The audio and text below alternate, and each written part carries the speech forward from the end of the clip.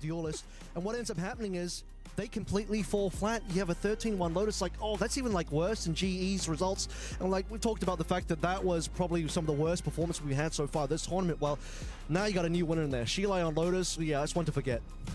Yeah, I would totally agree. And then third map, you did see Gentlemates come out ahead. A little bit more of a pushback from EXitLag aiming, but as it stands, unfortunately, they'll be heading into that elimination match.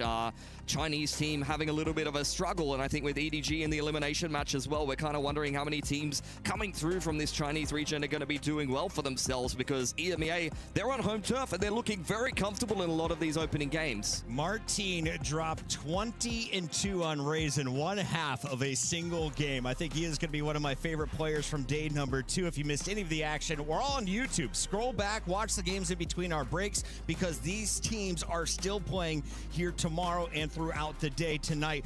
If you're looking for stars to maybe bounce back from XLG, is there a stud on that lineup you're excited to see?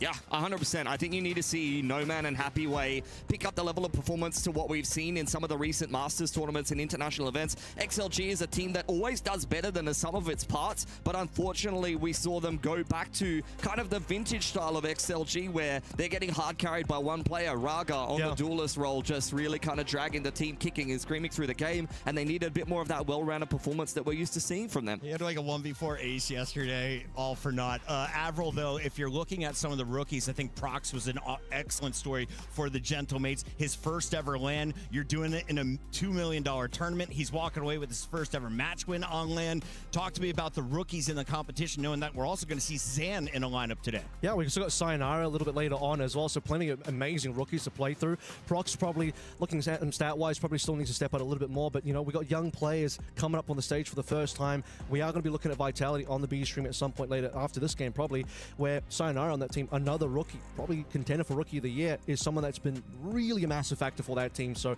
a lot of talent to look out for. We've been in the weeds quite a bit, but let's pull back a moment and update you on where we're at in our group. So Pilsky, walk me through, who was the group of death and how have the groups sorted out so far? Has it been the expected results here in Group A? 100 Thieves was able to come out swinging. Edward Gaming was caught with that L, and of course BBL Esports was able to move on. I think at least in Group A, we've seen the expected results. I think RRQ underwhelming at another international. 100 Thieves came in after a boot camp, very well prepped, very well hungry to win, and they showed exactly why they're in such fine form. And then EDG going down to a BBL team that's always dangerous at internationals, because unfortunately they're playing with a substitute player, so that is weakening their squad, especially with Smoggy, you know, sitting on the sidelines for the moment. We'll be diving very much into that Edward RRQ match in just a moment, but let's keep it rolling as we show you the other groups over in Group B. This one was, of course, led by Team Vitality and Carmine Corps, the French battle on the opening day. Vitality, they're kind of the kings of EMA for now. They were able to win that matchup. Yeah, they did so in a 2-0 fashion as well. We probably would have liked to have seen KC show up a little bit more, but they know they're the underdogs. I think everyone looking at that team knows that in that particular matchup, they will be the underdogs. And I think in this group of death, they are probably the 4th best team that need to really put on a massive showing to beat teams like PRX now, which is going to be an insane matchup for them. I was going to say, how wild is it that PRX is going to be playing in an elimination match already? I mean, the NRG draw it just makes me upset, but at the end of the day, it is a very stacked group, so you can only really play the matches that are in front of you. If Carmine Corps makes it out of that group, full respect, boys, you definitely deserve to play on home soil in front of your home crowd, because that is honestly a group that is stacked like pancakes. There's going to be some depression in Pacific if PRX go out in groups. If PRX has a group, that would be one of their worst internationals maybe ever.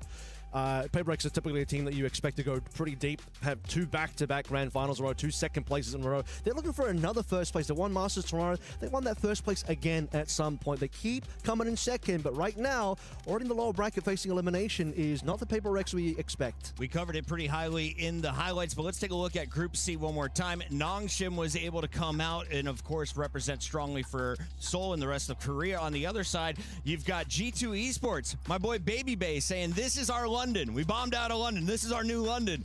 Are they bombing out already?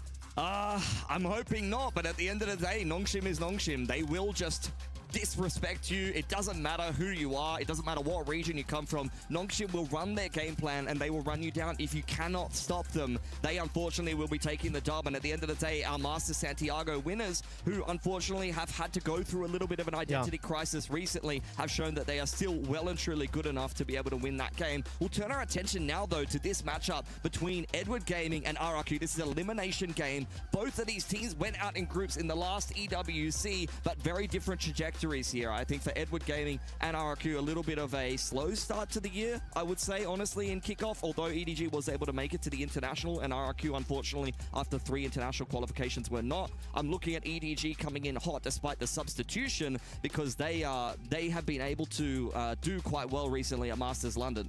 I think RRQ are definitely the team that need to be able to show that international performance. You're someone that's been quite critical of the fact that, okay, domestically, RRQ have been fantastic. Internationally, not so much. EDG, they've had great runs in China. They've had great runs internationally. They're really seeing the peaks of where Chinese Valorant can go to. But currently, they're the team that sort of has to still figure some stuff out. Don't have their full roster here. RRQ do. But RRQ just kind of have this thing on their shoulder, the bugbear that still kind of drags them down, where they just haven't found anything internationally of worth at all. Zan, of course, the rookie on this roster to look out for. Jemkin is my star. He popped off on the jet, and even though we had some tech issues on day one, the man just chilled out. He relaxed. He reclined. He saved up all of his power and unleashed it in game. We hear him getting fired up backstage already. And on the other side, of course, we have Edward with signed in the top left. Now, that is not a face that I saw at London when they finished top 3. So who is this guy? Because apparently both of you had your coach whistles behind him at one point in your career. I'll start first. I mean, he came onto the scene in the Oceanic scene, and I coached him first on his first team in Direwolves, and later at some stage he also landed on a couple of your different teams, and now all the way in China, played through the Chinese region, and eventually landed coach for EDG. And Pilsky, what is the situation? Why is Sign playing today for those who aren't on Reddit every day? I'm pretty sure Smoggy just has some kind of medical issue, so unfortunately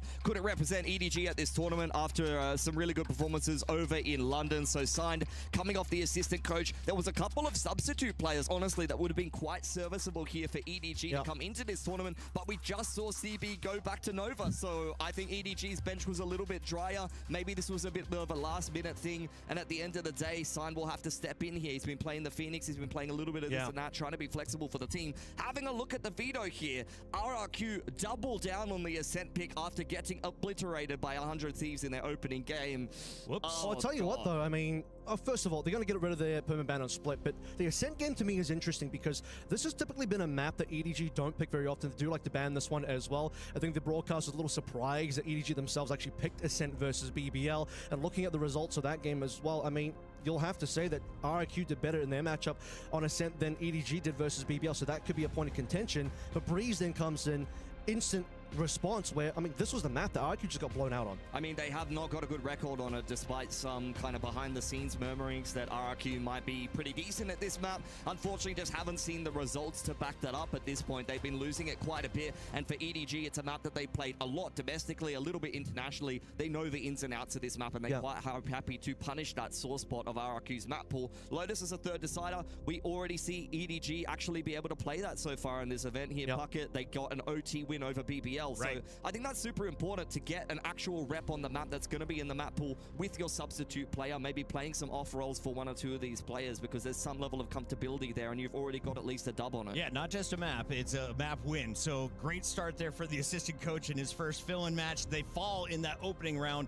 Now it's time to bounce back. For RRQ though, you mentioned it, Ascent is in the mix. Do you expect a different comp? Because they got abused by the Phoenix, if I remember correctly. Probably not. I think they're just going to run it back. I think that they're going to look at that series as a severe underperformance yet again. If I'm the coaching staff of RRQ, if I'm Jovi sitting behind the boys, I'm thinking that that just wasn't it from us. We've got a lot more to show, and let's just back ourselves and be confident in our approach. I don't think you need to overthink it. And the thing is about a tournament like this, and every international tournament, now you're playing a completely different team to someone like 100 Thieves in terms of experience, in terms of the region that they come from, and stylistically. So I don't think that you really need to overthink the loss versus one team in particular and an underperformance on your side. And they're going to have to make sure that the performance is better, because the map pool, at least for the opening two, is very similar to the game game against 100 Thieves. They've already got smashed on 2 of these maps, and they've got to play the same 2 again here. Admiral, I wanted to ask you a little bit about agents. If we're going to kind of welcome in some new viewers, who has been the most important or most impactful agent? Who is the big ultimate to look out for? And of course, is it an operator or double duelist run meta? What are we looking at currently in Valorant? Yeah, I'm going to talk about EDG right now. Kung, the star player of that team, on his jet, on that operator. That's something that A-Stream broadcast want to see a lot more. He opened up with that on the very first map, but then decided to play Chamber for the next 2 maps in the match against BBL, and kind of fell flat. I don't know if that's because of the agent pick necessarily, but certainly he had a lot more impact on that first map from the jet. So A-Stream wanted to see more jet. I want to see more jet from Kung today as well. If we can, production, I'd love to get some cameras on the RRQ players and have Pilsky walk us through some of these personalities. I know we've got a minute or 2 to get everybody in the lobby and ready to go. So, Pilsky, you've had a chance to watch these guys for 6 months now, maybe 7 months as a squad. 2 years. Make it 2 years officially. I'm sorry you've had to watch their international failures for 2 years. Today, they're going to make you proud. If that is a true story, what are you looking at? What could you be excited about after watching this squad for 2 years? Where have they looked their best? Xferro needs help. Honestly, like he was carrying the boys in that opening game against 100 Thieves. Jemkin is more than good enough. We've seen his ceiling in Pacific to dominate this whole series. They've got all the pieces that they need. They've got a great caller in Crazy Guy who's able to pull off some good individual plays. Really, they need kickoff Cushy in his rookie performance coming into Pacific in that init role, maybe mixing in a little bit of Phoenix there. I need to see Cushy putting up good numbers, and Zan needs to show some of that performance that we've seen from him in Tier 2, because it seems like the international stage is a little bit too much for him to bear, at least in his opener. That was a debut to forget. Might as well bring up the fact that you had a bunch of these players also playing in the ENC qualifiers who couldn't make it through either. So this is one of the few opportunities when you make it to an international RQ. Again, they have that sort of problem where they just can't quite get anything done here, getting grouped here. You'd say versus EDG on paper, probably not a big surprise, but at the same time, you know, Pacific is just kind of falling by the wayside. RRQ at the front of that, maybe GE as well. Now for the opportunity for them to really prove themselves, for EDG to show that they can still be the top performers as well. You talked about a certain number of players. I mentioned Kung EDG. I want to see Chichu step up more as well, because he had a good run on that first map, but then Chichu, like Kung, also kind of fell off. Get into the agent select here, and we'll see what we're going to get for Ascent, because if this is actually what we're going to be seeing, this is a pretty big change up from what we saw versus BBL from EDG. They were previously on a Chamber Phoenix comp with the Sage mixed in. Now they're going back towards something a little bit more standard. Chichu over there onto the Cypher, and we'll see if that change up is going to go a little bit better, because they did kind of get dominated a little bit by BBL, particularly their defense was having some serious problems. Meanwhile, on the other side, you have the Veto look coming back from RRQ as well. As we'll leave Puckett away, heading into our opening match of the day here. Day number 3, first elimination game of this group as well. All to play for. Pretty even map draft coming on through. Yeah, this will be an elimination game, so a lot of pressure on these two teams, a lot of expectation on the side of EDG. I'd say less so on the side of RRQ, given their kind of record as of late and their little bit of a rough run of form, but the ceiling is well and truly there. This is absolutely a winnable game for RRQ. No excuses whatsoever playing against EDG with a stand-in here. This is the game that you are expected to win. Expectations high. EDG learning from their previous experiences, changing the comp up on the defense first and foremost. Jenny up first, looking to see if we can receive this A pressure. There's a flush in hand. In he goes with Kung in tow. Tailwind active. Out comes the Paranoia just to be able to try to hold this push in. The second wave of aggression does come in. In the meantime, there's been a 1-for-1. Over on Cat side, RRQ trying to kick off this A split, and Cushy able to get yet another trade. Now under pressure as Gianni will finally fall, and RRQ will take control of the site. Low HP for Cushy, but they do have the player advantage here. Sign got his 1-for-1. Kung as well. Managed to find his piece. Coming through now, nobody and Chichu. Potential for 2 angled entry here. Sage will already blocking up a decent chunk of that cat. Means that nobody and Chichu will now need to work together through the smoke. Zan up first in the corner. Let's see if it ends up being cleared or not. Plenty of players to swing off the back of Zan and RQ. Good shock dart that will do a plentiful amount of damage. And now I believe Zan has actually been spotted. Chichu on a crazy guy. Zan falls and Chichu will get the clean required as the last player remaining for this opening pistol. Oh, just a one-dimensional retake coming in. You can still see the Sage wall on Heaven. RRQ with a player advantage, knowing exactly where EDG are coming from, but still can't manage to calibrate enough peaks to be able to take advantage of the fact that they were up in numbers. That is going to be a little bit disappointing there for an RRQ that would have felt like after the trade coming through from the catwalk split and the pretty nice post-plant positioning that they were setting up there should have gotten them the pistol round. But Chichu over here on the Cypher doing quite well for himself and putting EDG on the front foot here on the defense, which they struggled on, at least with their going up against BBL. It's a lot of work done from nobody there as well. Had the util to just flush out Zan and the remaining members. Big push coming through from A once more. Jenny just gonna walk on inside, and Jenny will take him all down. Shooting gallery for these players, the Bulldog and the Spectre. Just be Xferro now traveling through mid. He's gonna get hunted down, no issues. EDG gonna handle this anti-eco. Clean for them. And see if Xferro is able to really get any damage done here. Does potentially catch nobody off guard for a moment, but with the classic, doesn't opt to take his opportunity. And a flawless anti-eco for EDG. A great start here to Resent, and a bit of a sigh of relief given the fact that they went 2-6 overall against BBL previously. This comp change so far got a little cleaner for them.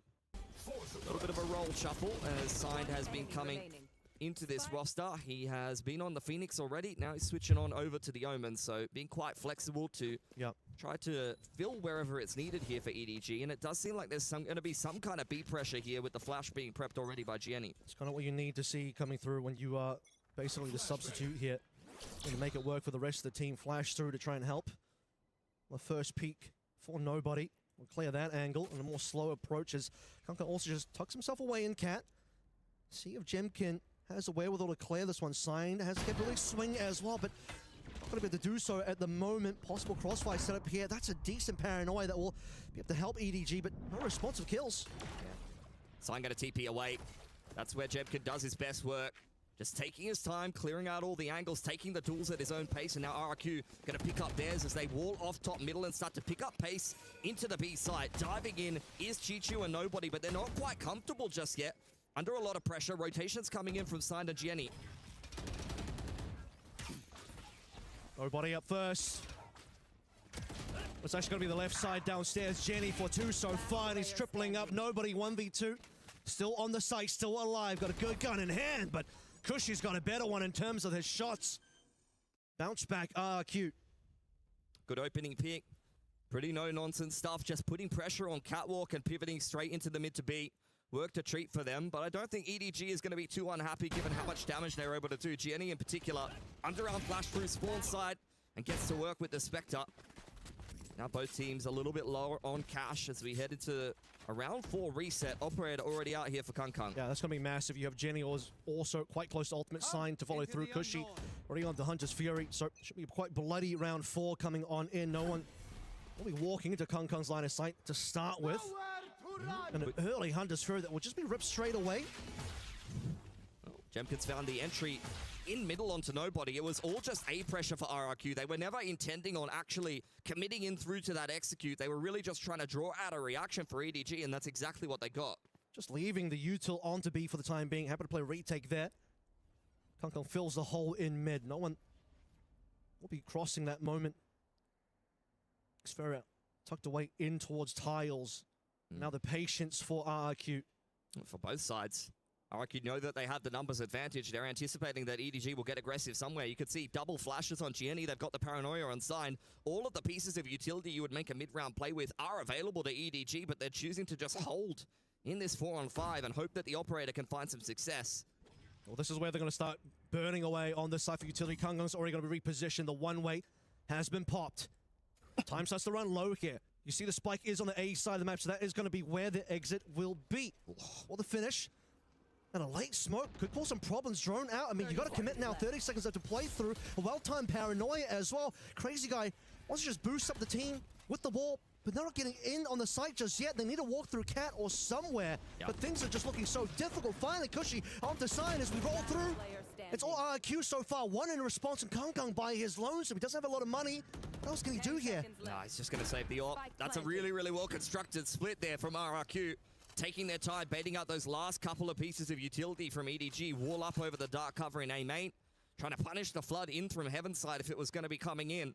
And RRQ giving time for both Xferro and Jemkin to make their way up catwalk and trade out effectively. It's meeting up those two arms of the push.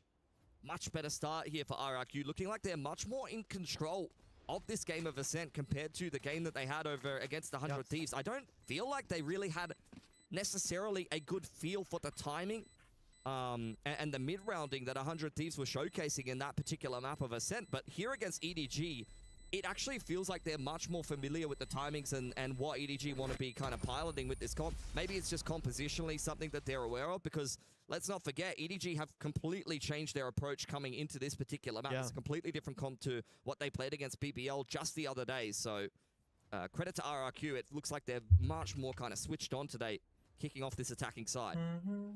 Credit to the players coming through from short as well.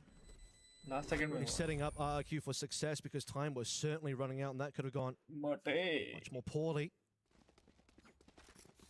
I don't believe Kung actually fired a shot either, or he may have, but I don't think he has actually shown operator, which gives him another opportunity here. Posted up on A, but back over towards mid is where RRQ want to play. I mean, they have smoked off mid, so it is likely they're suspected. Chichu.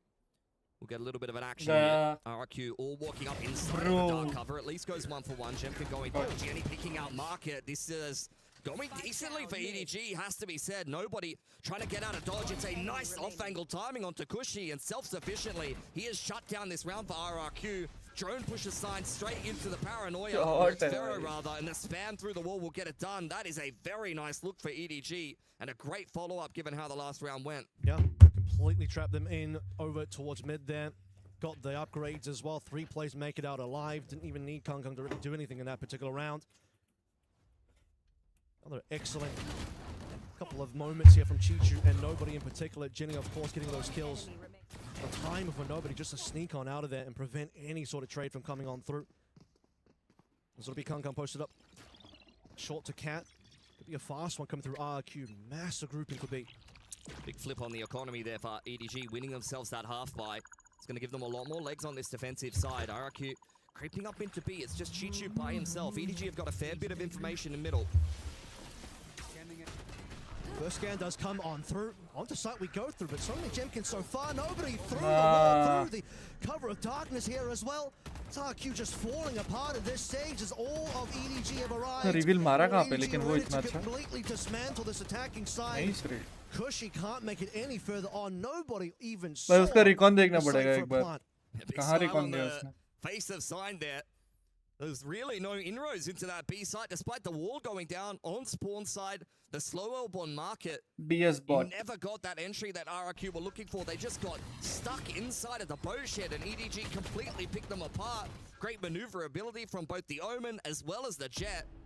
That elevation up over the Sage Wall really halts the ability for RRQ to kind of segment the push and the flood retake in from the defense, and immediately, after 2 convincing back-to-back rounds for EDG, RRQ will hit that timeout button. So sort of rethink that one, but particularly the round 5 seemed pretty backbreaking. This one will just cement the case. Change up the pacing, change up the strategy, fast on to B, but fast in response as well is going to be EDG. Completely dismantling that one, not even giving any room for RQ to play through. 4-2 is still a close enough affair in terms of scoreline so far for RQ to make a well-timed timeout. Bring back the balance in the scoreline. I mean, the issue really is the fact that they're kind of out of cash here. And with such a clean round from EDG, after a half-buy upset win, their economy will really be skyrocketing at this point. The objective moves from being competitive in the opening couple of rounds on your attacking side and maybe trying to reset the defense to, because how many rounds can we try to chip in here? Because EDG are really starting to get on a bit of a roll, and it was a similar kind of thing between RRQ and 100 Thieves. It was a competitive first couple of rounds, but once the kind of landslide of rounds started to come through from 100 Thieves on the defense, RRQ started to very much fall apart. Got a couple of ultimates here, at least for RQ to play through. Most importantly, the Blaze Storm, which has already been popped by Jemkin. It's a crazy guy that will just make a little bit of noise over towards B main, keep things interested, but what he doesn't realize is Kung already has an angle in mid, and despite the fact that Kung already pulled out of the scope, and he'll instantly still get that kill. No one cleared the trap, which is going to cause some problems with Jemkin. He's already going to fall over. Sign through the dark cover, no issues whatsoever, and now the rest of EDG start to corral the troops for this retake. In fact, there won't even be much of a retake because there's not going to be a plant, there's not going to be an attack. Gaga's just doing tricks on him. Xfero yet to frag was the standout up against 100 Thieves. That's a couple of nice sheriff shots, but Kankan will end it. 4K Which team do you support, bhai? coming in Mera on that PRX. heaven retake and a 5th round for EDG.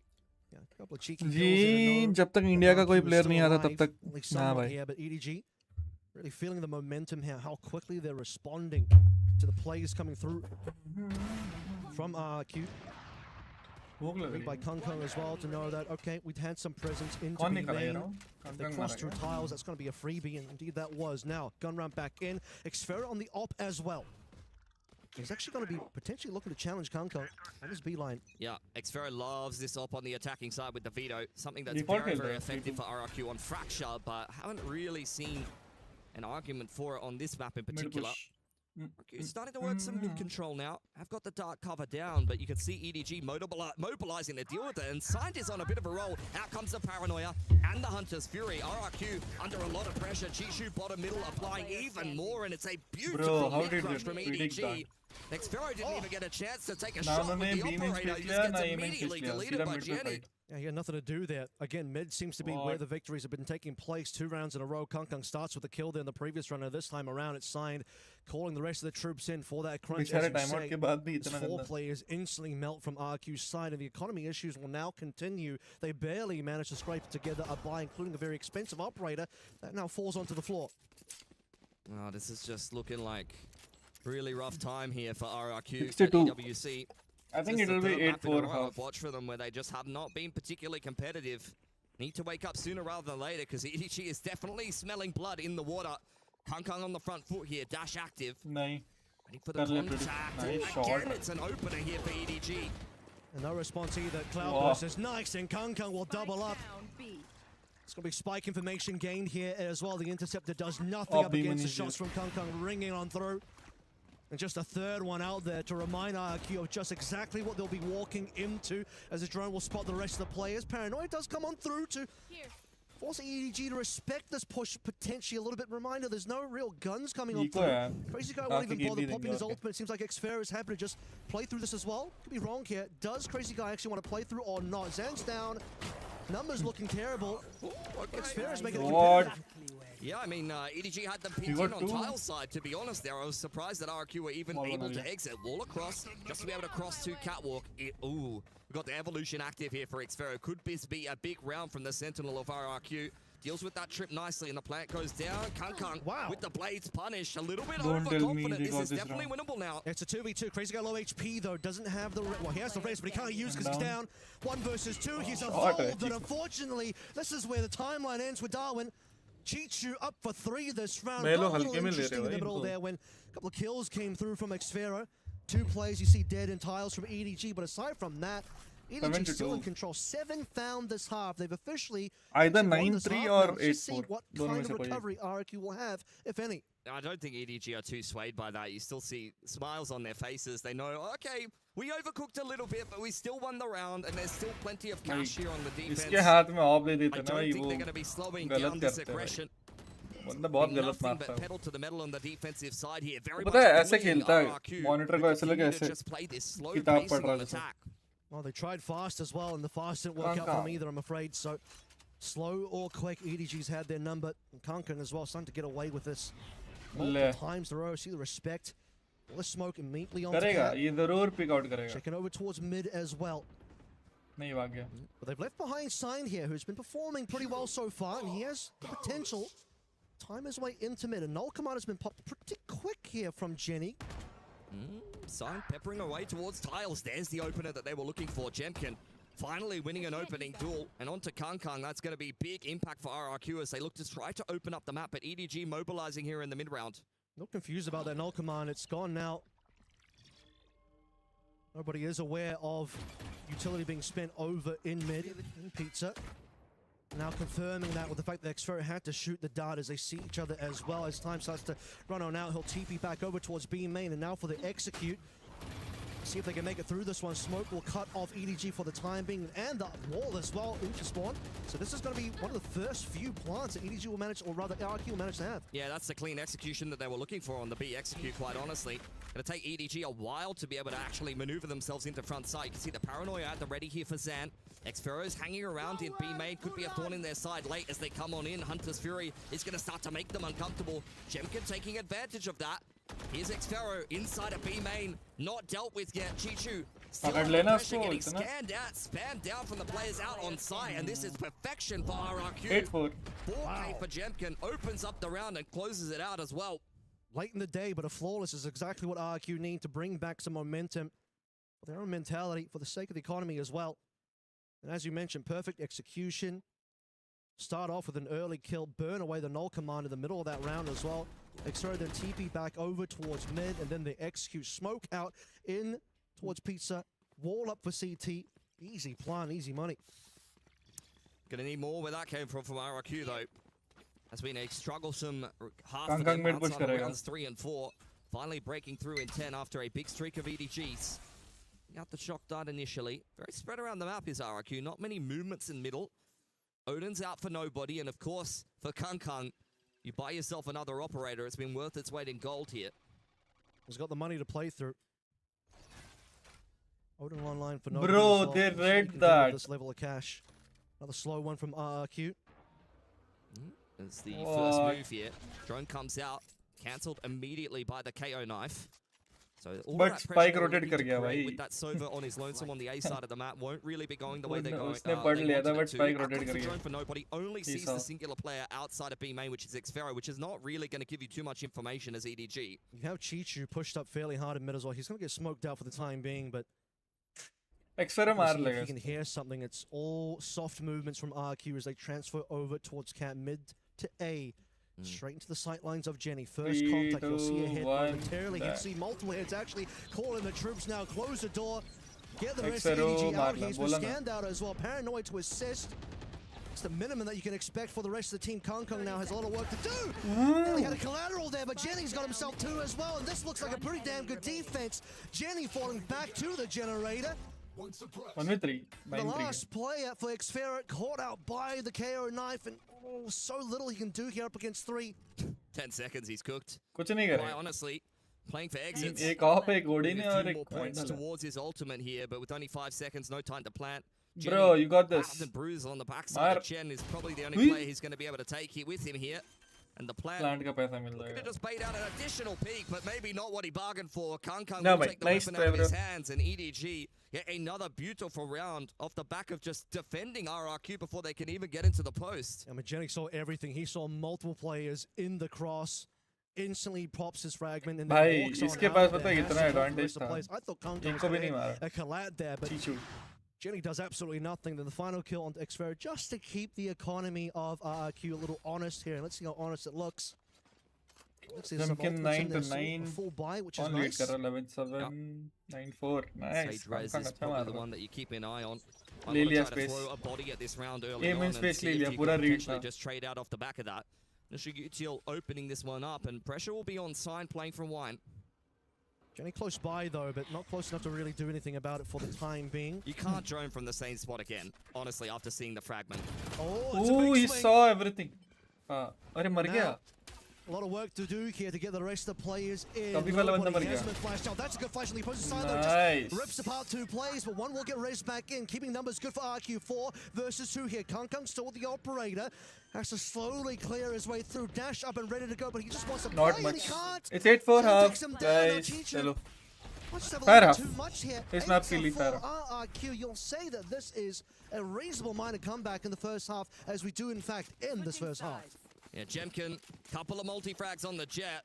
That is the difference maker here for RRQ, who's a little bit too quiet, a little bit too average against 100 Thieves. Not a poor performance, but it never is for Jemkin. You know, his bad game is probably just going dead even. But you saw what level of impact he can bring on that attacking side in that half alone. A 3K and a 4K in Paper 2 X का rounds that match were picked up देखना by है यार. RRQ. He's 3 been good घंटे for में at है. least half of them there on their attacking side. A strong showing from EDG as we expected, and importantly as well, just because I know he will be the player that many will look at in terms of his own personal performance, but when you are the sub coming in, when you are the coach sub as well, eyes will be on you if the team performs poorly, but honestly, his stat line and his impact in this game was honestly quite high for Side. I've been telling everybody, like, you know, most people who have an assistant coach coming in, you'd be really asking some questions. Like, honestly, this guy's not going to do anything. But Side has plenty of playing experience. I've seen him play very well against some of the best teams in the world in scrims over at boot camps and things like that. Actual scrim god. Yeah, bit of a scrim god sometimes. So, you know, I know mechanically he can hang with the best. It's just really a case of whether he's able to do that at the highest level of competition in an official. Pilly, and I think Pilly told me Signed made PRX cry in scrims. I will not confirm that. He has played pretty good. And I'm a big believer in Signed. I think he's been a pretty solid player for quite a while. And clearly EDG have seen some value, at least in his read on the game. But even in the server, not doing too well for himself. I mean, Smoggy is, of course, irreplaceable. But I think, you know, just chucking Signed in there and seeing what he can get done. I don't think he's underwhelmed for EDG. Even in their loss, he wasn't necessarily the poorest performer. And he's had to play a bunch of different roles. They've been chucking him on the bloody Phoenix like he's not a duelist player. Yeah. He flexed a little bit for me when he was on Dire Walls. Mostly Enit, but he's mostly been an info Enit player and then flexing into like a bit of Viper, you know, a bit of controller. So he is that patented flex player. Here he needs to just flex to allow the rest of EDG to play what they're comfortable on, what they're going to be good on. When speaking of that, Kung has certainly shown that 9 and 5, plenty of operator kills as well, completely dominating on that weapon as we have the swap sides here. EDG on the attack side. Q still looking to really pick themselves up some rounds to close the gap. Yeah, double cloudburst and some armor here. Kung definitely wants to be the player to be able to create space on the entry for EDG. Crazy guy on the line, spotting out this push. The wall is a little late. Kung's in front of it. And that's a nice entry for EDG. Xpero now under pressure. That is a nightmare scenario for RRQ. Just 2 for nothing there. You beat the timing on the wall as well if you're Kung, and now the plant comes on through easily. Kung already made his way in towards heaven. RRQ honestly have no idea, and as nobody falls, the information goes over. It's going to be Tree. उसी को मार ले retake नहीं होगा. They've at least got the single scan here, which is going to be interesting, but Kung with a massive backstab. Not ready for that one. Jepkin, and he'll be cleaned up by Kung as well. Yet another 4K from the highlight machine straight out of China. And I'd love to make some excuses for RRQ guys being from Pacific. I really would. But I watched Crazy Guy have someone in the 100 Thieves game contact up Cat when he was holding the wall out and try to shoot him on an eco. And that's happened exactly the same way here in the very next game. At some point, you have to hold your hands up and start to scratch your head a little bit and go, that's not ideal. We really need to tighten that up a bit. Cushy likes to get his drones deleted by the KO knives as well, so we've been there, done that for RRQ, unfortunately. Do be crazy out there for Crazy Guy. Kung is already working his way up to a nice and early Blade Storm. Would love to find a pick here, and he's got it. Xpero, goodbye. Drone into B main to follow up. Slow orb in reply here for Crazy Guy, who swings out. Trying to, you know, bark as loud as he can. Down he goes to Kung, who continues to get closer and closer to his knives, and I imagine they'll probably even just give him the plant here. Allow him to enter. If he dies, it'll be knives. No one hiding behind boxes. No one in boats either. Straight through. He's going to go straight in towards spawn again, just playing in the location that RRQ are not going to be ready for. Not much to do here for RRQ. Got to, once again, try to dig themselves out of a poor situation. They've had really, really rough starts in both of these games here at EWC. And there's the Spectres running havoc. Off angle for Jemkin. Will be backed here by Zan, but I don't even know if they're going to get a single kill. A couple of armors broken, but a flawless anti-eco for EDG.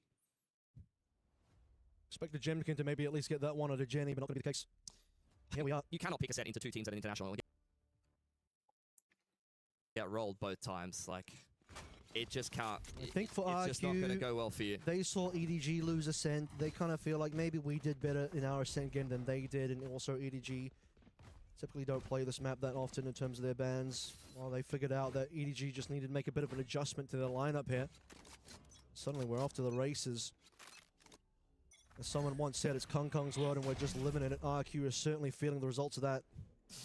First gun round for them though, and it's not a particularly threatening looking bonus on the side of EDG. I guess the Blade Storm is probably something you're concerned about. The single rifle on side. Here's the wall inside of B main. Nobody knows that Crazy Guy may be playing on top of that, but EDG starting to chip away now. Door closed. Is she feeling the pressure here? A quick TP available for Xfera as well to get onto that side of the map. And that side being B is where this is likely to end with the shift over of the spike. Look how far back Cushy is playing as well. Yeah, it's retake. He's holding his dart and his drone to try to spam them as they come on in.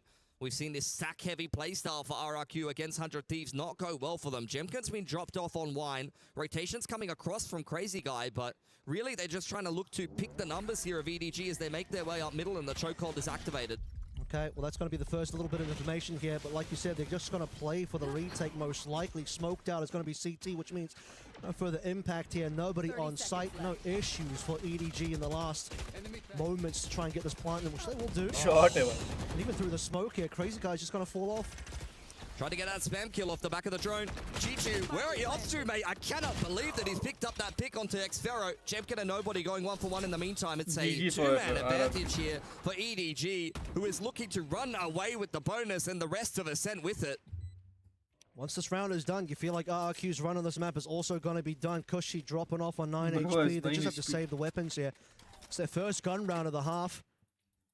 Got to do what they can to maintain some available economy, but for EDG, just too easy. They walked into essentially a free site. Yeah. And then Chichu with the wherewithal, the insane confidence and ego to just walk into market. He gets a kill as well. Jemkin looking for some exits.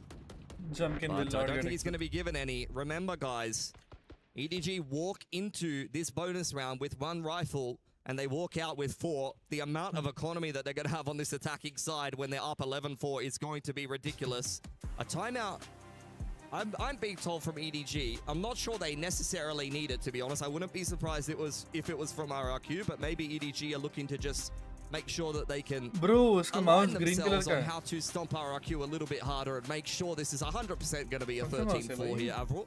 Yeah, just the last few rounds here, and obviously a somewhat broken economy in the sense that 3 players from RQ will come in with pistols, 2 with the saved rifles. Dismantling that one will be part of the conversation here for EDG to lock in the rest of this half. And once those guns are gone, I'm struggling to see where RQ can even find rounds here. I couldn't tell you, mate. I know Jemkin has a Vandal, and that's usually good for a round or 2. Honestly, a hero Vandal on one of Pacific's very best duelists could be a recipe for success. The problem is I feel like everybody on EDG is playing just as good as Jemkin right now, and Jemkin does not have as much help.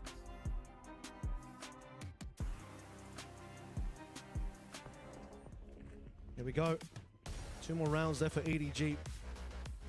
Only a time for them to discuss how they can keep this half flawless. They've already got the first 3. That will be a blowout 13-4 victory. If this goes the way we think it might just, but there's a little bit of a buy up here. In fact, it's going to be a 0 out in the economy. But RRQ, they'll go all in on this round. They want to make sure EDG are kept well and far away from that 12 as long as possible. I mean, they just have to get some rounds at the end of the day. KO Knife will scan the fact that Sage is over towards B main. They know the Sova's at market. Is she well aware that this is a slower looking default from EDG so far? Double setup on Catwalk. This is where RRQ really want to contest EDG, but they can't overcook this one. Kang is primed. Backed up by Jenny as well, and you see the Scientist still in top mid. Trying to make his way down Cat. Looking like mid to A for the time being, but they'll eventually be walking into this double setup here, and it's Jemkin up first. You said he'd always be good with the hero rifle. Well, he's got a little bit of help with Xfera on the sidelines. He'll be able to make his way out of there, but still flashed up. Jenny doesn't know where he is, though. Jenny goes down here. Chichu and Nobody still sharp there on site. And well, just the 2 of those players holding it strong, anchoring on B. It's enough. I mean, that's the perfect setup for RRQ. Quite honestly, and that's exactly how you would want that round to go. Jemkin takes first contact, Xfero has it covered, then you get what is essentially a bit of a mess. Jenny bursting through, they know it's the KO on Catwalk there. No one's really playing anti-flash well enough with the cloud burst down. You should not be getting caught that hard by an underarm. And EDG, the rest of the players splitting through A main on a really nice timing. It's map point for them now, and it's looking like RRQ are about to get blown out on their map pick 2 times in a row here. Most likely on their way out of EWC. They don't have a lot of maps to play through to survive in EWC. That's certainly going to be the case. Tell you what, RRQ at least got 10 rounds on this map against 100 Thieves. But up against EDG, it's looking a lot less than that. At least the first opening shot from Crazy Go that's guarding onto Kung is pretty damn nice. What else can be delivered here? Is it's going to be a bit of a slowdown. EDG still want to walk on in, and here we go. Jimkin over from Market alongside Crazy Guy in lane. That's what you want to see. Okay, it's not over yet. You can't force your way through a literal brick wall. You know, figuratively sometimes, but the Sage Wall is down there. And Jemkin, I mean, he's built like one. Let's be honest. Group stage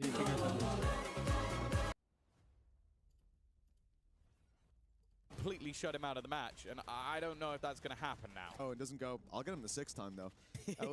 That was just. What is the situation over here? So I do think confidence is going to be a big deal, because with BBL, with them being a young team, that's always something that we talk about, and it's always something that we hear teams talk about. कितना चल रहा है? The corner with a shorty and a blast pack, but here.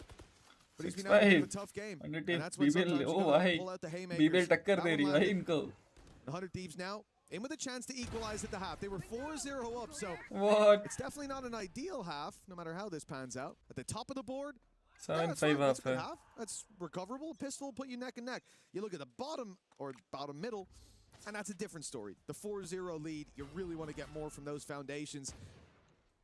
Instead, we've only got completely open. RRQ looking for the res, but Kang's already on the flank. Yeah, I mean, Zan he gets scanned by the Nero Theft, obviously, and he stays there, gets killed by the Hunter's Fury, and now Sign just traveling his way through into spawn. Kanka still catching stragglers on their way out from B.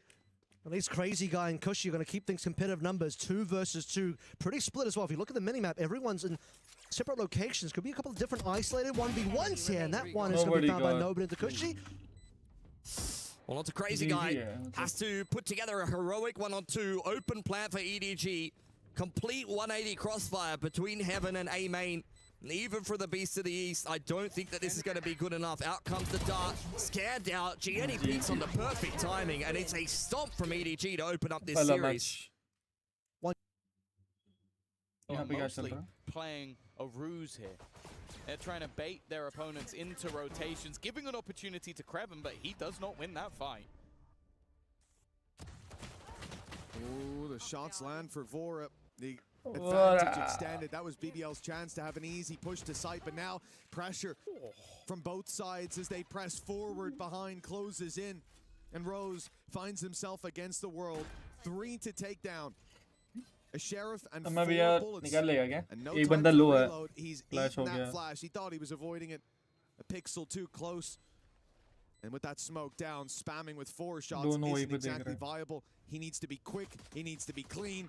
And it looks damn near impossible, proving to be a pistol for 100 Thieves. Well, that should close the gap. I felt like fair play to him for realizing they weren't initially defusing, but yeah, other than that, pretty much all went the way of 100 Thieves. That's the 2nd pistol round now taken by the side that currently trails, but a good opportunity for them to build up into this round. Now, I expect to see maybe a pistol or 2 coming in for the side of BBL, or they could go for a full investment because of that plant, but I don't think it's really worth the risk. A chance to potentially do a little bit of damage, get some orbs farmed up, and with Larocque already with 3 under his belt, even if they can pick one up and he gets a kill and dies, he's going to be 2 away from a showstopper. Yeah, that is without a doubt a problem. And the BBL side looking to immediately pick up the pace towards this C site. The smoke put just to allow them around that initial corner of reveal up top, full main clearance. But pushing into the site's a different story. Those thorns are going to cause problems for direct to site plays. But the double TP taken by Loida, matching the performance from Bang earlier, but it's only 1 found. And with a round like this, you need so much more pistols for BBL. The Spectre left on the floor. Nice shot by Kreven. The question of damage, I think, is where we're at. But a few more kills, and this could spiral out of control for 100 Thieves. Luckily, they seem to have a handle on it. But pretty good. As far as the question of damage, I would say that is a success. Yeah, no, 3 players going down with what was basically a direct see it with barely anything to play with. Like you talked about. Vice utility as well. Yeah, how devastating the utility is normally on that side of the map. They didn't make it look like it was, and even some of those fights being quite isolated because they got sectioned off by the wall. So, not a bad round at all. Of course, the main thing is getting that conversion, keeping things even in terms of that scoreline. But you can see how much of a weakness they've created for 100 Thieves. It is an Outlaw, it is a Spectre, and it is Pistols. This looks more like if you lost the pistol and tried to go for a force buy in the second round. Yeah, I think a lot of teams will even invest more into this to give them a little bit of a chance. This in terms of the 2.8K, the 2.4s on Asuna. Of course, Timotino can save up that cash for an operator. But with Bandits in the current state, remember, this was a weapon that was used in a very big way over in London. And now it's been buffed. So it's no surprise to see it have such a prevalent face here. The buff making it way easier to handle as well. So like it essentially functions more akin to a Guardian now, with the taps being more accurate in between, having a slower reset time. It handles much better for sure. But you got to get close to use it. And on the defense, it's easy if they push your site, but they've gone into the C site, which is gonna have to be retaken, right? They're here quite early, but surely they're not just going for it. They've already found one. The utility's being thrown. They're through the smokes. Yes, they're going for it. 100 Thieves picking up the pace. I thought they'd play the retake. I thought they'd try to punish aggression, but the first kill spurred them on, and now Cryo's left to find them all. Got one bullet left, but Blank's coming. smoke makes it very awkward. I was about to say a single bullet in that bandit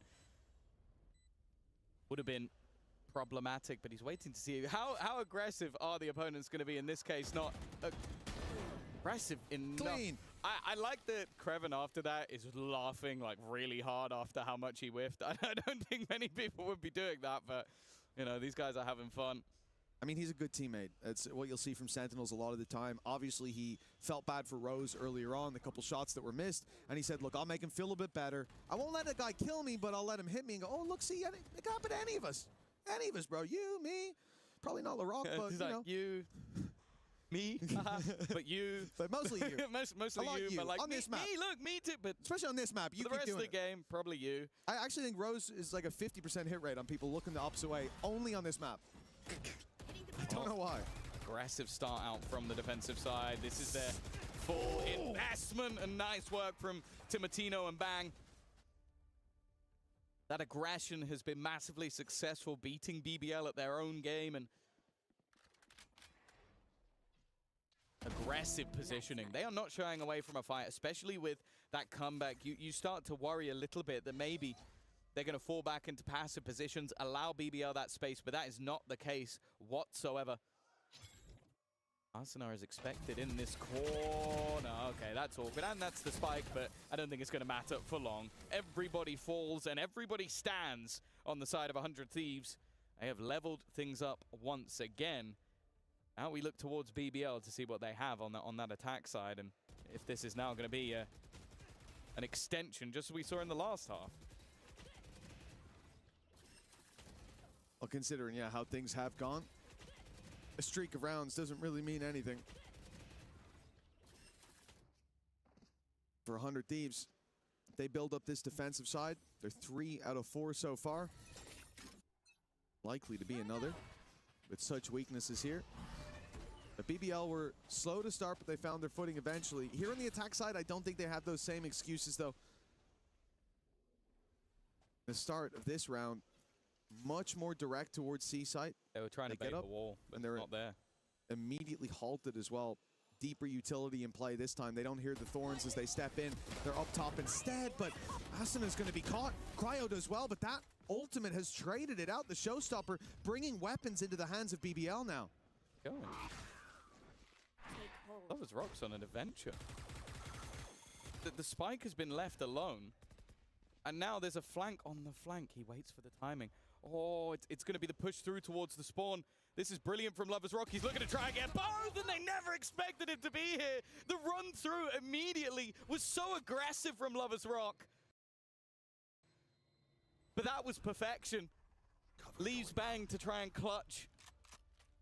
With two now back together. Well, to an extent. The Rock falling further behind, but just look at the time that's already gone. He's having to clear every single angle methodically because of how aggressive his opponent was just moments ago. A nice shot, though. I don't know if he has the time for this one. No, he doesn't. That's unfortunate. A nice attempt from Bang and a costly round for BBL. But honestly, I think they'll take the round.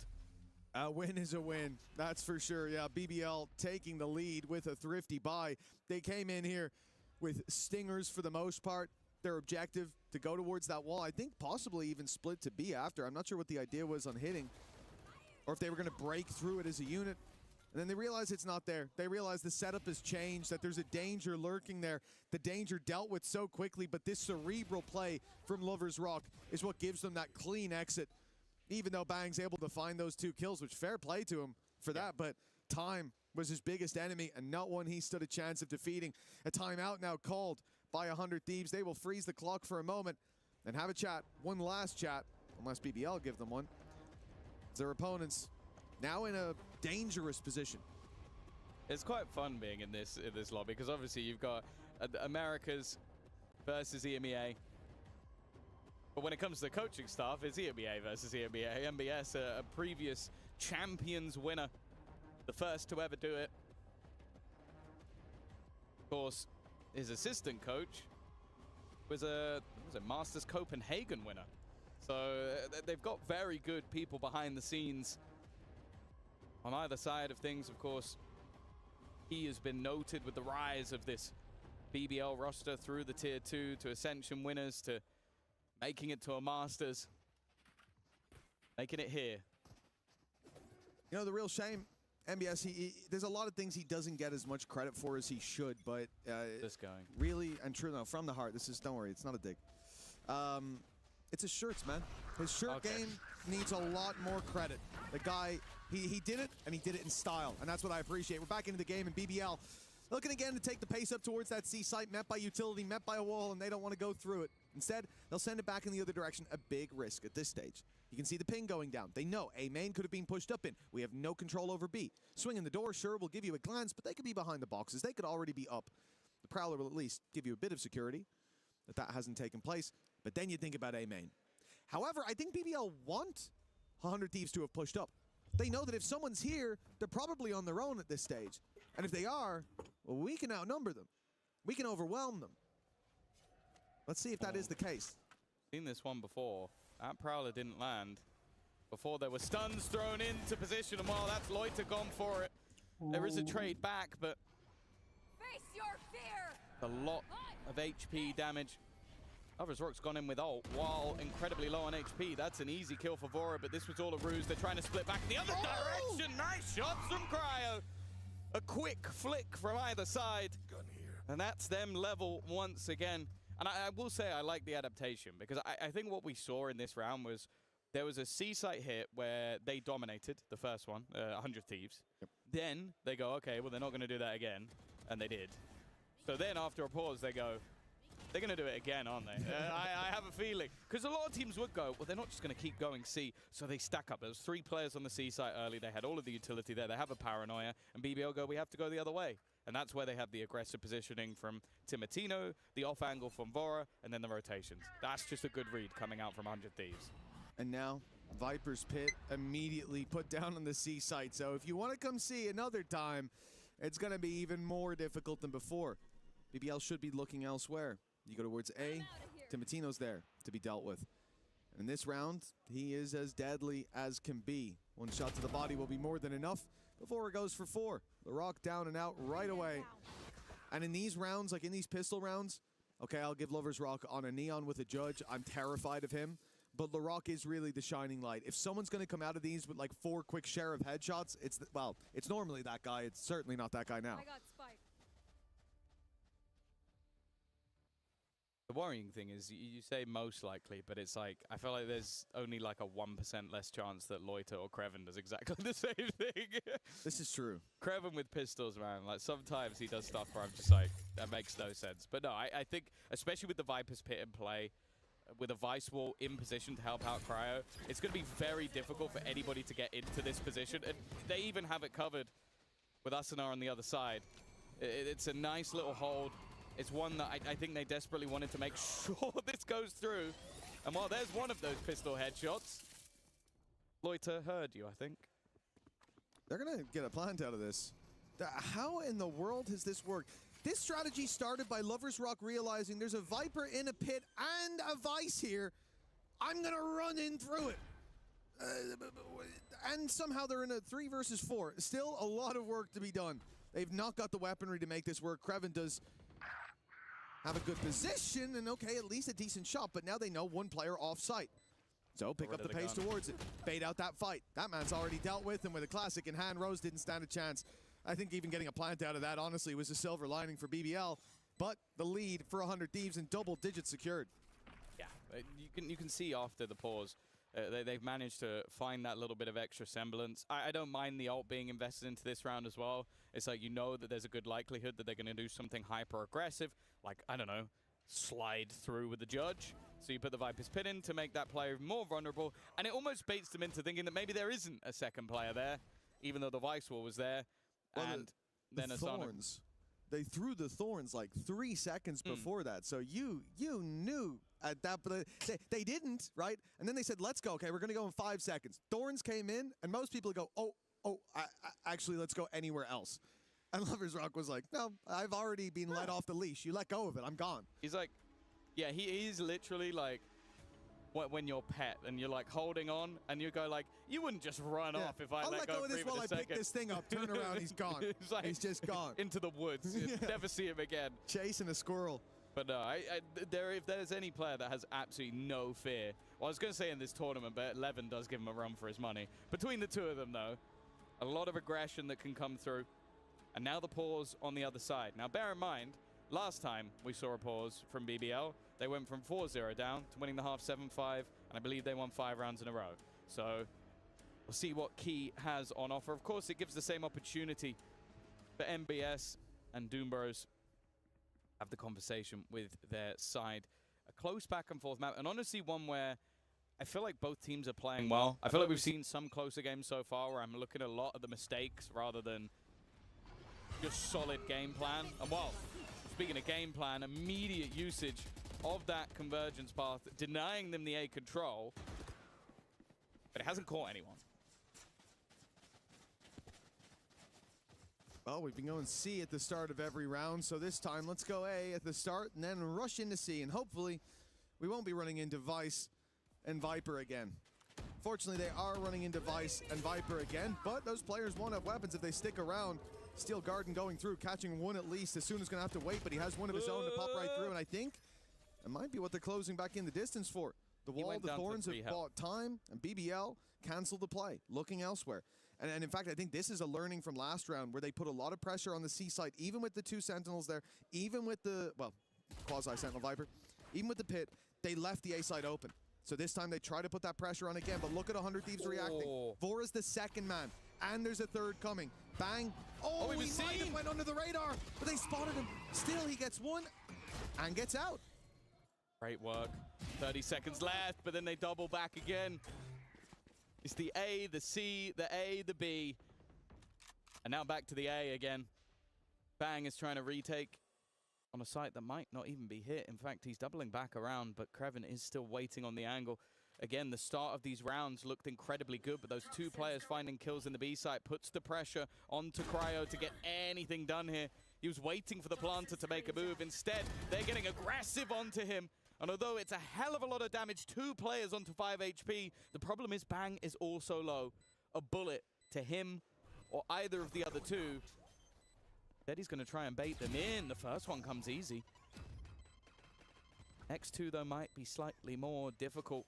Rose wrapping around from above, and he doesn't even know that there's no one else around that corner anymore. 10-10, a strike back from BBL, and a back and forth all the way through the round.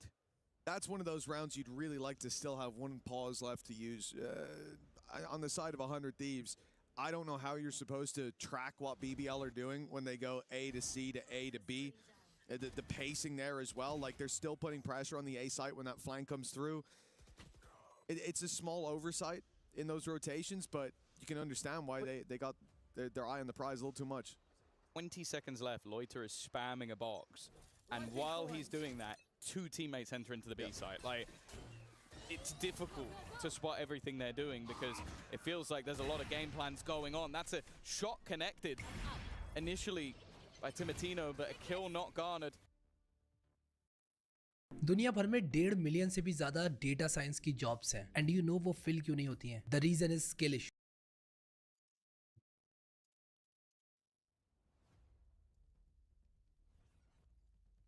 Did he earn this tagline? Back in CS, like more than 10 years ago, playing in a tournament in like 2015 where Asia had no business doing anything, and he was trying to hard carry his team against, you know, Kenny S and Titan and some of these players back then in the day. So that's a bit of a throwback. Most players that follow Valorant probably weren't even born yet back then. Every other player in the East in Valorant's like, so I just can't get that title now. Crazy Guy just inherits it from a different game, and that beast from the East one is just going to be gone. And Texture's like, why can't I be the beast from the East? we saw Jemkin, there he is, and he had an excellent piece breaking down how to set up your jet on Summit. Talk to me a little bit about why you're seeing Russians so involved in the Pacific scene. You were kind of explaining to me off camera. For anyone who isn't used to the global scene of Valorant, how did Jemkin end up on this lineup? Well, some players from Russia play from East Russia, which is closer to the Japan servers, closer to Korea, so they actually came up in the Japanese scene, both Something, Jemkin. You've had some other players, Crystal as well, coming up from that scene in particular, and that's how they make their way into our wonderful Pacific region.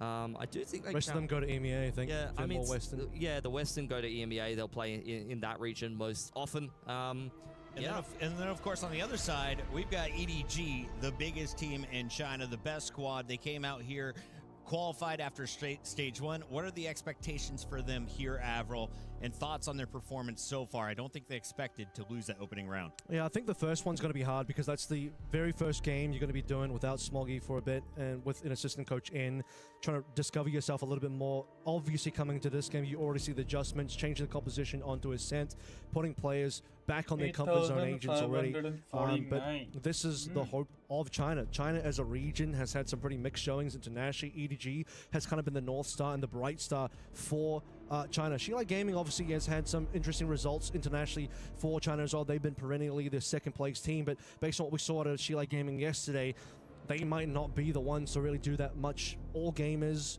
bit of a mixed bag there as well. Sometimes they might have something going for them. They obviously did beat General Mates more recently, but so far this event, they've struggled as well, so it still falls back to EDG to carry the torch. All right, looks like we may have our agent select loading up here in just a few moments. Pilsky, as we take a look, RRQ has put their smiles on. They have the vibes they need to potentially push this to a Game 3. Does Cushy go back to the solo? What's your expectation as we are loading in? It's kind of interesting to see that for me. Cushy onto the Viper. You've got Jemkin, Chamber, Zan, Neon as the solo duelist. Xfero's playing Smokes and Crazy Guy on Sova. That is a crazy change-up, at least in terms of the roles. But at some point, when you lose Breeze so many times in a row, you probably have to change things. And they did change their comp to double duelist coming into this tournament, and it did not work against 100 Thieves. So I think EDG, if I'm loading into Agent Select, playing the comp that I'm used to playing, and I'm seeing that my opponent has yet again done a comp swap coming into Breeze, then I'm feeling like this is going to be an easy game for me. Ladies and gentlemen around the world, lock in. We are jumping into game number 2. This is your elimination match here in Group A. On the mic, it's Avril and Pilsky. Thanks so much, Puckett. Let's get into this one. Breeze, EDG's map choice. They've already won the first map, which means it's elimination, chop and block. Back against the wall for RRQ. What can we get out of this team now? Rex, Rigum, Kion, using the full government name for this. Defensive side first, Jemkin on the Chamber. Might be some early pressure coming through from the elbow, and does get a little bit of info off that knife as well. Scans 2 players straight up into the site that's been cut in half by EDG's Viper Wall. Nobody going to get the plant down, and RRQ prepping themselves for the retake, but the high tide is keeping them at bay for now.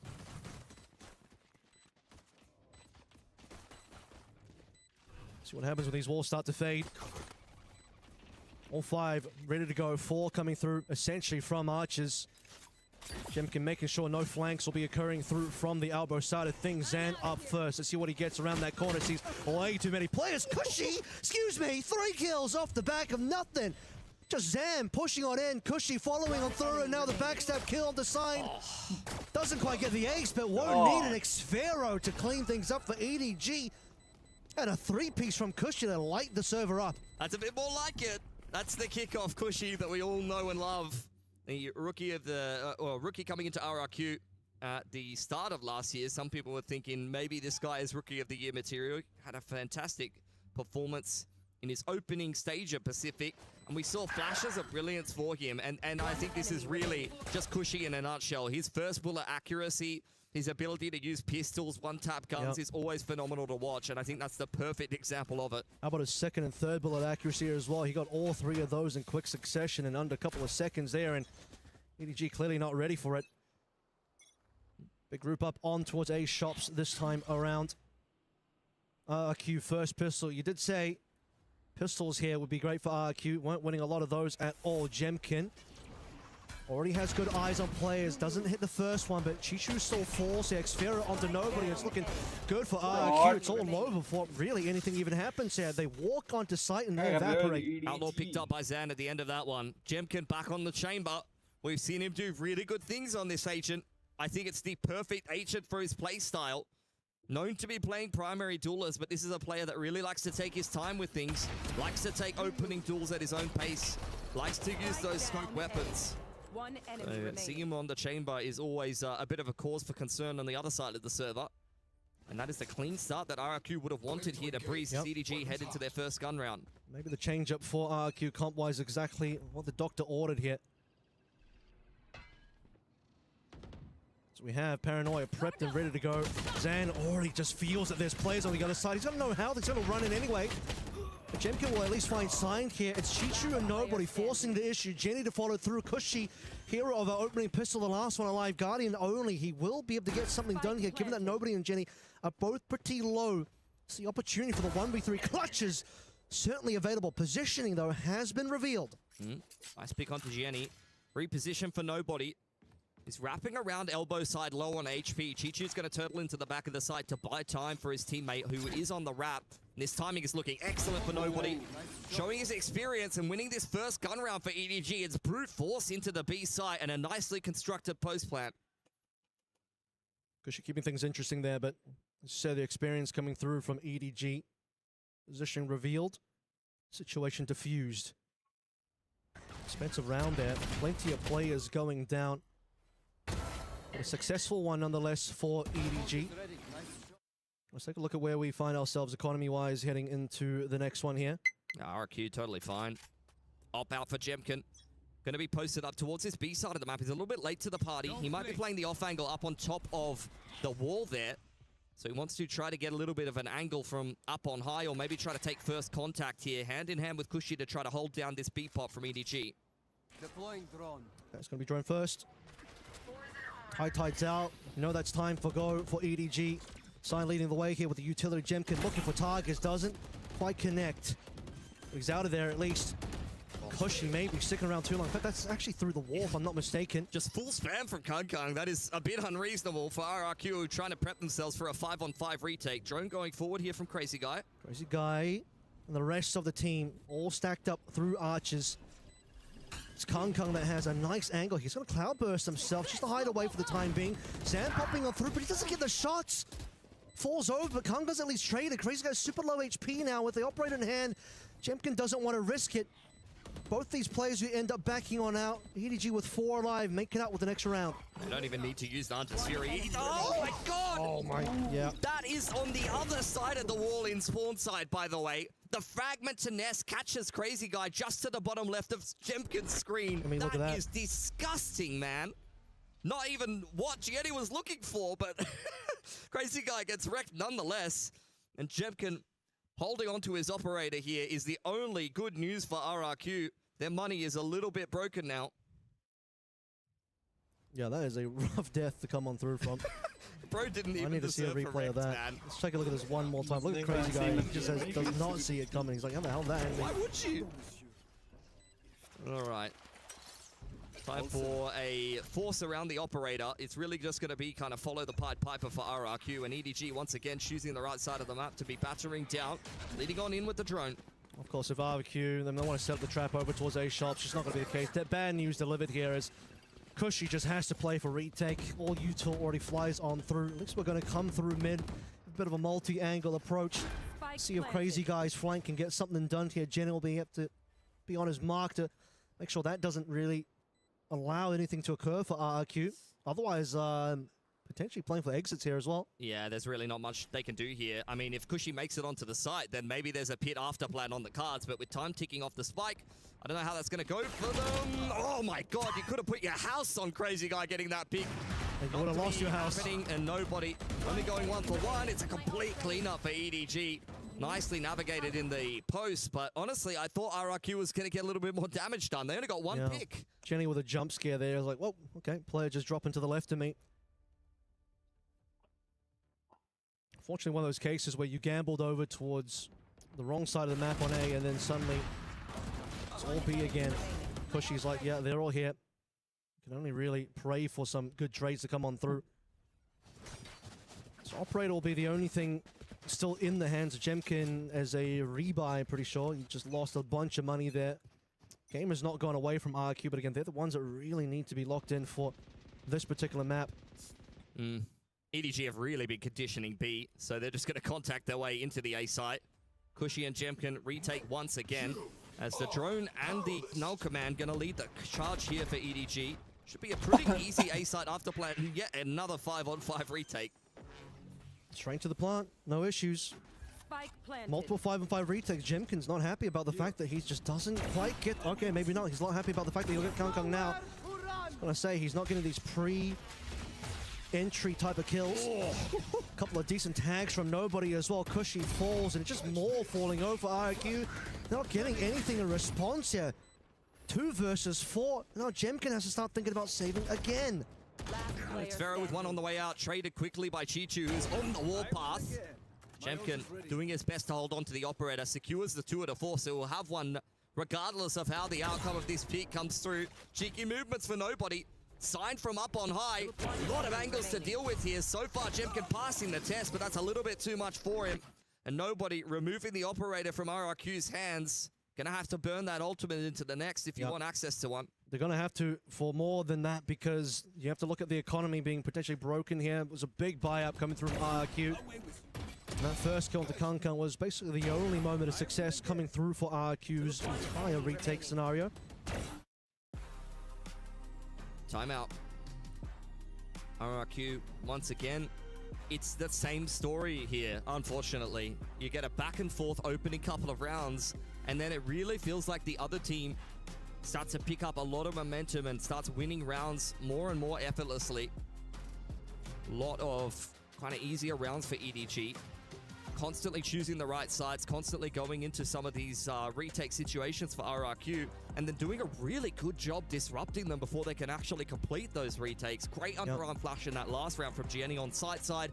He doubles up, then you have a Cove on the other side of things with the Storm Surge. Both the Harbor and the KO are making RRQ's life very, very difficult trying to complete this retake. You even had a Hunter's Fury thrown in from nobody. Yeah. They're not just going to let you come back into the site and try to, you know, get on the spike. They're just stopping you before you're even able to make it past yellow or on the B side of the map towards the broken wall. Not easy stuff for RRQ at all. Talk about the fact that there's also conditioning at play here as well. EDG have gone B so many times, and RRQ overcommitted there. Constant 5v5 retakes. Will be the tour round for sure for Jemkin here, as everyone else strings together whatever they can buy. Kang's already just blazed some in. Okay, we're going to speed up really quickly here. Trademark's been popped. Kang is tucked in a corner. Oh, he's been spotted by the recon. That is unfortunate. Still lands a shot at Kang though.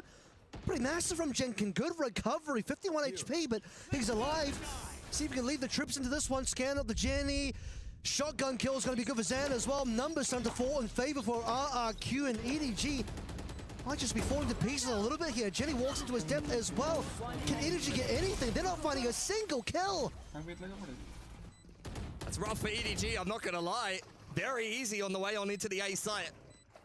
And from there, it's really unable to disrupt RRQ despite what should have been a freebie onto Jemkin. He hits a nasty quick scope onto Kung, peeking out on towards the double box. I think you've seen Kung go down in that exact same position a couple of times now. And the follow-up is even better, despite the fact that the Harbor Roll comes through from side. I was thinking like, okay, we lost the Jet in an aggressive position. That happens. Now it's going to be Harbor Roll coming straight through and EDG is just going to mop them, right? Not the case at all. Great retake for RRQ, and that's exactly what they needed to get back into this game. Thrifty win is exactly what the Doctor ordered here. Successful tour de force round.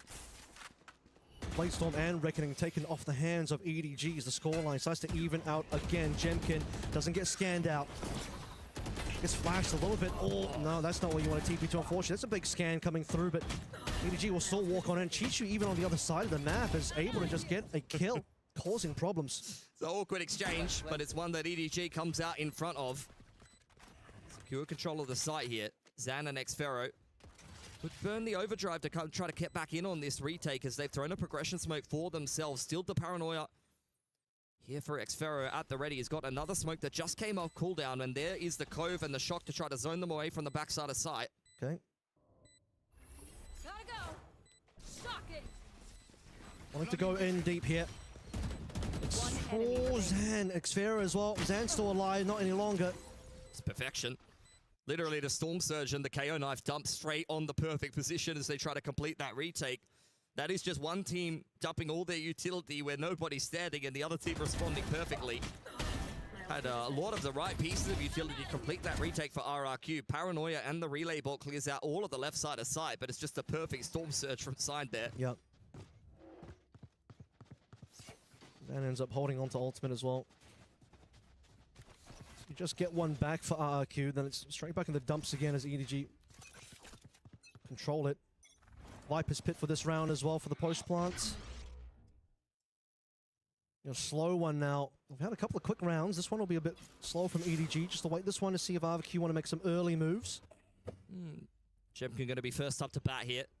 Needs to deliver on this A side of the map. Has a rendezvous up on top of the double boxes. Drone going to be the first contact for EDG that does spot out the chamber. He's going to get Hunter's Fury out of here as well. It's a defensive Actually, one. never mind. You're right. It's defensive Hunter's Fury to try and slow things down. That EDG won't just be able to walk on in. Jemkin would still like to find that opening, but the high tide cuts across the entire map. We've heard the shots come through from the operator now. And there's the Viper's Fit to cover the plant itself. Full 5v5 here. You also have nobody covering the big flank, and a couple of members from RQ might want to look in that direction. Yeah, you can see Kushi starting to activate in that part of the map. There is the attacker side, Hunter's Fury, once again looking to disrupt this retake. Chichu striking first outside of the pit. Pressure on nobody on the flank. He's just playing with his boot, really. Wide swing does get punished by Kushi. Kung going forward, but the pit is still up. How do you navigate this pit now? 3 players in deep, nice and quick, and Chichu's just making it work inside the pit. The Viper strikes. And now it's a Viper versus Viper with a little bit of help from Harbor as well. Kushi won his trade outside, in towards spawn, on the big flank. But what he's trying to do now is stay alive, and Chichu's looking for him. He'll just manage to find him for the ace as well. Kushi, goodbye. Chichu will not be denied, and neither will EDG. I think Kushi wanted him to have the ace as well. He whiffed a good 10 bullets on someone not even looking at him.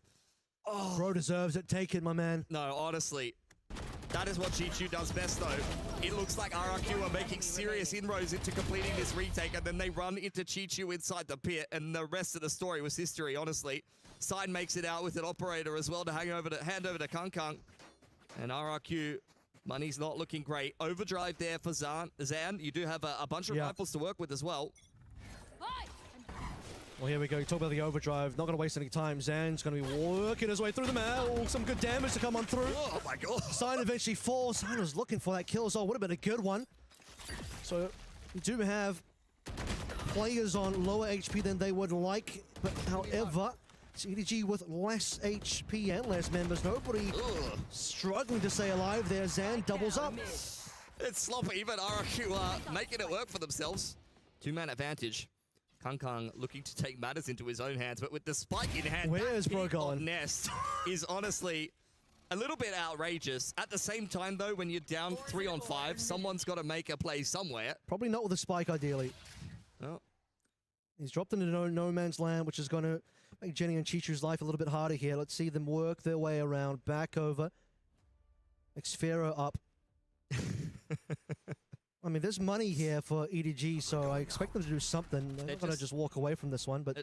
They're just trying to get some damage done, I think, honestly, at this point.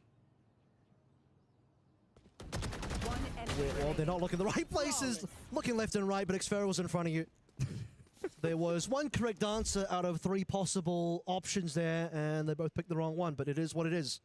I mean, that was a round of all time, honestly. I'm watching RRQ whiffing multiple times, but still getting 2 opening picks. Then Kung. That kills. I mean, look, I don't even... You can't question Kung, all right? He is the protagonist. You even said it yourself.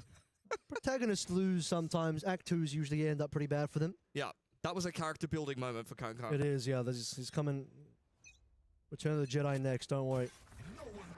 There you go, null command and the drone to kick this one off. Straight in towards the B site. Xfero and Zan are hanging around in this neck of the woods. There's the dash on in. Kung takes a little bit of damage, but once again, another 5v5 retake. Yeah, it's just going to be a slow one coming through RQ.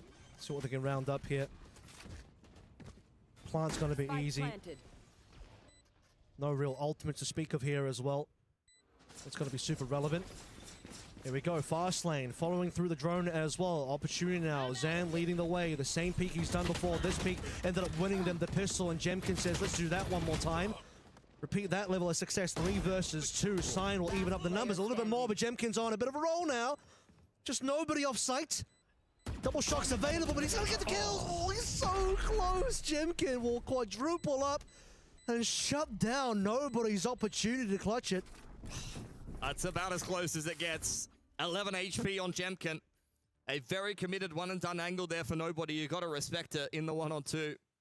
Could definitely be jiggling and doing all kinds of shock bolt lineups, but at the end of the day, RRQ able to scrape their way through that one. Jemkin right in the middle of the pack on the retakes, exactly where you want him to be. And a much, much closer game here. RRQ now actually starting to show why they have a little bit of chops on Breeze. The record is abysmal. I cannot argue with that, but I'm telling you guys, they are better than that. And I think they're starting to show it. Well, RQ certainly have a better run of this map than they did against 100 Thieves, and Jemkin's making sure that's going to be the case. You wanted him to be a hero. He's going to be that hero. First shot. Oh, it's going to be a whiff. Hong Kong's happy to have his life available. Zan sliding through the wall, easy one around. Jemkin as well to side. Perfect. This attack has fallen apart nice and quick. Spike's gone, and nobody will at least try to do something here. Chichu saw as an opportunity, but that opportunity is starting to fade quickly. He's only got a Guardian. Yeah, freebie onto Pushy. But now RRQ well aware of where he's heading in from. Dark cover thrown out there. They're zoning him away. They know exactly where the spike is dropped. Up into the dark cover here. Chichu looking to throw hands as best he can, figuratively and literally. Poison Orb going down. Clears out all of the close angles. Can't count him out, let's be honest. Chichu is a big game player, but that's a great angle for Jemkin to end a pretty good half for RRQ, has to be said. Another good game. 14-6 on the chamber here for Jemkin, and this is now doable for RRQ. This might be the first map they're able to win here at EWC, but they've got to have a good attacking side to back it. 6-3 was what we had at one point in favor of EDG, so that one certainly could have still run away from RQ, but a nice little 3 in a row at the end. The last 3 rounds possible, RQ got all of them. And that final one from EDG, unfortunately, was very lackluster, completely blown out, with no opportunity for Chichu to really even get any chance of a clutch. Of course, you had that 1v2 as well, where nobody... I could see that one going EDG potentially, with a couple of more sharp shots to land on Jemkin, but Jemkin's 4K on that round would not be denied. Yeah, you had a few plays going the way of EDG as well, though. Chichu inside of that pit. That was definitely looking RRQ favored, so a little bit of give, a little bit of take. The main thing that I'm focusing on the side of RRQ, though, is that Zan has had moments, Kushi has had moments. You're getting the well-rounded performance that you need here. You're getting significant role swaps, and some of the players stepping into the roles where they need to have some impact. Zan on this Neon, going to be critically important. Playing solo duelist now on the attacking side. He needs to have impact. He needs to make space for the boys. He's got the weight of his team and also the region on his shoulders here. It's one of the Pacific teams finding themselves in the lower bracket, currently fighting for their lives, and they're certainly fighting. This is a close map no matter which way you cut it, which is a nice turnaround compared to what we saw on Ascent, where you have a repeat of that one, and, well, RRQ just go home with the tail between their legs. Prepping in this second half. RRQ back onto that attacking side. This is where you're going to need to have a good game plan. This is the third map of Breeze in the last 3 where they've played a different comp. They were on the KO Harbor before, coming into EWC against 100 Thieves. Tried that double duelist, that did not work. Now we're here with a bunch of role swaps. Jemka back on the chamber that we saw him piloting at the start of the year in Pacific Kickoff, and looking very, very dangerous.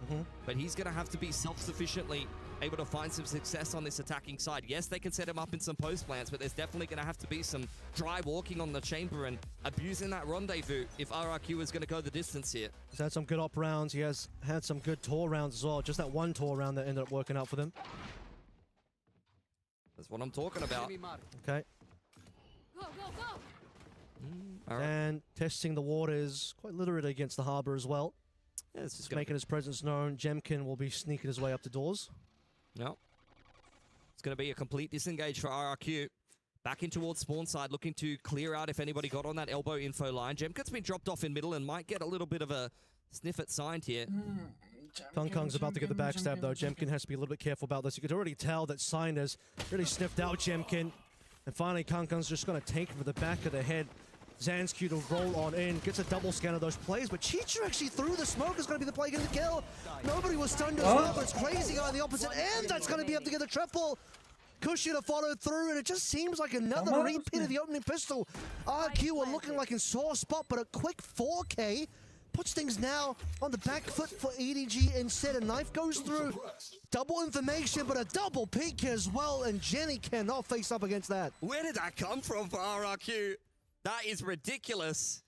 Round was going nowhere fast. Perfect Viper wall across the side for EDG. You get the spam kill through from Chichu. They lost Jemkin for free.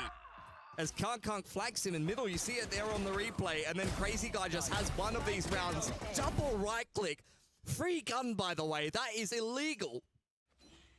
And of course, on the opening pistol, on round number 1, it was Cushy that did the same thing. He got a 3K after Zan opens him up on the retake for B. So it's not just a Jemkin show for RQ, at least in the opening pistol. The scan will actually end up going through here. Watch for contact over towards A as well. Just clearing the trademark. Waiting for the elbow walk, RRQ, but the wall will go up first before Chichu makes a little bit of a move. Walks straight through it for a moment, but doesn't want to push the issue. I mean, a lot of teams just play a really slow attacking anti-eco here, so EDG not wanting to just feed any kills in the opener.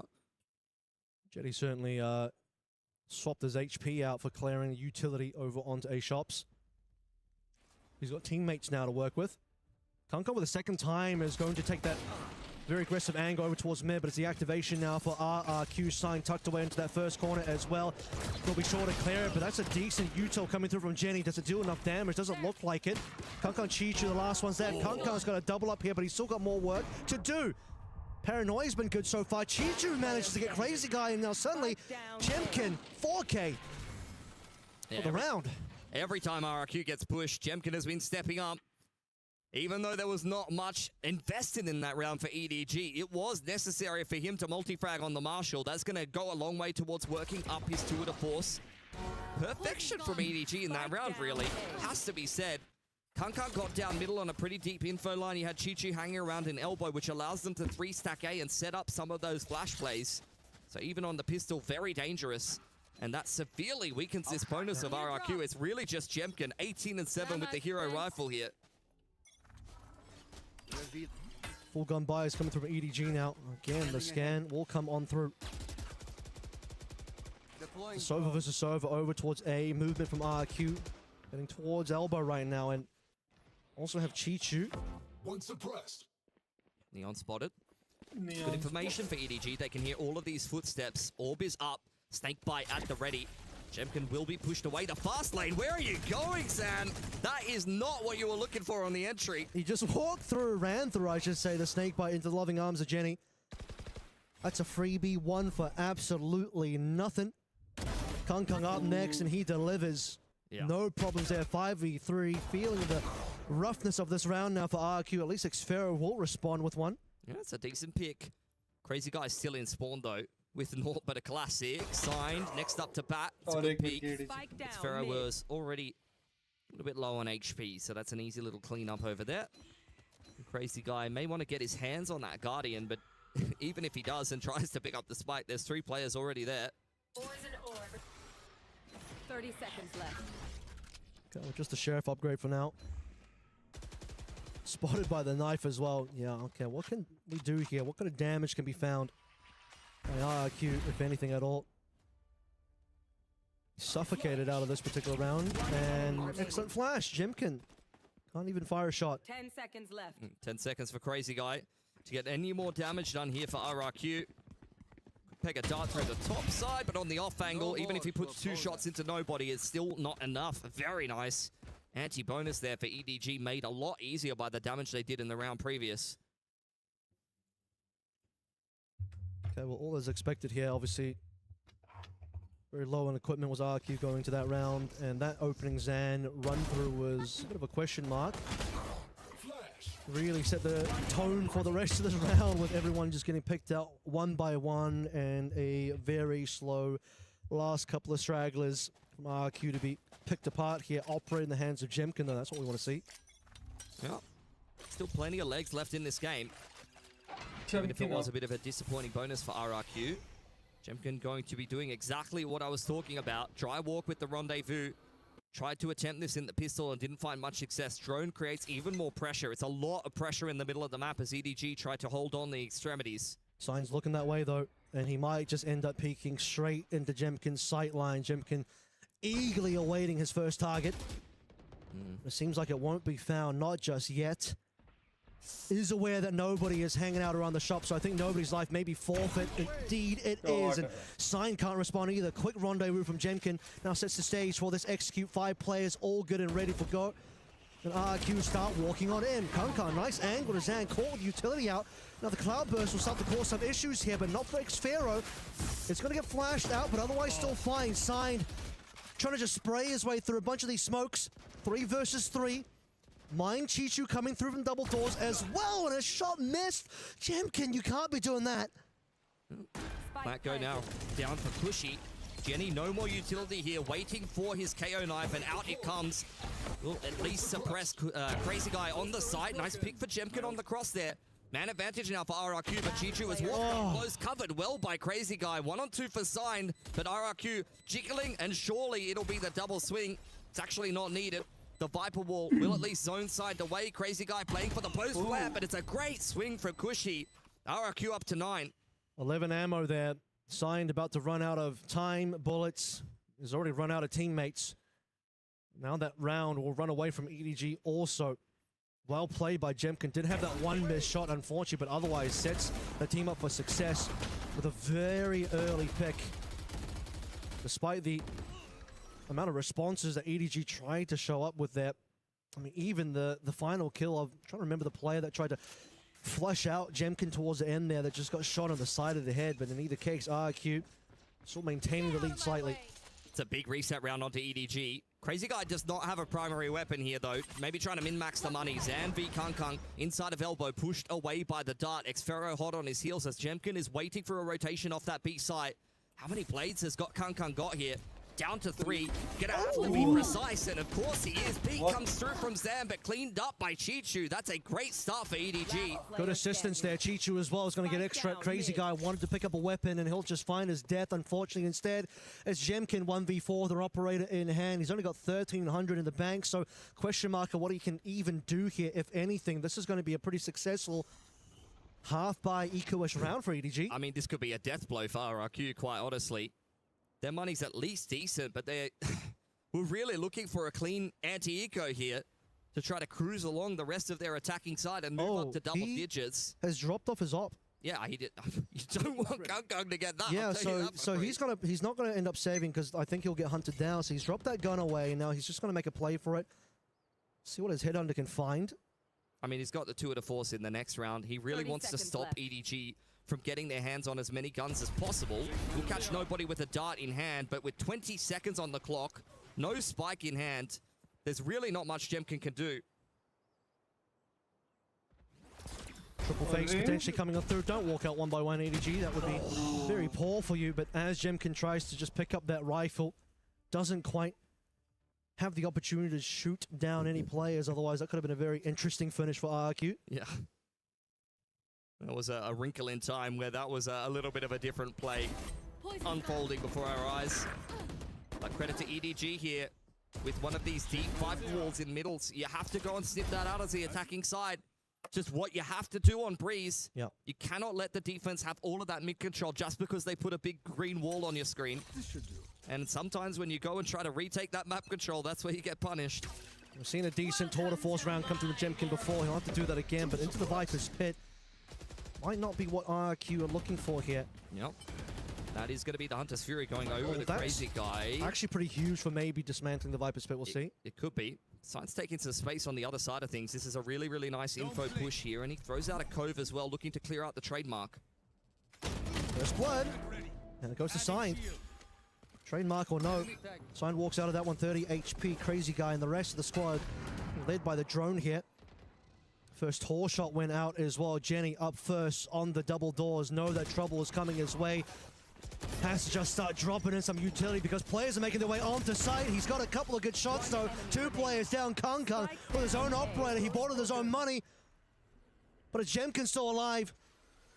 3 shots on the Tor. 3 players left alive. Multi-angle approach. Sign down first. Position nice and revealed. Is it sniper versus sniper? Kung Kung is not looking at the right side of yellow. Nobody creeping up on double doors. Spike still on the that's a wall. great That's shot. a really nice angle. Nobody now in a 1v1. Jemkin swinging around. That is massive for RRQ. He almost pulls off a 1v3 in just the round previous. And just as dangerous to give RRQ the double digits that they were looking for, but maybe not in the fashion they expected to get them. It's a Tour de Force victory round, and since we're in France, might call it the Tour de France as well. Jemkin, another successful, unbelievable clutch as well, coming on through to keep RRQ in this one. We talked about the fact that at the end of the previous round, before the one we just saw, it might be a back-breaking round loss for RRQ, but instantly they bring themselves back into action. And guess what? Jemkin finds himself a free operator as well. This is just the Jemkin hard carry that we've all been waiting for. He's putting the team on his back, but Gianni already silencing him. Out comes the Hunter's Fury. Is it out of range? It's not. Zan in the time, mid-time. He's taken down a pick in middle. And the res comes through onto Gianni, so a man advantage now for EDG as RRQ looking for a reset. Okay, well, crazy guy will pick up that lost operator. See if he's got the sniping chops in and about him as well. Has Chichu right behind the wall. Has he crept in here? Losing Jemkin that early is certainly going to hurt. And now you're going to lose crazy guy as well, and no chance to recover that op. So instantly, EDG bite back 4 versus 2, with players looking for weapon upgrades as well. Look at the low HP on Zan and Xferro. Off angle here, looking pretty good for Chichu, but it's a little bit quicker for Zan. Opens up the middle of the map. Fast lane, applying a little bit of pressure, as well as the dark cover to follow up. Xferro, though, low on HP, ready for the push. Okay, EDG, perfect patience. This is exactly what you're used to seeing here for Xferro. Spike in hand, signed on the off angle. Kind of selling this one a little bit here. EDG had the player advantage. They don't anymore, and they have no eyes on where Xferro went. Sign just hoping to at least even up on terms of the weaponry. Jenny's got himself a rifle, but on the wrong side of the map, Plant is definitely going to come on through. It's going to be a 2v2 full retake and confusion on the faces of EDG here. Yeah, Plant for yellow. Zan is going to hang around on spawn side. The Harbor ult could be really, really key at trying to clear out all of this. You've got a KO knife as well. That's going to be great at trying to read the post-plant positioning here of RRQ. Zan on a big wraparound. It's an incredibly important round for both of these teams to set the momentum here. But like you said, Reckoning has to be the first port to call. There's the knife. That's going to be the spot. Again, low HP at first. Up Zan doesn't land anything. Jenny will find his mark, and now Xfera, he's just been ulted down, and the reckoning comes for RRQ. EDG keep it within 1 round. That is exactly what you wanted to see there on that retake for EDG. That is a very difficult 2v2 to dissect. They're completely out of position, but the KO knife gives them the information that they need, and the harbor roll is perfect. It is Zan who had to hit his shot on the cross. That is a whiff that is illegal, unfortunately. He needed to be able to find that impact, especially with how sharp he just was. That was a crazy shot up through tunnel. Yeah.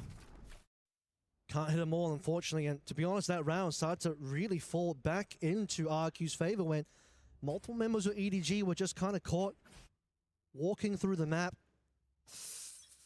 And now suddenly, Jemkin and the rest of his squad out of cash. Overdrive, though, is going to be maybe solving that solution slightly. It's going to get caught out by Util from Signed to slow things down, but Zan, not to be deterred here, still wants to just throw caution to the wind, and as that's happening, Kong and nobody ripping them apart for the time being. Just a singular member, and Crazy got to deal some damage, and not enough damage done, I'm afraid. Yeah. 10 and 10. The overdrive just takes a little bit too long to get involved. As soon as Zan finally peaks, someone is overdrive runs out. He just has to classic him. That is brutal. EDG, though, that's a pretty nice looking anti-eco, has to be said. RRQ under the press now as we head up to 10 apiece. A very decent amount of money with an operator coming out here for EDG. Same can be said on the side of RRQ. Very much anyone's game here. Double up, Chishu still on a Bulldog. It's Viper's Pit for Cushy as well. Nothing else to really speak of here. A slow start for RRQ. Waiting to see what EDG want to move into first. Drone pressure on B. Crazy guy applying it. How patient is Kang on this off angle here? This op duel could really decide the round as the wall goes up. Drone also came through on the B side as well defensively. Now Kang wants to walk forward, and here we go. Opportunity. Jemkin wants none of that one, just instantly TPs out. Cushy's already trying to make his way onto site, but Kang eventually finds Jemkin anyway. Just 2 members left now for the side of RRQ. Both of them on site, and they want to go for the plant. That's at least going to give money. No, he doesn't even do anything with that. Plant has been a fail, and so has been the rest of the round for RRQ. That's a big round for EDG.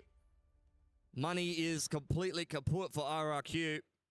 Have to take a save, and that will secure series point if EDG can just complete that anti-eco cleanly enough. That was a very, very nice round indeed.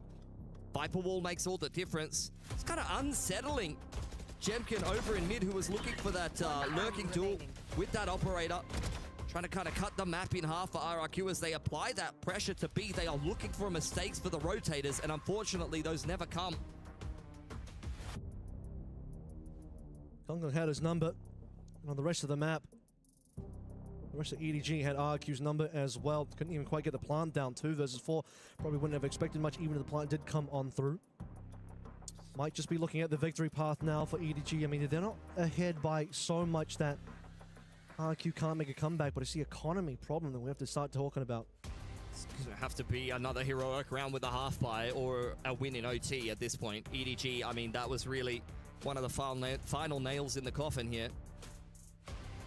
Puts RRQ in a very uncomfortable position where they've got to take attack timeout and discuss how maybe they can try to conjure some magic on this half buy. When you have a pit, it is doable though. You just need to get yourself into a messy situation where you could get a couple of entries, throw down the pit, and then a post plant is winnable. And that upset with a couple of guns picked up could be exactly what RRQ need to get this game done. Gotta say as well, how far away is Jemkin from getting his next tour, because that might be able to bail him out. Unfortunately, too far away, and now Crazy Guy will make this round opportunity a little bit further away for RQ as well. The rest of this attacking side will make their way through onto A. And now nobody on the rest of EDG to receive. That's a good shot from Zan, though. Chishu, despite being stunned, will respond instantly. It's going to get paranoid out, but slowly everyone's starting to make their way in. This is looking like a little rough one of Xfero. Last one up, doesn't even get a shot with the Stinger. He's got the Bandit in hand, and this Bandit's going straight to jail. A great defense for EDG. Second round in a row where 4 players survive. Kang finds his pick on his side of the map. They easily stack 3 towards A and shut down any offense from RRQ. Not that they had much to work with in that round. The tap timeout will mostly have been discussing this gun round here. What has RRQ come up with? Extreme back against the wall.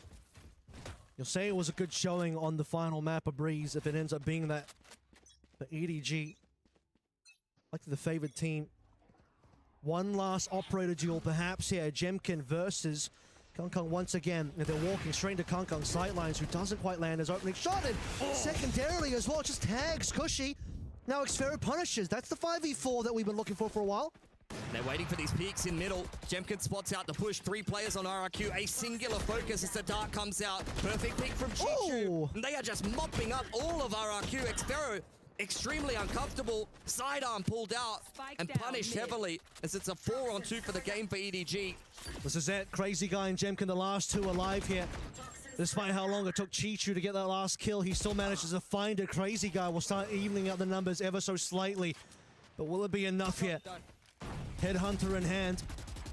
High tied up as well. EDG smell blood in the water and they're looking to pounce. They're looking to strike. They're looking to finalize this last round here.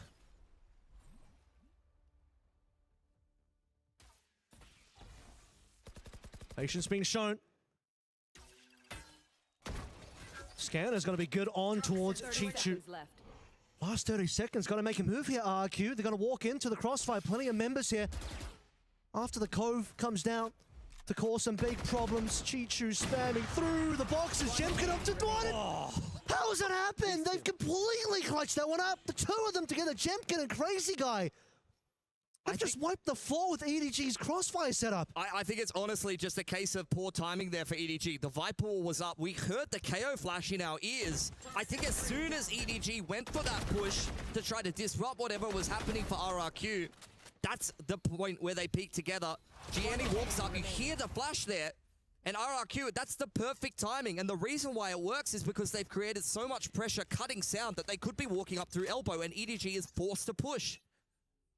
Well, suddenly, game is alive again. Pit going down over towards A is going to force RRQ. Well, they were already on B. A little bit of a safety drone being thrown out there by nobody as well, just to make sure they have full control. And now Kung on the elbow, on the angle. Ready with the operator shot. He won't miss this time. Zan falls instantly. In the meantime, RRQ applying pressure to B. Nobody's picked up his Hunter's Fury on the other side of the map. Cushy could go down here as well, but that's when the dash has elapsed for Kung. Overcooking it a little bit, back into a 4-on-4 now, but RRQ have got no space on the map.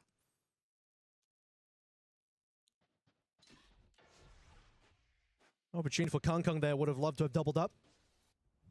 RRQ keeping this one going. Where are we going to TP to? Right back over towards spawn, it looks like. A little confusing for the side of EDG. Yeah, forces nobody to have to go and clear out spawn. Gianni also watching spawn side here as RRQ takes some space in middle. Mid to B is looking like at the moment. Jemkin will hold doors.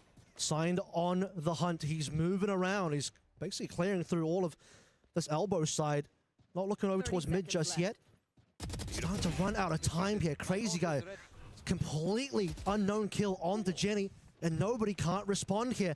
Going for the plant now. They've completely dodged away from the Viper's pit. But Chichu still has an angle to work through. And now suddenly a 3-angle approach. EDG can work their way in as a final opportunity to plant is about to elapse. Hunter's Fury could be really deadly here. You need to plant now. There's no time. Oh, they might have just got it. What? He's fat-fingered the Hunter's Fury.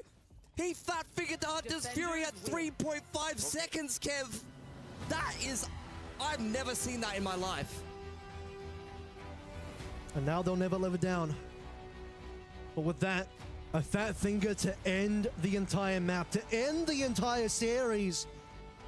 Again, you'll call this one a close map, but that last ending was about one of the worst ways you could possibly finish your run here at EWC in 2026. And now the first team to be exiting and the first team to survive the lower bracket is EDG winning against RRQ. I don't know if he had time to plant or not. Maybe it's just desperation looking for the picks, but at 3.5 seconds, surely you just try and throw it down. And you just hope that you have enough time. You just have to plant, dude. I'm not sure which it was, but that is unbelievable. I've never seen anything like that before. Well, what a way to end, man. What a way to finish that one, Puckett. Strong stuff at the end. 4-1. was it? Mitch, I'm hoping we can get a replay so we can walk back through these final moments. Before we get to that, though, can we talk a little bit about round 23? Just to stay alive, I was impressed by the patience, the calm from Jemkin and crew in that 2v3, the 2v2 at the very end. Why did they have to stay in the middle, though, and challenge RRQ? People in tower were just saying, why don't you just run away from the bomb? Just hide. For EDG? Yeah, for EDG. I think they kind of were like just trying to bait out the plant and punish it with the Hunter's Fury on spawn side, right? Sorry, the round before going for. The 2v3 in mid. Because they, like I said before, I think the EDG were concerned that RRQ cutting sound behind the Viper's wall were going up through elbow and like flanking them. So that's why I think they went for that push at the time. It doesn't end up working out. The underarm flash comes through. That doesn't work out. But for EDG, I mean, I think they're taking their lucky stars. They got that game across the line. That definitely could have been OT. Yeah, I mean, I still can't believe what happened in that last round. You had just a tiny amount of time left, but RQ really left themselves like no room to work with either. Like, I actually have to go and look at the VOD to see what how many seconds. That was crazy. That was a much rowdier game than we expected after watching RRQ get obliterated on this map the day before. Looking much stronger today, but it wasn't enough. What are the final thoughts on this, Pilsky, as we're getting ready for an interview on the stage? I mean, sad for RRQ, but EDG, they'll move on in the group. I don't think it's going to be easy for their next opponent, though. 100 Thieves and BPL on the A stream was looking very, very close indeed, quite honestly. So EDG have got their work cut out for them. I mean, it's a good comeback from EDG, but RRQ, I think, unfortunately, is just another case where they go to another international, they get grouped, they don't win a single game here. Do they even get a map? No, they didn't. No maps won. Sag. You kind of called it, though. Not going to lie. Day 0, green room. He's like, RRQ International, don't expect any success. You throw me under the bus again. It's like, it's my region. Like, these are my boys, and my children disappoint me 2 years in a row. Oh, my God. All right. He didn't say any of that, but he was feeling it. Avril, I'm pretty sure they're almost ready getting set up for this interview on the stage. It's pretty exciting stuff here. If you're an EDG fan, you struggled on day number 1. Here on Elimination day 3, though, you're able to get the job done. And despite this one being close in game 2, it's a 2-0 match win. Yeah, I think the first map is really what you're comfortable with. What you're really happy about. The Ascent change up from their first day's performance coming into this day is night and day entirely. I mean, you'll say their opponents night and day in difference also. But I agree with Pilsky. This is still going to be a pretty tough group to get out of. EDG still have more work to do here, but I liked what I saw out of EDG today compared to what we got out of day 1. Yeah, for sure. I think RRQ, that's the performance we were all expecting. I think it's good to see them playing to the standard that we know they're able to in Pacific, at least in that last map. I know that Jemkin did his best. I think there was a good kind of pitch in from the rest of the boys, but as we often see at these international events, it's only a map or two here or there. It's just not consistent enough map to map or series to series to make it through. Reminder, this is just Group A's Eliminator. We also have the Group B Eliminator going on. We're going to have our 2 qualifier matches towards the second half of the day, and after this match, we, of course, are going to see Vitality in the mix against NRG. Avril, a little teaser on that as we're still waiting on the stage. Yeah, I mean, top teams from both EMEA and Americas, seemingly the 2 regions that are performing at the highest level so far at this event. But beyond that, the 2 teams have never faced each other, so it's going to be a first time for NRG versus Vitality. Both teams highly respecting each other. Both teams at the top of their level in the group of death as well. PRX still in that lower bracket. KC still in that lower bracket as well, so it's going to be a dogfight the entire way through. There's a lot to organize, and we've got it all settled. Are you ready, chat? It's time for your interview with Gennaro on the stage. Thanks for the intro, Puckett. Congratulations. You guys are managing to get your first win here at EWC. I'd love to hear what allowed you to close this game out so quickly. 非常感谢您今天在我们这现场的这个比赛。我们想要了解的是，您今天怎么能够这么快的就让比赛结束了？今天打的还是比较顺吧，但个人来说，其实是有点困，有点累，因为昨天晚上熬夜看了梅西的足球赛。We did really well today, and however, personally, I feel a bit tired because we watched the Messi's match last night. That was a long one, but in terms of the performance that we are seeing here at this event, because you guys are playing with your coach signed instead of the full roster, how has that been for the adaptation? 非常棒！今天我们可以看到你们团队的状态是很好的。然后呢，现在你们跟这个教练呢善一起合作。那在这个合作的过程当中呢，因为不是平常的教练，您感觉如何呢？Better than Smokey, I think. Oh, okay. No translation needed for that one. That's okay. Throwing shots here, but you might have to throw shots again against BBL. They're currently playing 100 Thieves. It's looking a little dicey, so there could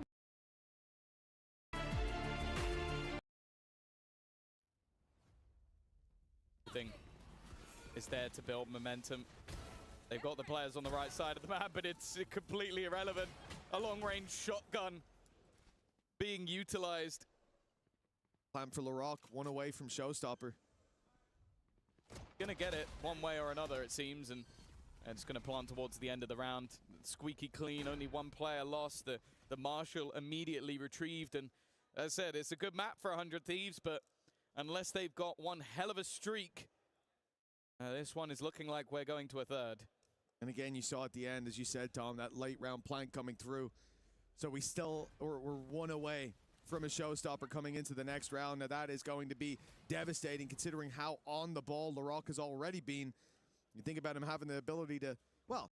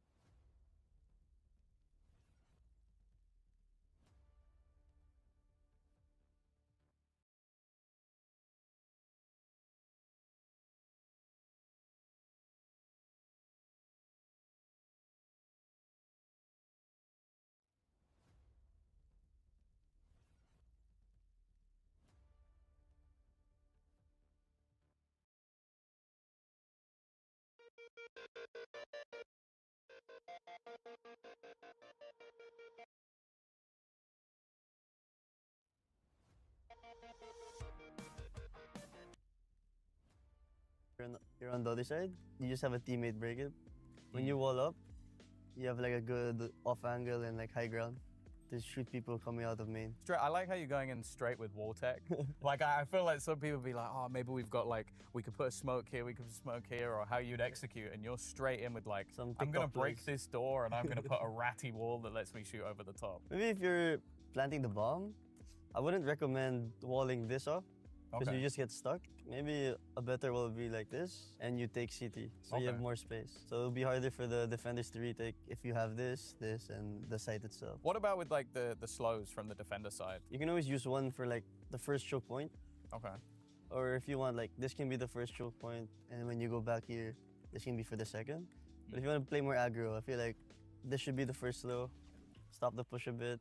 If they hard execute you, second slow can be the second choke point. So you're just stopping them from getting here, and like, once your reinforcements come from like these two angles, it's kind of hard for them to just enter, because now they have to worry about these angles. Like, you're breaking their timing and you're letting reinforcements come in. What about if you were on the attack side? Either you slow right or you slow left. You just have to like eliminate one angle, so you don't have to aim at the angle. So you just use a slow to, you know, like cut the pie, and this one you don't have to mark anymore because it's slowed off. Okay. And maybe even going in, if you want to take the whole site, you can wall here instead. Break this door, and then it's easier to get the site. Okay, and what about on attack? I think attack, like the first thing you should do is probably slow right side, break the button. Maybe you can even like wall this side. Maybe an interesting wall would be like this. You wall yourself up, you hide first, and you can take your timing. And then even hide in the corner. There you go. You got a little hidey hole. I feel like you've given us a fairly comprehensive guide of how to Sage wall, which I appreciate. And I'm going to maybe have to ban other players from picking Sage, because I don't think we're going to get too much more from that. Either way, Harvey, thank you very much for giving us a little bit of extra information about Summit. And we'll see you next time.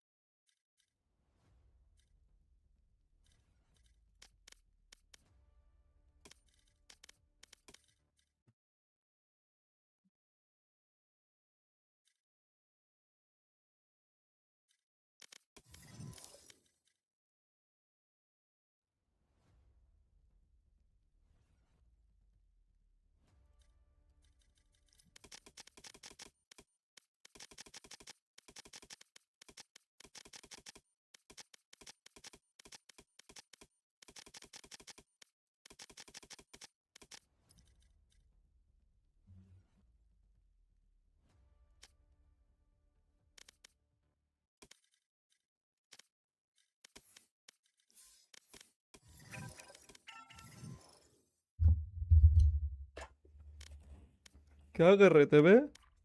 Custom वस्टम? अरे वो tournament नहीं था, वो खेल रहे थे। किसका tournament? अरे वो जो अपना खेले ना स्लाइडी के साथ, वो उस दिन जो हेवन पे मैं ओमेन खेला था, क्लच कर अच्छा, दिया था हाँ। बोला। जूते के बट्टे लेके आया था दो, पता नहीं कौन भाई। एक तो रो रहा प्लांट करने के लिए, हमारा सब हुआ कि प्लांट नहीं करूंगा मैं। इसने मेरे को ना मैसेज किया ना कॉल किया टूर्नामेंट के बारे में, मुझे पूछ लेता।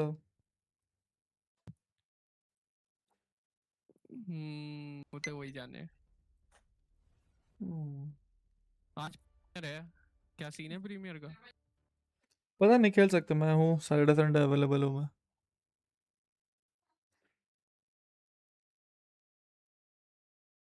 हार गए क्या मैच? भाई बोल तो रहा हूँ, 2 चुत्तर लेके आया था, एक को जेट खिलाया, एक को सोवा। भाई वो सोवा पता है रो रहा था प्लांट करने के लिए कि मैं प्लांट नहीं करूंगा।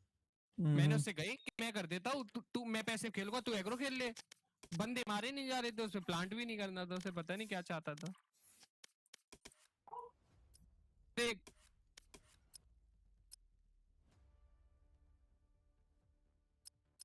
13-11 क्लोज आ रहे हैं लेकिन ठीक है।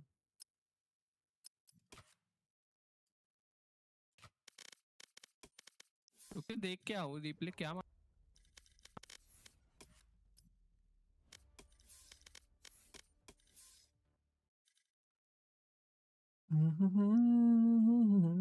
पेपर एक्स का मैच है बे अभी।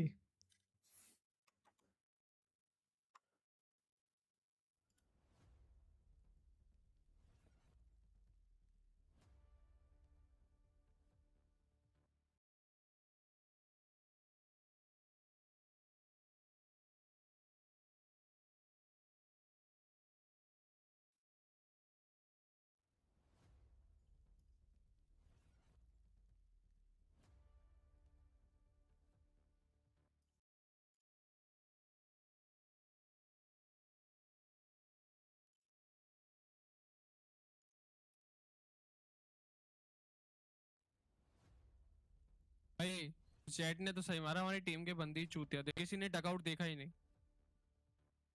भाई मैं अपनी डुप्लेस से क्या वो करूंगा एक्सपेक्ट कि डकआउट क्लियर होगा ना, तभी तो प्लांट करने जा रहा हूँ मैं। मुझे नहीं पता भाई तुम लोगों ने क्या कांड किया, नहीं पता, मैं तो नहीं था।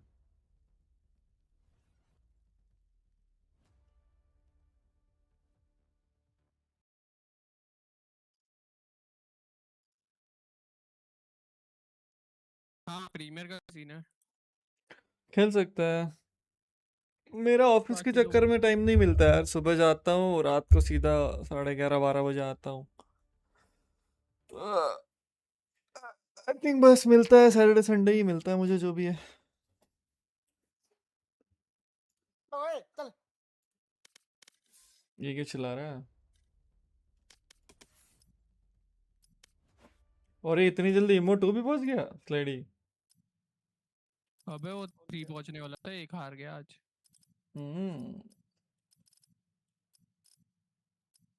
ऐसा क्या कर रहा है ये? खेल रहा है।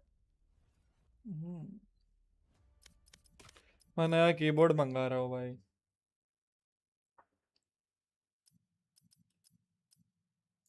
इसके अंदर नकुल कितना कम दिमाग हो सकता है, सोच। वो मुझे डायरेक्टली आके बता रहा है कि मैं नंबर कहाँ से लूंगा और कैसे पापा को फोन करूंगा। सोच क्या कह रहा है?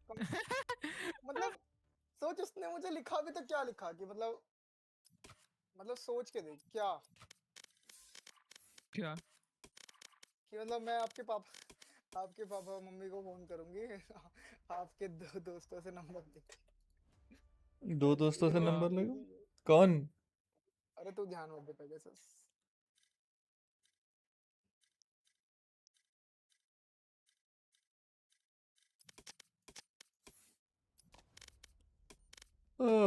लॉबी कैसी आ रही है भाई? मैं 2 दिन से खेला नहीं।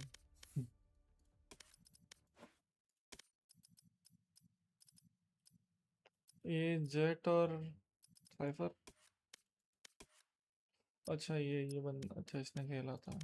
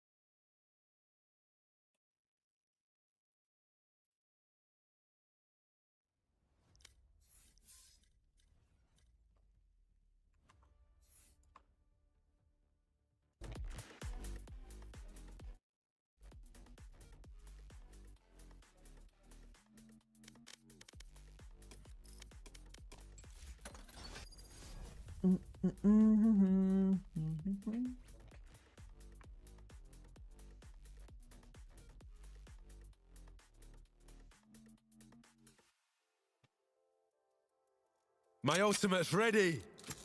My ult's ready.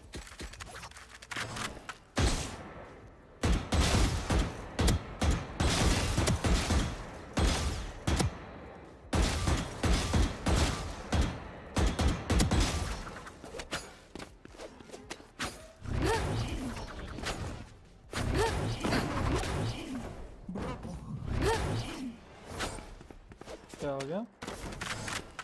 सुननी भाई मेरा प्रीमियर के लिए 2 बंदे को एक तो वो है उसका नंबर लेना भूल गया मैं। होटल भी आ गया पता है तेरे को? क्या?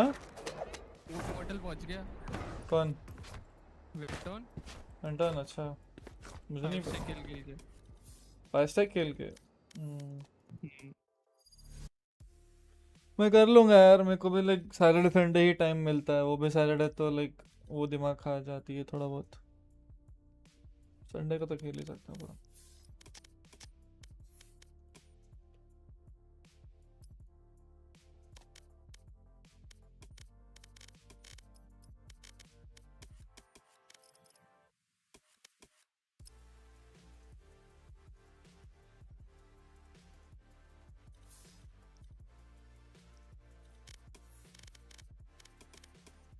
बिल्कुल ऐसे होती है हैकिंग।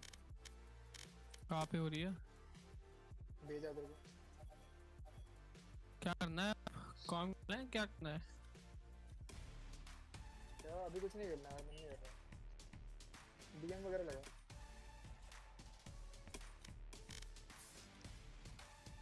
पेपर एक्स का मैच चल रहा है भाई।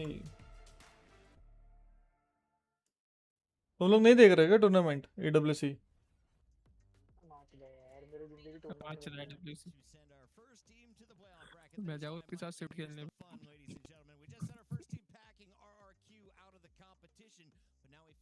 क्या है WC में? पेपर एक्स जीत गई, कोई जीत RRQ बाहर हो गई आज। अभी पेपर एक्स और केसी का मैच है, देखना है कौन जीतेगी। कल पेपर एक्स और इसका था एनर्जी का था, एनर्जी जीती, पेपर एक्स को लोअर ब्रैकेट भेजा। आज जो भी हारेगा जो बाहर हो जाएगा।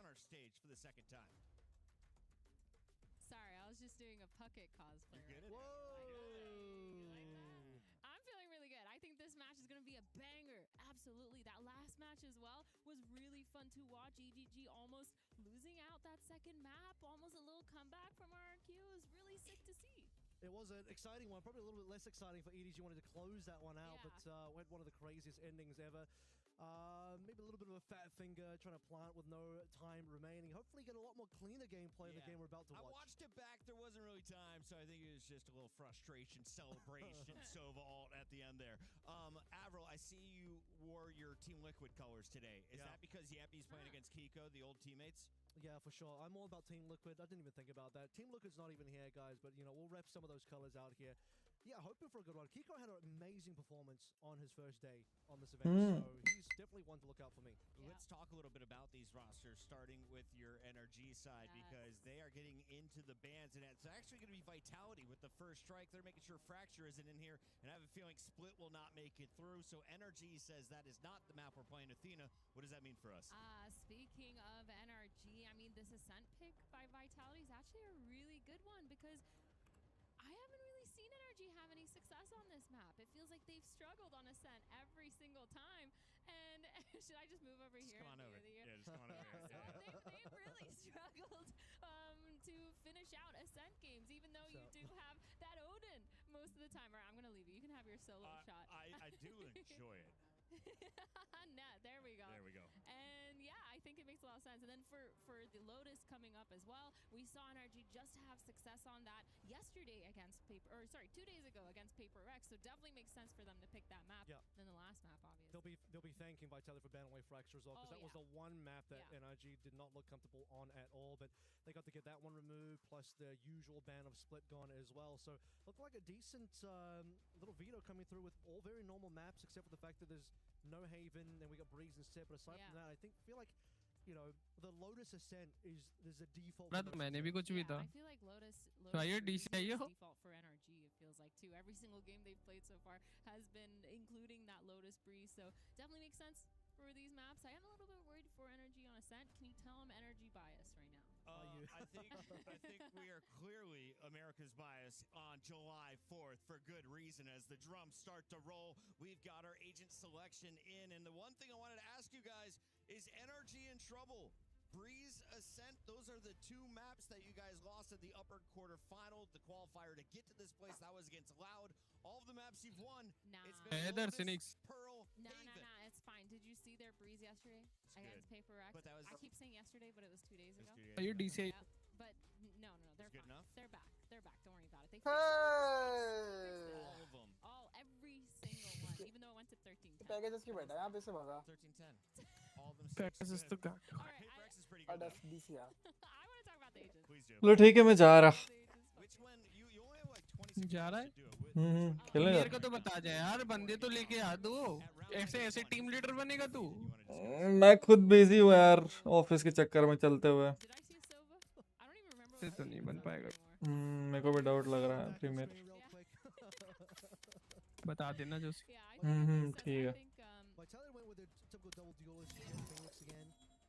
Sova, Omen, Vice. Trying to remember what NRG picked on through. We got Vice in the play, which means I am hanging up the mic on the mic for this one. It's the AA duo. Bye. Thank God he's gone, right? Plug in your controllers, your mics, your keyboards, your headsets. Everything is charged these days, but our AA batteries are charged for this one. And there's going to be chamber. So you just mentioned that you want to learn Python. So do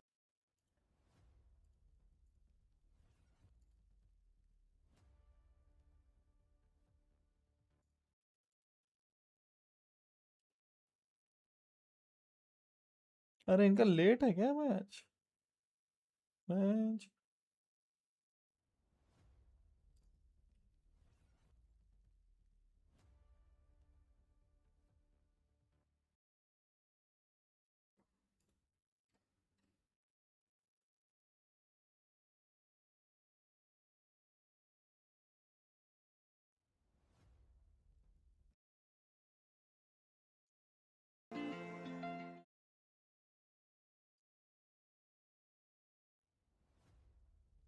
Working out for them. Got to feel bad for Marta here because Durka is kind of styling on him a little bit. And that's not to mention that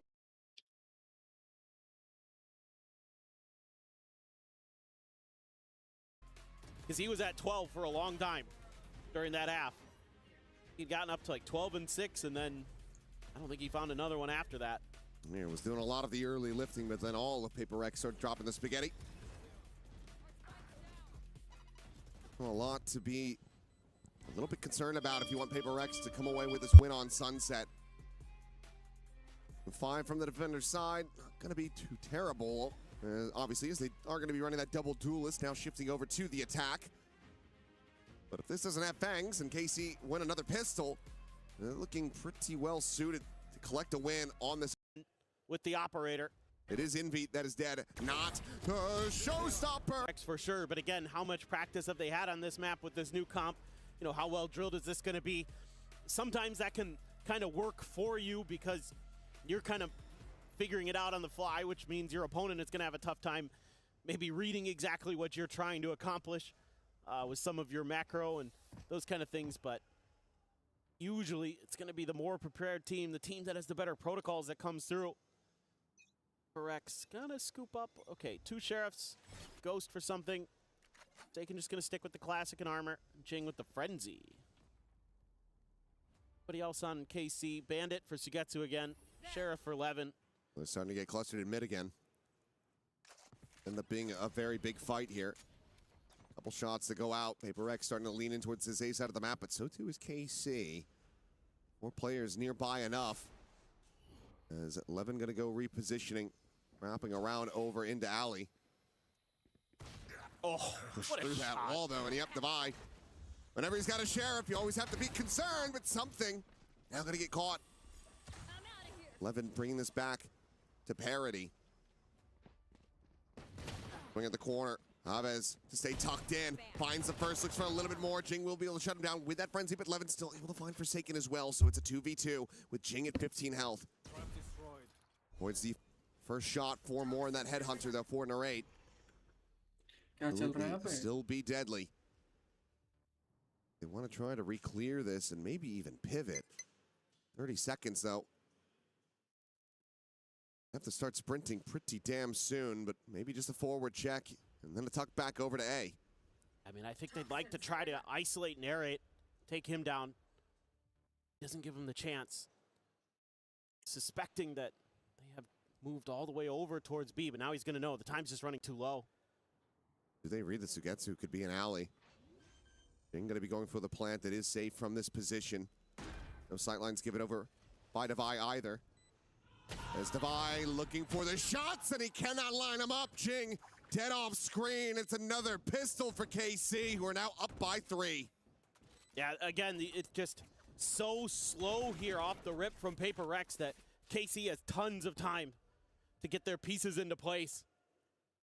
Even though, you know, PRX's individual skill is able to fight back enough to get them into that 2v2, Jing was so weak already.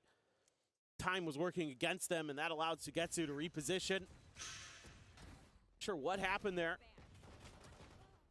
Something just stuck out there, maybe some util from KC.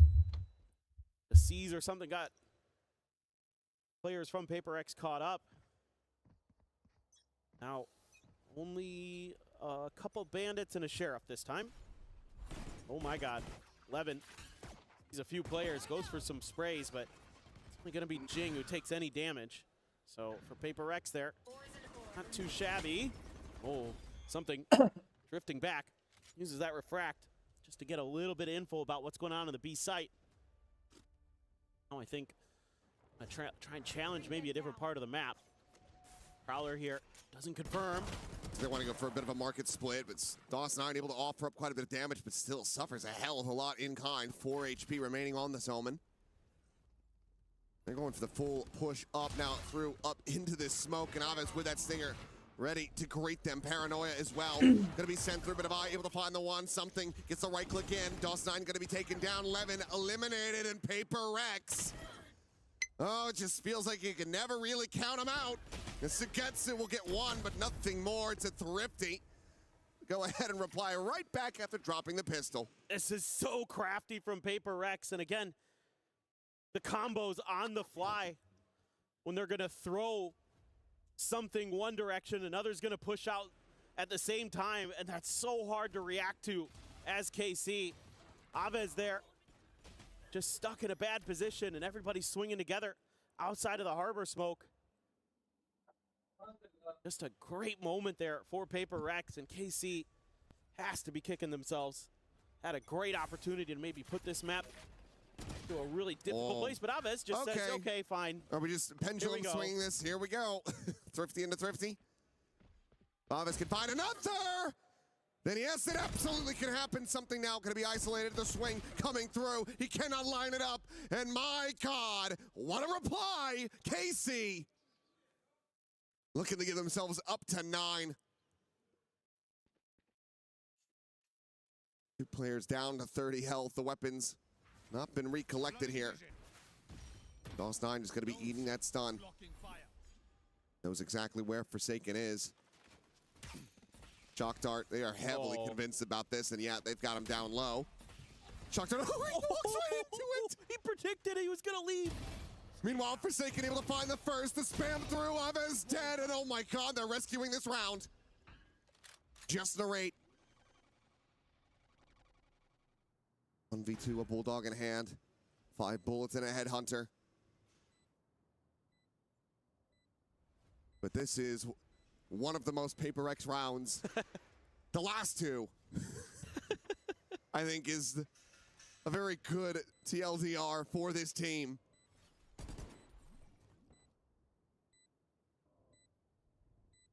That is an interesting smoke to set up there, Forsaken. I'll just have to make him walk through, walk out of it. The shots ringing out, and Forsaken just dialed in on the angle, gets himself the 3K to save this round. PRX now 1 away from tying it up. it is so amazing to me sometimes when players just read a situation so well. They throw the harbor blind in there. DOS9 doesn't move a muscle, doesn't make any noise. Like, nah, he's there. Yeah, enemy's like, nah, I know you're there. And then not only does he get that, he predicts that he's going to leave when he does. I mean, crazy good stuff. Forsaken as well, brilliantly played there individually. That 3K, absolutely a difference maker. That's going to keep things very much alive here for PRX. Something going to have that operator as well. So let's see if he can match a little bit of what Narrate was showing us with the chamber. Over on the other side, doesn't have the funds to get into it yet himself. One away from a showstopper is Jing. It's Devi taking this contact fight outside of market in mid, and he will get overwhelmed. Sugetsu the one to collect it. It's Forsaken now going to be spotted, just trying to set up this wall as they go for a faster hit onto the A site. Gonna get slowed down. Trademark on the one side, Boombot still having to clear through alley. Jing's gonna go up and over. Ends up getting slowed, but nothing to be spotted. On reveal, so they know exactly where the rocket would be coming from. He's just gonna lob it over towards Street, where no one will receive it, but DOS9 still gonna get caught. Now still isolated here. Behind the box on site, the scale forward from Levin, but Envy has him outdone. He's looking for the next. Forsaken gonna be swinging in, draws the attention, and Envy collects it. A third kill for him. As Jing is able to find Narrate, and now it's just Sugetsu. Having to backpedal, having to run away to save this weapon. The op will be carried over, and PRX will tie it up 8-8. Envy. That's definitely a Envy round. No doubt about it. Getting that first kill up onto the player on the box at back sight. That was really instrumental. Making sure that that retake could never really formulate. There just wasn't any legs to it after that. It felt like KC just was trying to individually make a play here and there to cut things down, and PRX holding the line quite nicely. I mean, there's nothing Devi can do there. That's a really tricky spot to be in. Maybe if he had kind of held that angle just a half second longer initially when he was looking through the market door, he might have gotten one, but tough spot to be in. Good read by KC initially there to get that man advantage. But further as that one went on, PRX individually took the round over. Boombot to make sure that Jing can get more, and oh boy. Sugetsu, yeah, it's just a death squad on the other side. Ooh. Clean fadeaway shot there from Levin. He wants to go in for a little bit more. 2 bullets remaining here in the cylinder, and he can't quite line it up. Jing finds DOS9 behind him, then cleans up the neon. This thrifty attempt not getting nearly as close here for KC, at least not at the moment. As Jing, he might have just activated, was down at the bottom of the standings, and now is slingshotting his way up towards the top. Nothing more for Narrate to do. Well, you especially don't want to give Jing another ult charge. He's nearly to another showstopper. It's 3 away, and that's why he's the one sprinting on the prowl, looking for this chamber. Taken not too far off as well. In the end, it doesn't seem likely that they will be able to find him, but PRX will find themselves back into a 1-round lead.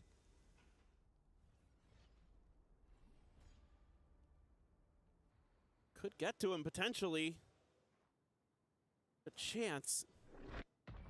Fight gone, so 5 seconds remaining. Have to just rush at him. They're gonna try to do so, but won't be able to find him in the end. So Narrate will be able to carry that Phantom over into the next. One away from a tour de force for himself, but PRX very much finding their footing so far on this attacker side.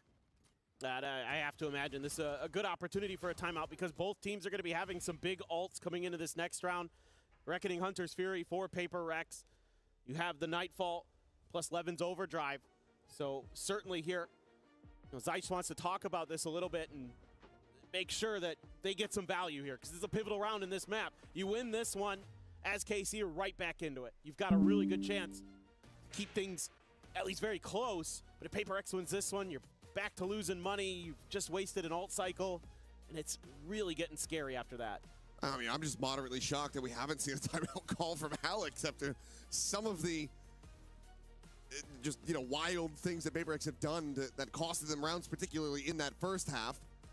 And he's decided to just keep it tabled for now. Holds both timeouts in his back pocket, has gotten both out of Carmine Corp. Could be the old Termy strategy of they need to figure it out themselves. I've done enough suffering. Let them suffer.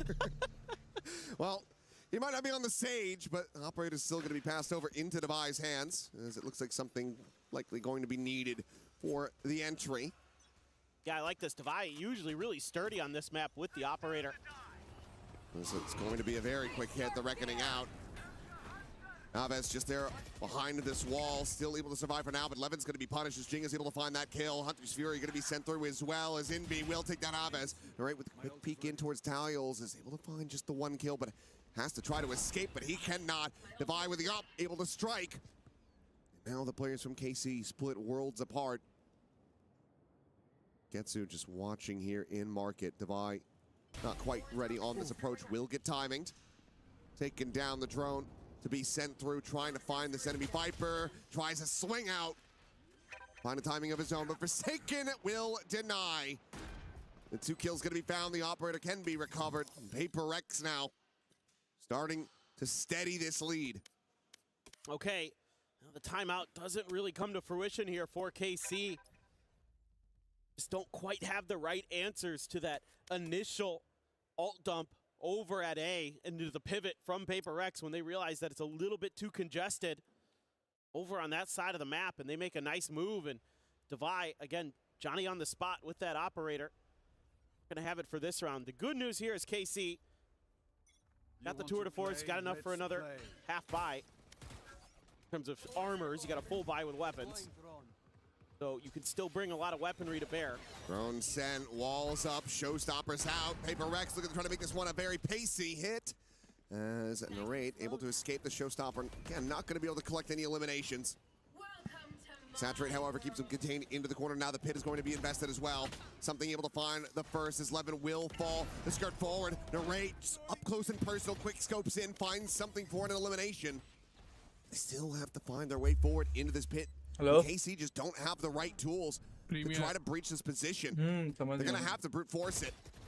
Anton को बुला online है वो उस बंदे का number थोड़ी ना मेरे को Now a 2v4, the spam कौन से कॉल कर रहा है fishing for anything that he can हाँ get. तेरे से बोल Smattering of damage found on Envy. TP forward quickly canceled by now for the online ही हूँ मैं बट मैच देख रहा हूँ वॉच पार्टी का is able to find a second. Haves taken down a Devi. Finds all 3 to close EWC out the round and get PRX up to 11. I saw the evil cackle from Devi there on that one. He just absolutely saved that round for PRX, because what a moment for DOS9. I thought they'd swing on him. पता नहीं अभी और 2 matches हैं PRX के like हो हो जाएगा 1 घंटा हो जाएगा and then Devi through the wall there. Now, even with the pit on their side, a 2v4 is still damn impressive. PRX की जरूरत है ना भाई आपको फैमिली में टेंशन कम मिला है 11 to 8. ठीक है Devi a bit fractured as the overdrive is going to be coming through, and something left on a bit of an island, but no, still finds a headshot. Naves will be able to clean up one, but Convergent Path's going to be sent out as they look to try to reclaim this space in B main. The double dash in the back of sight. Jing held in position for the moment, but right now on that arrival from Boba will be able to shut down the enemy waylay. So player advantage back into the hands of KC. PRX trying to use an unexpected aggressive moment there where they're, pinned back. You've got the overdrive flying at you. You get nailed by the paranoia with a bunch of your players, and you're able to trade. Most teams would take a pause there. PRX is like, no, we're going to try. KC very ready for that re-aggression, though. +9. Going to sight. Hello, did he see the feet? He must have done that, or we need to investigate. Either way, Forsaken, feeling back a miraculous kill, is able to get this into a 3v3. So gets still having to make his way back from that A side of the map. Working through market in all likelihood. Envy will be watching the rear for now. अच्छा हुआ मैंने गाड़ी नहीं load Hunter's करी Fury is very much relying on the dynamic duo of Forsaken and Jing to try to hold this line. I just wanna be Swing the corner, the gun barrel nearly spotted, but just has the read. But Forsaken to the counter swing is able to find 2 kills. बुलाना Tennessee Vensi जो भी है Tennessee को बुला call करके tension ही call किया था वो थोड़ा आएगा 1 घंटे में क्या पागल है क्या 9:30 खत्म हो जाएगा क्या टीम से निकाल देंगे भाई स्ट्रिक्ट नहीं है लीडर में होता है ना लीडर तो शॉट ही लगाता है अपनी टीममेट्स के सारे Get the clutch. They get a 9th round win. Oh my god. वेंटोन से पूछा तो कह रहा है नॉट प्लेइंग राइट नाउ मैंने उसे कहा प्रीमियर का क्या उसने कुछ भेजा नहीं अभी Some little hesitation. If anyone should know about sticking the fuses on Sunset, it's Forsaken. That's true. That's a great read right there. I don't know see if they could see the foot, but I thought right there Forsaken had locked it down and Envy trying to cover the exit, but अबे ये budget बहन चोद invincible round. We go again. Signs of life. Levin again trying to find that aggression here. And this time we'll be able to skirt away unscathed. Sugetsu now. Enough time has passed. Invests the pit, but it's only on the alley side. Still plenty of sight opened up, but obviously Trademark in position to alert. We've got 3 players out in mid to quickly try to recollapse and reflood. Yeah, so it's going to be a lot of pressure on the Forsaken potentially here. Not do anything too crazy. Harbor Wall kind of gives away that he was lingering in the back, but moving forward to group up. I think the timing on this hit. Oh, and he's just watching. He's waiting for that raise to come bounding up over the top, but instead it's going to be something. Just pushing forward, able to find that kill, but traded back. Forsaken now will fall. And getting slotted in, Dubai trying to play him in, bait them forward. Meanwhile, something clearing the hard, but as he turns to the side, he ends up getting taken down. Dubai. Same time, able to find DOS9.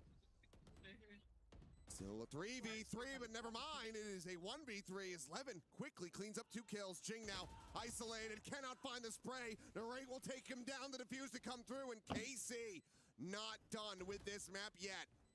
Yeah, it's just that little bit of extra timing there. अबे right corner नहीं check कर रहे हो तुम बहन दी ओए just fast enough to the punch. I mean, he gets into a position where he's trying to hold that flank angle, but there are 3 players there. The crosshair is just a little bit off. That cost him his life, then something dealt with by the recon, and even though there's some punch from PRX, it's Levin again, who strikes when they need him. ये तो बड़ा real था 18 on the map. Narrate was 17. Those 2 leading the charge, and there we go. Finally, Alex said, okay, all right. Maybe now. I'll get in here. Rena bhai kaun? Rena bhai kaun? Money to work with. कौन दिया तुम्हें PC खेलने के लिए? Round out of PRX, and again, I mean, we did just see the the thrifty after the pistol loss. None of them were really that easy. Yeah.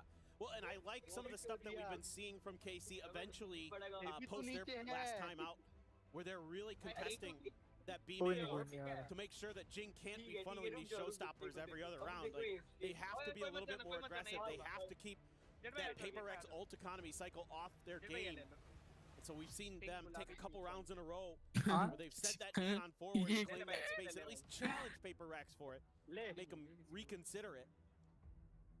And they've been so quick to get back into position. So much of what KC is able to do here on Sunset flows through Levin. This is timeout going to be enough. The conversions so far haven't been fantastic. But Drake is going to be making a quick exit. Does find some damage on the Jing. Like the response. A little bit of aggression now from PRX to take some space of their own. Forsaken is making noise. Levin hearing all of this. Just begging for him to come peeking. Forsaken was just trying oh to my god. Give him that chance. Meanwhile, Wall falling. Levin still able to find that kill. Something taken down. Meanwhile, Envy going to be overwhelmed. DOS9 cleans it up. भाई देख ले कीने साले कीटाणुओं की तरह बैठे हैं has not left his position, and he would be right for that. Reach back one to try to give them a chance. Left scratching their heads, wondering where the hell is going to be the best place to try to take this spike. Oh God, it's Forsaken. Rough timing there. Sugetsu able to find it now. Another 2v4 would be necessary for PRX to try to take this up to map point. That was really nice timing from KC. They knew exactly how long it would take him. Just Chavez looking for Jing. Flight तो 0-4 से हार रहा है। 30 HP. अबे मैंने बद्दुआ लगा दी थी ना। Just पागल। out of range of being wall banged, but it's still going to be caught. Dawson able to find it, and Devi can't even pull the trigger. Narrate so damn fast. यार मैं तो चाहता हूँ हो जाए उसका यार। KC tied up 11 to क्या 11. किसी का But now we're getting to the point where Paper Rex's economy suffering a bit. So his next round, so important. Event on भाई वो निकाल इसे प्रीमियर से भाई। मेरा बस दिमाग खराब सर दर्द हो जाएगा। मैंने सही premier not playing right now बाहर निकाल। साला 5 से खेल के इमोर्टल गया है। जब सोलो इमोर्टल क्यों करता है तो पिट रहा कुत्तों की तरह। तो 5 से खेल के डायमंड की लॉबी में मार के इमोर्टल गया है। Multi-man pushes, isolated players getting caught. AC really but making solo भी आई थिंक अच्छा ही खेलता है वो। कहाँ खेला है सोलो देखना सब में हारा है वो सोलो। भाई मैंने अपनी लाइफ में किसी की इतनी बुरी स्ट्रीम क्वालिटी नहीं देखी जितनी मैंने रेना की देखी है। अच्छा 144 पे चल गई। शिट।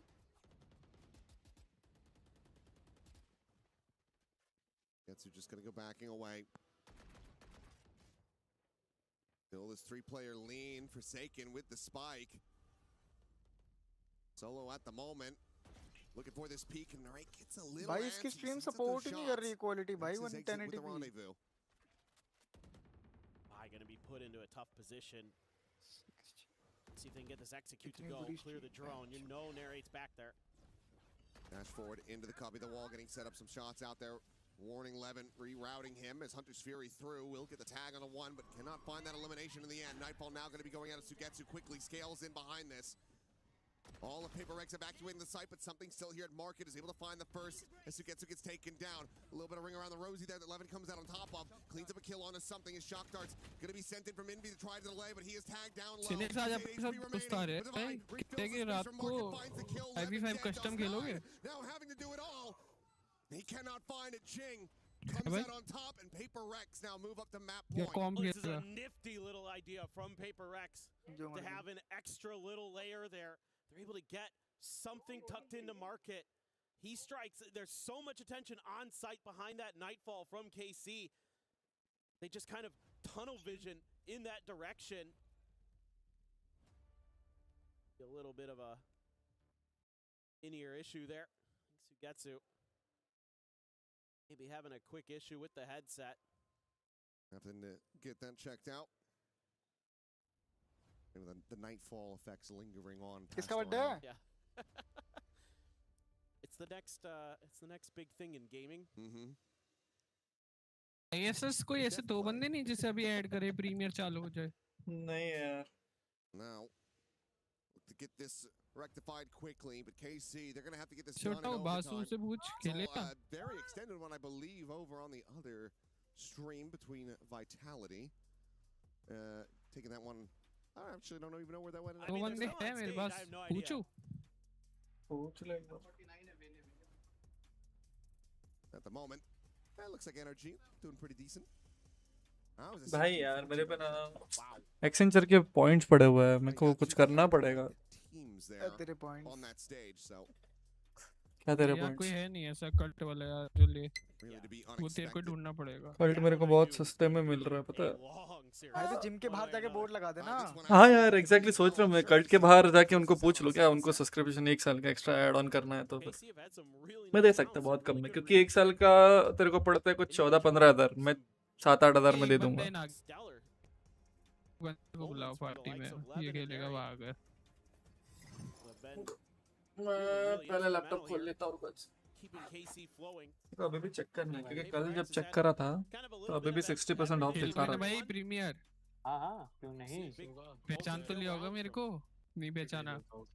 अरे याद नहीं भाई।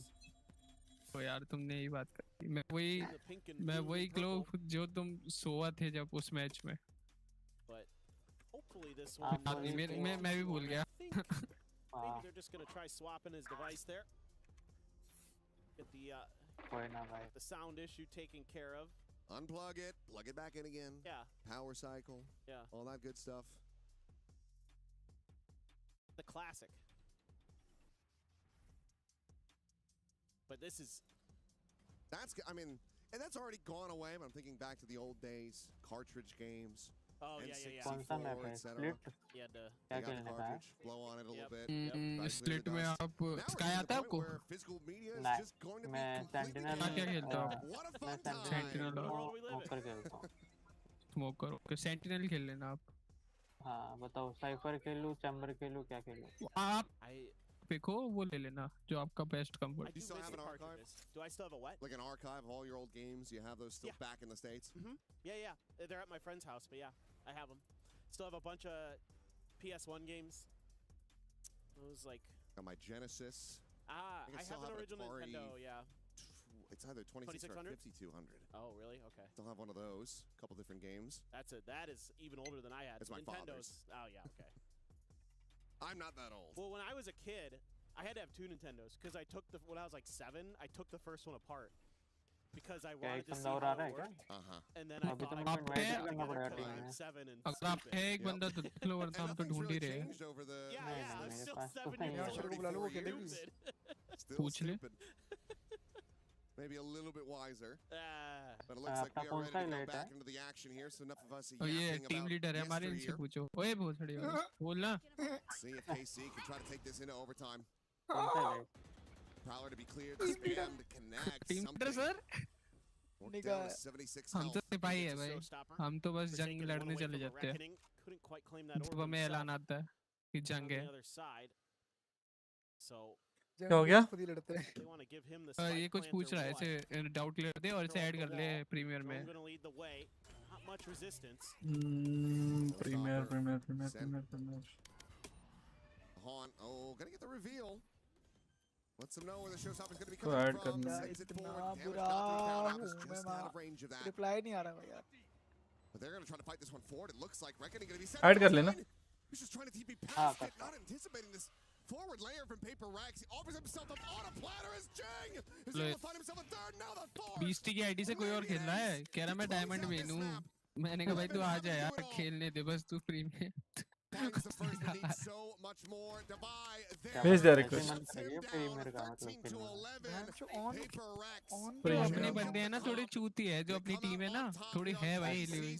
उन बंदों को टाइम दिया था और टीम का वो भी दिया था, लेकिन छोड़ यार क्या बताऊं, कोई टाइम पे नहीं आता। मैं ऑन पे खेल रहा था इतना टाइम से भाई। अबे ऑन प्लस बूस्ट कर बेवकूफ। हाँ कर लिया भाई, अभी देखा मैंने, चेक किया। अबे वो भी आ गई, टाइम बैक लिख रही। हम बस क्या कहूँ, मैं प्रीमियर खेलने जा रहा हूँ। उसके को बुला लो भाई। नहीं भाई खेलेंगे हम प्रीमियर। तो तुम चले जाओगे। Keep themselves alive here at EWC 2026. Carmine Corp, the ones on the chopping block, need to be able to turn this around, get that reverse sweep. नहीं तो ऐसा कब हुआ? तेरी है तो कर ले। मेरी भोसड़ी के कहाँ है? मेरी कहाँ है? मेरी है भाई। डिसाइड कर लो ना किसकी क्या है। We've had so many chances for overtime. किसने पूछा? किसने? Not the case here as add करें दोनों को अपने प्रीमियर में, बीस्टी को भी ऐड। तू है कौन? दादा बोल रहे हो? But they fall short on their map pick of Sunset, and I think that's going to spell very difficult future for the French outfit. Let's welcome back our desk with Kukuka and Big Time as man. 13-11, they try to pull out the Sunset, knowing that PRX has not been playing on that since being at Masters London. It just doesn't quite work out. ये leader sir ये कर लो ना, accept कर लो, accept कर लो। Beastie accept कर दिया भाई। नहीं बीस्टी को कौन पे मैं how they actually had to work around the map because of Forsaken being on the harbor and all the conditioning that he was having. But they found a lot of solutions. But at the end, man, I just feel like with Casey, it's always the same. Like they're so close in all of these matches. And if you could see it on the cameras, we could also feel it here. The way that they were celebrating. Because at the end of the day, you're about to win again against PRX. That is something that not many people can see. But leader कौन है? PRX man, they were stressed. They तूने were मुझे really, unfriend मार really दिया stressed. There was no celebration after winning rounds. Yeah, very much. फिर भी I तुझे think for me, I was Beastie impressed थोड़ी by है KC, बीस्टी and की I was आईडी से कोई और definitely खेल a रहा little है bit disappointed with फिर PRX भी मुझे in 20 this की first half for sure. Friend Yes, message it का was ऑप्शन 7 आ रहा to है 5, यार but it felt like they were only really क्या मतलब तू leaning on एडिट ही their है set ये रिमूव pieces. फ्रेंड का That was ऑप्शन आ where रहा they है were at their best down middle. Those aggressive W ठीक है game क्या plays थोड़ा are what सा they were known for, but I thought they were struggling in a macro aspect. Then we move across onto that second half. The attacker side is where they really begin to show their true form and light it up. Casey fall away a little bit there. कौन They सा माल put in a book good बैठा है shift. पता 13 to नहीं 11 is very, very respectable against one of the top. अरे ये अफीम अफीम होता है ना अफीम वो फूक के बैठा है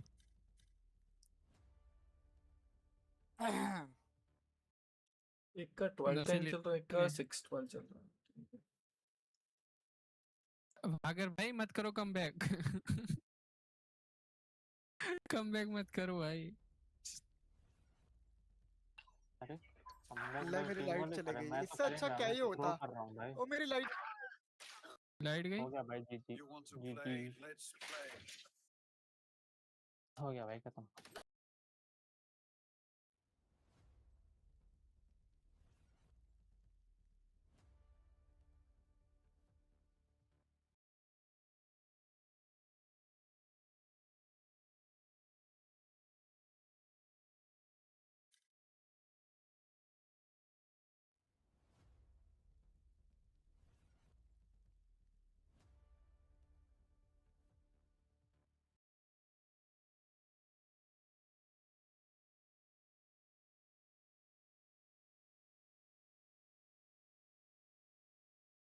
हेलो अच्छा मिल गए भाई 5 बंदे ये कहाँ गया सिनिक्स कहाँ गया अभी लाइट चली गई उसकी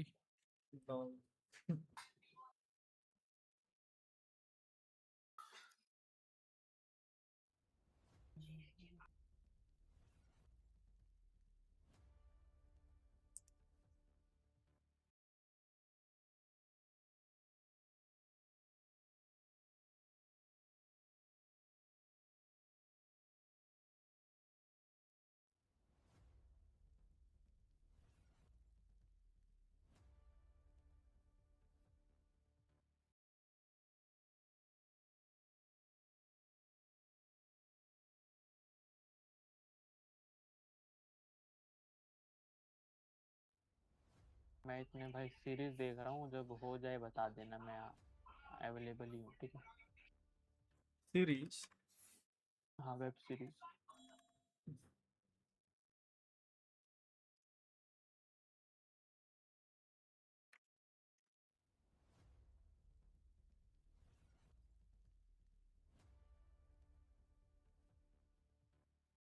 So we've got bigger things in sight. You know what's in sight? It off their game. Kill, see. PaperX trying to use an unexpected aggressive moment there where they're, pinned back. You've got the overdrive flying at you. You get nailed by the paranoia with a bunch of your players, and you're able to trade. Most teams would take a pause there. PaperX is like, no, we're going to try. KC very ready for that reaggression, though. +9. Gonna cycle. Hello, did he see the feet? He must have done that, or we need to investigate. Either way, Forsaken, feeling back a miraculous kill, is able to get this into a 3v3. Sugetsu still having to make his way back from that A side of the map. Working through market in all likelihood. Envy will be watching the rear for now. No shocks, no Hunter's Fury. So it's very much relying on the dynamic duo Forsaken and Jing to try to hold this line. Drop down from Narrate, swing at the corner of the gun barrel, nearly spotted, but just has the read. But Forsaken on the counter swing is able to find 2 kills. On 4, potential 4th. It's going to be a necessary one if he wants to clutch this and take them up to map point. He's considering the reckoning. And will just be sending that to the fuse. Just going to be held. He's got the poison orb. And Forsaken, he cannot get there. He just sticks it all the way to completion as KC get the clutch. They get a 9th round win. Oh my God. It is just barely there. But Sugetsu knows that he really has no other choice but trying to stick it adjacent, just some little hesitation. If anyone should know about sticking the fuses on Sunset, it's Forsaken. That's true. That's a great read right there. I don't know if they could see the foot, but I thought right there Forsaken had locked it down, and Envy trying to cover the exit, but Sugetsu gets a big one, and we go again. Signs of life. Levin again trying to find that aggression here. And this time we'll be able to skirt away unscathed. Sugetsu now thinking that enough time has passed. Invests the pit, but it's only on the alley side. Still plenty of sight opened up, but obviously Trademark in position to alert. We've got 3 players out in mid to quickly try to recollapse and reflood. Yeah, so it's going to be a lot of pressure onto Forsaken potentially here. Do anything too crazy. That harbor wall kind of gives away that he was lingering in the back, but moving forward to group up. I think the timing on this hit. Oh, and he's just watching. He's waiting for that raise to come bounding up over the top, but instead it's going to be something just pushing forward, able to find that kill, but traded back. Forsaken now will fall. And getting slotted in, Divide trying to play him in, bait them forward. Meanwhile, something clearing the haunt, but as he turns to the side, he ends up getting taken down. Divide, at the same time, able to find DOS9. Still a 3v3, but never mind. It is a 1v3 as Levin quickly cleans up 2 kills. Jing now isolated, cannot find the spray. Narrate will take him down. The defuse to come through, and KC not done with this map yet. Yeah, it's just that little bit of extra timing there from KC, where they're just fast enough to the punch. I mean, Forsaken gets into a position where he's trying to hold that flank angle, but there are 3 players there. The crosshair is just a little bit off. That cost him his life, then something dealt with by the recon, and even though there's some punch back from PRX, it's Levin again who strikes when they need him. He's up to 18 on the map. Narrate was 17. Those 2 leading the charge, and there we go. Finally, Alex has said, okay, all right, maybe now I'll get in here and talk to them a bit. And still a good amount of money to work with. AC not quite going to be able to break the bank and get an easy round out of PRX. And again, I mean, we did just see that, you know, the threat. Cynic तो आने रहा, रिस्टू को बुला लूं. None of them are really that easy. वो jet में हो गया. And I like some of the stuff that we've been seeing from KC eventually. Favored to do given the वो क्यों जज गया? I did a search for ways to. तो बंदा निकालना पड़ेगा ना तो फाइटिंग. वैंटन को ही बुला लेना, वैंटन तो है. कहाँ आ रहा है? मैंने 10 इनवाइट भेज. उसको फॉलो कर.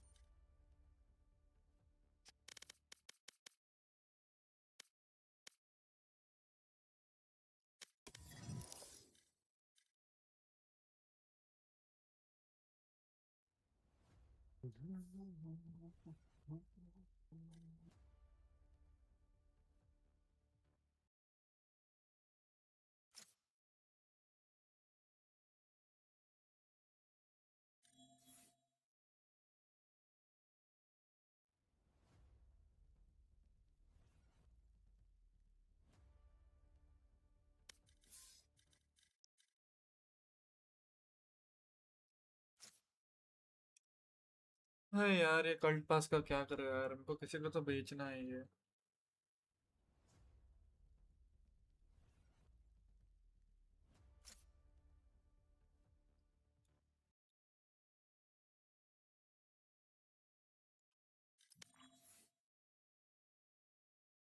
बेचने को भेज दो. क्या भेज दो?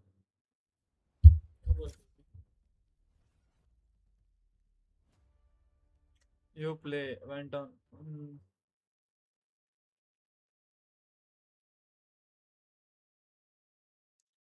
मुझे नहीं लगता अभी अगर स्टार्ट करेंगे तो मैच मिलेगा. 9:30 तक होता है. हाँ, बट 8 बजे से ही लोग खेलना शुरू करते हैं और फ्राइडे भी है और सैटरडे हम लोग लास्ट एकदम स्टार्ट लाइक वेट करना पड़ेगा 10-15 मिनट. उसमें भी अगर नहीं मिला तो नहीं मिलेगा क्योंकि लाइक स्टार्टिंग में सब लोग स्टार्ट कर लेते हैं.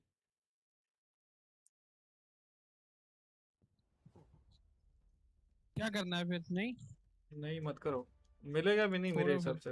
याद है पिछले बार भी हम लोग वेट कर रहे थे. नेक्स्ट टाइम करते हैं. अभी बंदा है अभी जा नहीं रहा ना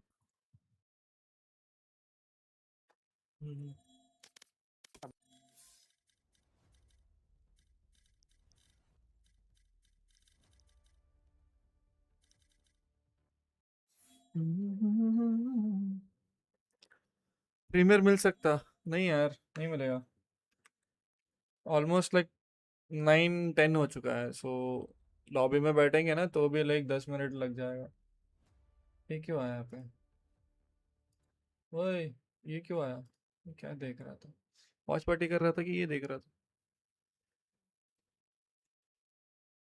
कर लेते कुछ लोग आज सैटरडे है ब्रो फ्राइडे होता है वो सैटरडे को 2 मैचेस कोई नहीं खेलता फ्राइडे खेलता है और सैटरडे खेलता है पिछली बार भी तो हम लोग सैटरडे में ही बैठे थे Gee, unless Chronicle can really show us why. As a former Masters champion, he can do something big here. PRX का मैच Has to शुरू हो गया क्या नहीं हुआ अभी तक Being in Paris. Yeah, I mean, I think that's the big thing. It will be so sad to not see this team on stage in front of the French fans because they're so Pegasus भाई बीवी pregnant हो गई what to do say in his video that if they make it out of तेरी this बीवी group, they're gonna win अच्छा the whole पड़ोसी की thing because they know everyone in that तू crowd क्या ही is करेगा rooting for them to do it, but they have तू to क्या make it he out. They करेगा have to get through such a tough opponent in PRX on their preferred map. It's true, David and Goliath times for the French organization. He also told me in that interview that PRX was, he considered PRX to definitely be बहुत close मारा लेकिन केसी ने Go backing away. I don't even know where that went. I mean, no narrates back there. ये match बहुत close गया था Here's enough of us yapping about yesterday. If they want to be performing in front of the front. It's like, look at PRX. They're always like, what to do what to do it really feels like, as I was saying, like feeling pressure, almost losing against a team that you should have the number of. I know that it was Sunset and whatnot, but the synergy the PRX have between each other, it's not like Sunset came out yesterday. It's not Summit, you know? Like you have no idea what to do, what comp we're gonna play, how we're gonna structure it. Nah. It's a map they're famously very good on. So the fact it was close does bode well for KC, but I think you made an excellent point where you have to judge the vibes of these PRX players. They are the ultimate vibe team. They want to be in a high mood because without it, the team really just started to fall apart. Yeah, I just got told that we will be heading into Agent Select very soon, dealing with that audio issue that we heard earlier. They remade the lobby, so the guys filing back on in for this elimination match here in Group B.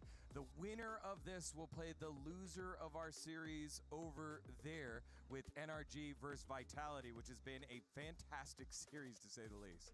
Yeah, we'll definitely have to go and watch that one later.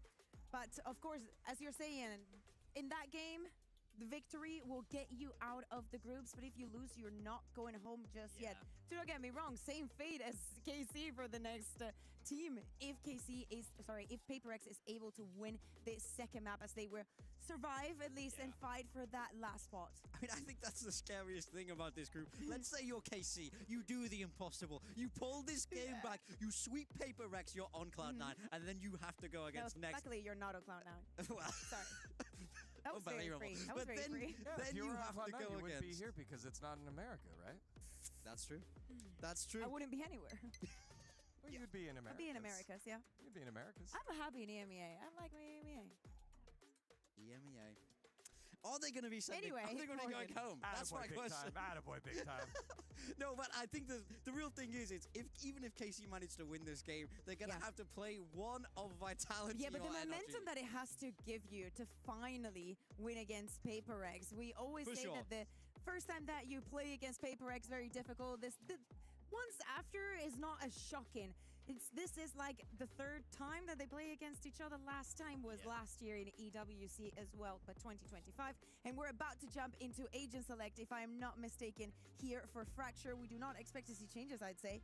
coming in from the side of PRX at least. Yeah, I mean, this is the bread and butter for PRX. They love this composition. I remember when I first saw this and I shook my head, I rolled my eyes, and I said, how dare they be playing Double Initiator? How dare they be playing Breach? But they've made it look better than any team I've ever seen.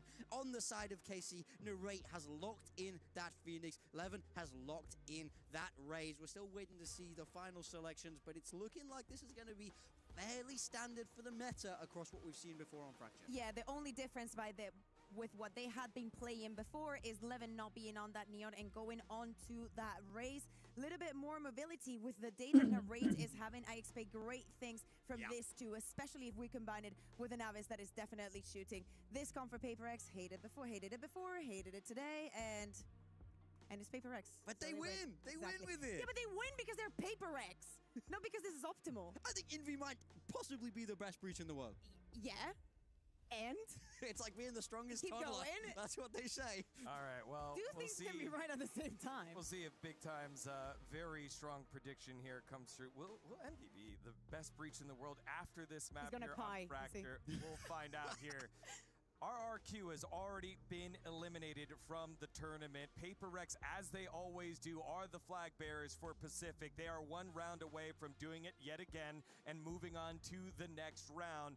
Carmine Corp trying to play in front of their fans, but to do so, they got to get through one of the best teams in the world. It's map number 2. Let's send it back on over to Paperthin and Achilleos. Thank you very much. Here we go. Fracture, much to Kakuka's chagrin, has been a fantastic map for PRX. Comp aside, still looking incredible. I'm being attacked by a Spanish woman. I mean, it's okay to be wrong. They're just wrong. Either way, we'll get ready to go into this as the barriers are going to drop. Couple sheriffs in hand.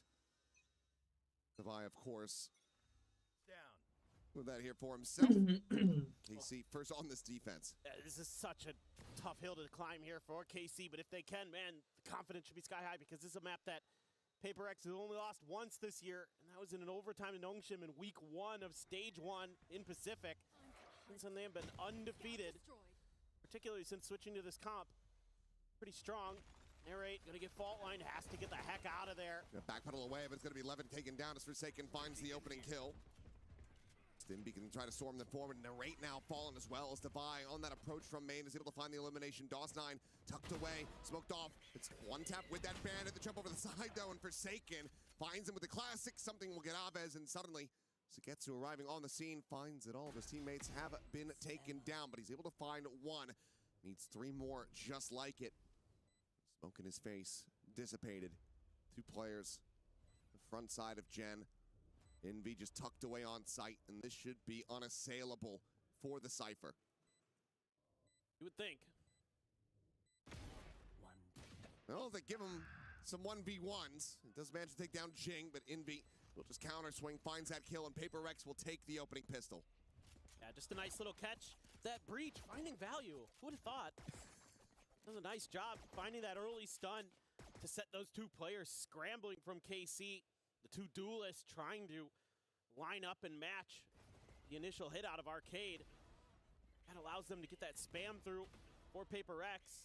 And then Forsaken, of course, DOS9 is right there, and he just throws a flash and jumps through with the right clicks. He's going to keep a Sheriff into this one. Something's going to have a Vandal. Envy Jing, Bulldogs. Devi with the Marshal.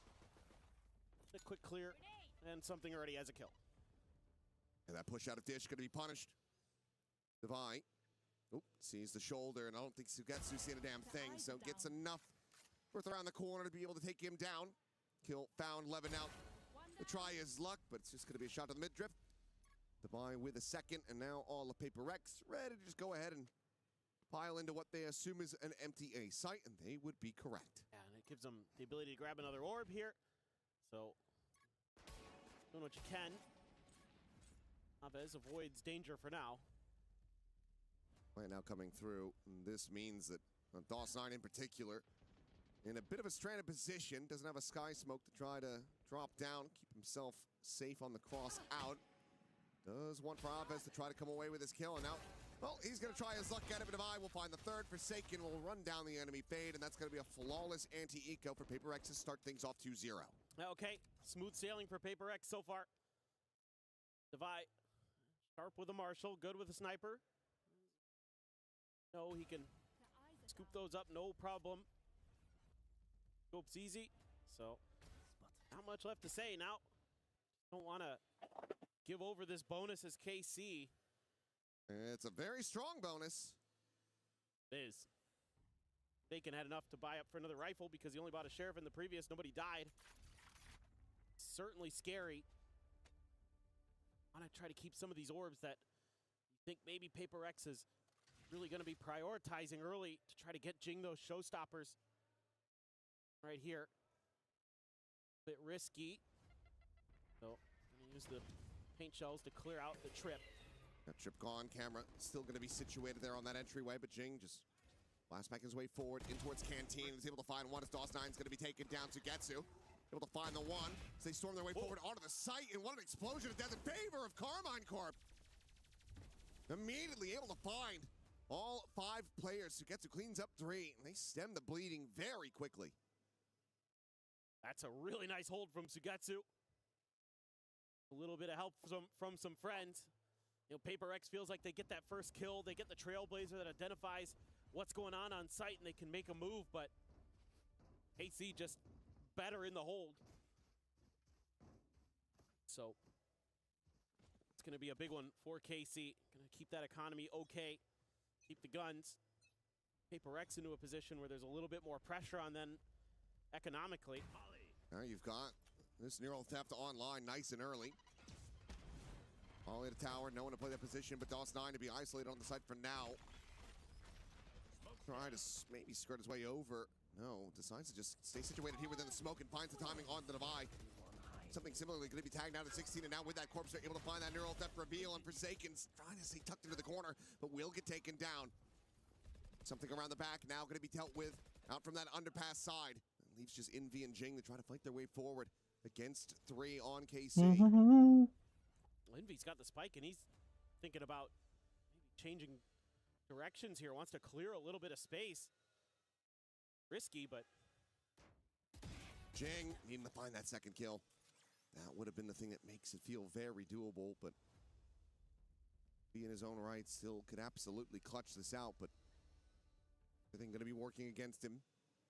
Down in numbers, down in health. Doesn't have an ult. He's going to try to shift things up, go for a reposition. I'd be hoping that KC had bit that he had gone to A. Oh, Envy looking to try to take down Avaz. He cannot. So tied up 2-2. Paper Rex. Economy getting whittled away at now.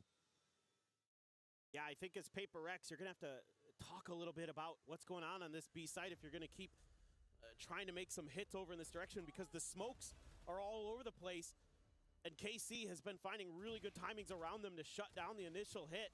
Sugetsu so wily there, and giving over that first blood allows that neural theft to come through, find the second as well, making it a little too easy there. But credit to them, they're very well prepared how to layer those smokes. You've got the Cypher, Showstopper, should be avoided. I mean, KC's done a great job of making sure that they at least don't really take damage to these. Okay, yeah. Tucked back around the corner. For a second, DOS9 was starting to push that angle. Re-wraps towards that rope side. Meanwhile, approach now coming in. 3 players from Dish. Envy, lone defender here. The top of sight. Sets out the aftershock, tries to buy some time. Plays wall, going to be situated, forces him a little bit further forward. Paint shell as well to try to buy some space with a re-approach coming in from that sand side. Envy able to find the one. DOS9 in the rate, however, answering back in kind, keeping it to a 3v3. A lockdown available, but not going to be needed. As Divide will clean up 3. Forsaken gets the final. Grabs up a gun. Paper Rex will reestablish a 1-round lead. There's some good understanding here of KC of how Paper Rex likes to set up these A post plants. You know, they know they're probably going to tuck a player into that corner, so they're throwing a little bit of util Envy's direction, try to make him uncomfortable. And then they know they have to go clear rope because there's usually going to be 2 players over there. They just can't quite do it. Divide right where he needs to be when he needs to be there. Has that lockdown. Envy has a rolling thunder, but a couple ults there. Rate and DOS9 have theirs, but Sugetsu and DOS9 on Bulldogs only. The funds starting to dwindle. KC, they can get this one. Get some of their ult cycles to go. Oh, I mean, maybe not quite hearing that curveball either way. Something swings out into the open to his death. Little strike, a non-factor now in this round as the running back's going to be coming through Narrate, trying to find a target. Swings the corner, but Jing will be able to shut that down, but Levin is right there behind him. Gets himself on the board at long last. It's Divine now trying to clear down through this underpass, but Narrate absolutely has him screwed. Now it is just Forsaken and Envy in a 2v5. Boombot to find nothing, and there is so many angles that they have to try to re-clear. Or they can even consider trying to make a go of this, but in all likelihood, this should just be a save. Yeah, I mean, again, KC understands the tendencies of Paper X and able to really beat them to the punch. Spotting each other out. They see the breach, and that means that all the other players now rotating back over, but Envy wins that fight. Narrate's going to be taken down, but Forsaken only able to find the one before falling. Via tap of the rope, the Prowler scouting his position, trying to run them forward, gets the dink through the wall, but cannot finish the job. Aves stays alive, and KC find parity once again. I think we might see a timeout. I would maybe consider one here as Alex. You want to talk a little bit about how to work the map a little bit more, how to be a little bit more prepared, because KC's being pretty aggressive themselves. Exactly what you need to be doing on the Fracture Defender side. And they're throwing you a lot of different looks. This time they come from sewers unexpectedly. That just throws the round completely off balance, and then Paper X knows that the Phoenix ult is coming, and so they have to just take a pause, but that means that you get a free trade there because you identify where Jing is. Got Levin right there behind Narrate. Absolutely need to talk this one over a little bit. You want to get a lot more rounds here on this attacker side for sure. A lot more rounds, and you also have a lot of ultimates. I believe it's 4 online at the moment. Ready to go. Yep. Don't want to be seeing the players overcommitting those. Curious what the buy is going to look like for Paper X. How much money was left? Memory fails me in that regard, but important round. Try to set this off balance. Yeah, I was going to say, I think they were pretty poor. It's just going to be some sheriffs. The Bandit, I mean, something only as a classic. Forsaken, the only one with anything really to buy up with. Just a Guardian. So, kind of brutal for Paper X, because you would expect that you're going to lose this round, chew through some ult cycles, and then KC's going to be right back into theirs to match yours. Oh, well, the timing found. Sugetsu tries to go in for that cam. Forsaken swing that corner, Guardian hand, able to find that elimination. Orbital strike will slow down the rest of the players' approach. Meanwhile, Narrate able to burn Envy to a crisp. Setting out that molly, gets that kill. Paper X will be given the sight for now. Well, Devi, world away, exploring into B, but even if he calls for the rotations, you still have Levin on this very deep angle. Outlaw in hand. Should be good for it. So something on this swing, headshot will be confirmed, and that's the spike now dropped. This is a very strange position for Paper X to be in. Would think that this is going to be tough.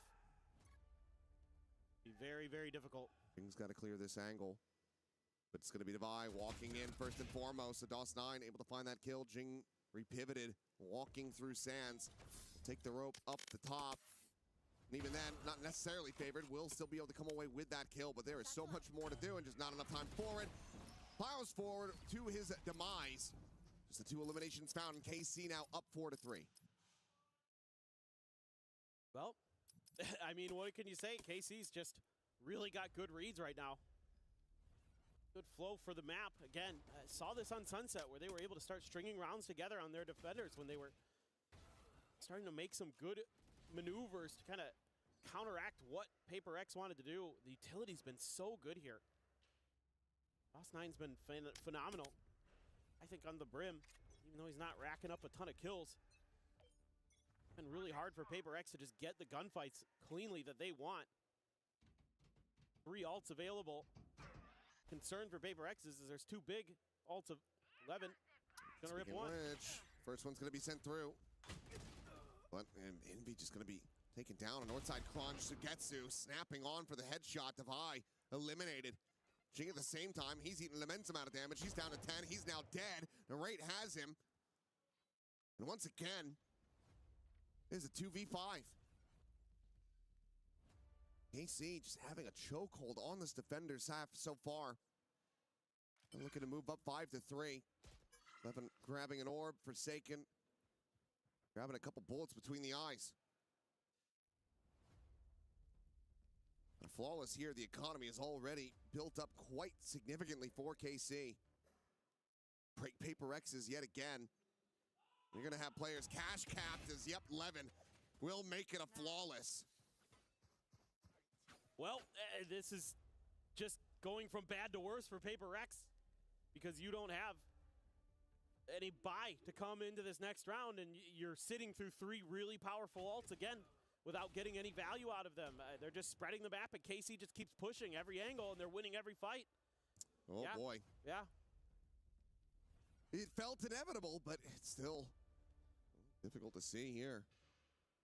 Second and final timeout for PRX here on Fracture. Going to be spent just 9 rounds, not even. 8 rounds of play. Alex very much not happy with the way that things have been going. No. I mean, I think in some ways, you might just need to simplify the game a little bit here as PRX. Just kind of 4-1. Death ball around the map a little bit. But the way that KC is responding to everything is just so good. I give so much credit to these players and the coaches. They are very well prepared. I mean, they knew that Fracture was going to be picked if they left it open.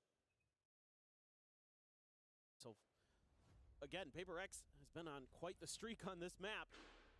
They obliterated Leviathan on it to open up the Masters London final.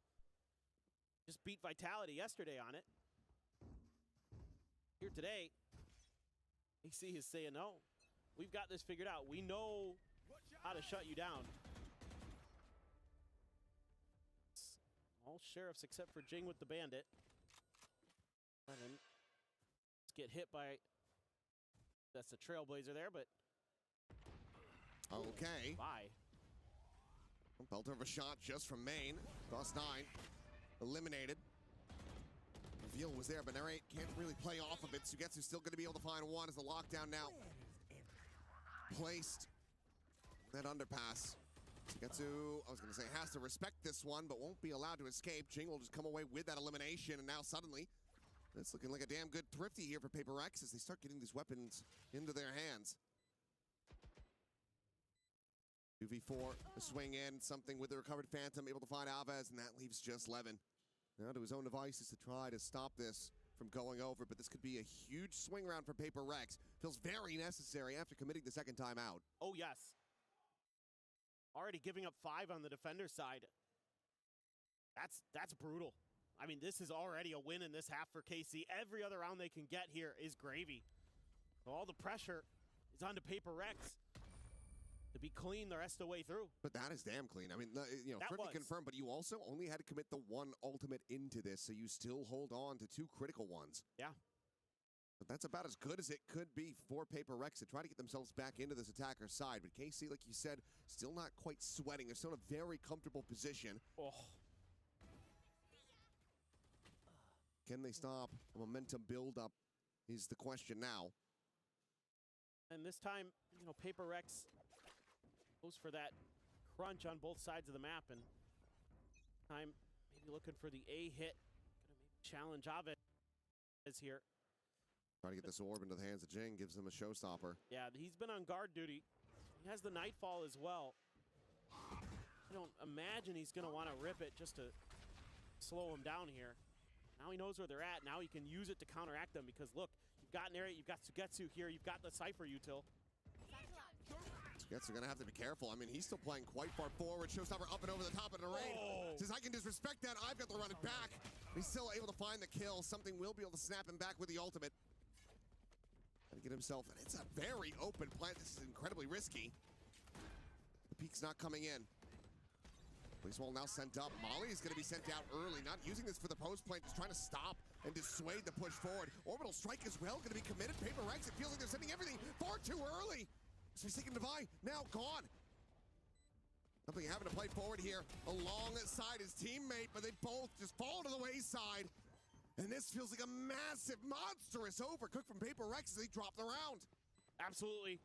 This is beautifully thought out by KC. Again, they're so quick to react, but one of the things that's been really impressive today overall is the way that Narrate has been able to absorb Jing's showstoppers. We saw it with the Chamber on Sunset many times where he's the one there and then rendezvous out. This time he has to run it back. He doesn't even get hit by it. Just blows right by it, and Jing just off balance with it. I mean, what an inversion from what we had just seen. A gorgeous, thrifty one ult committed. There you get the showstopper, the rolling thunder, orbital strike, everything invested, and they can't get the round over the line. Oh, it's a huge nightfall as well from Aves. It hit 3 players on PRX. Nullified any of their ability to get into decent positions. Now Narrate tucked around the box. Just gonna bypass him. Let's see how quick he wants to be. To challenge something, and he wins. And something now dead.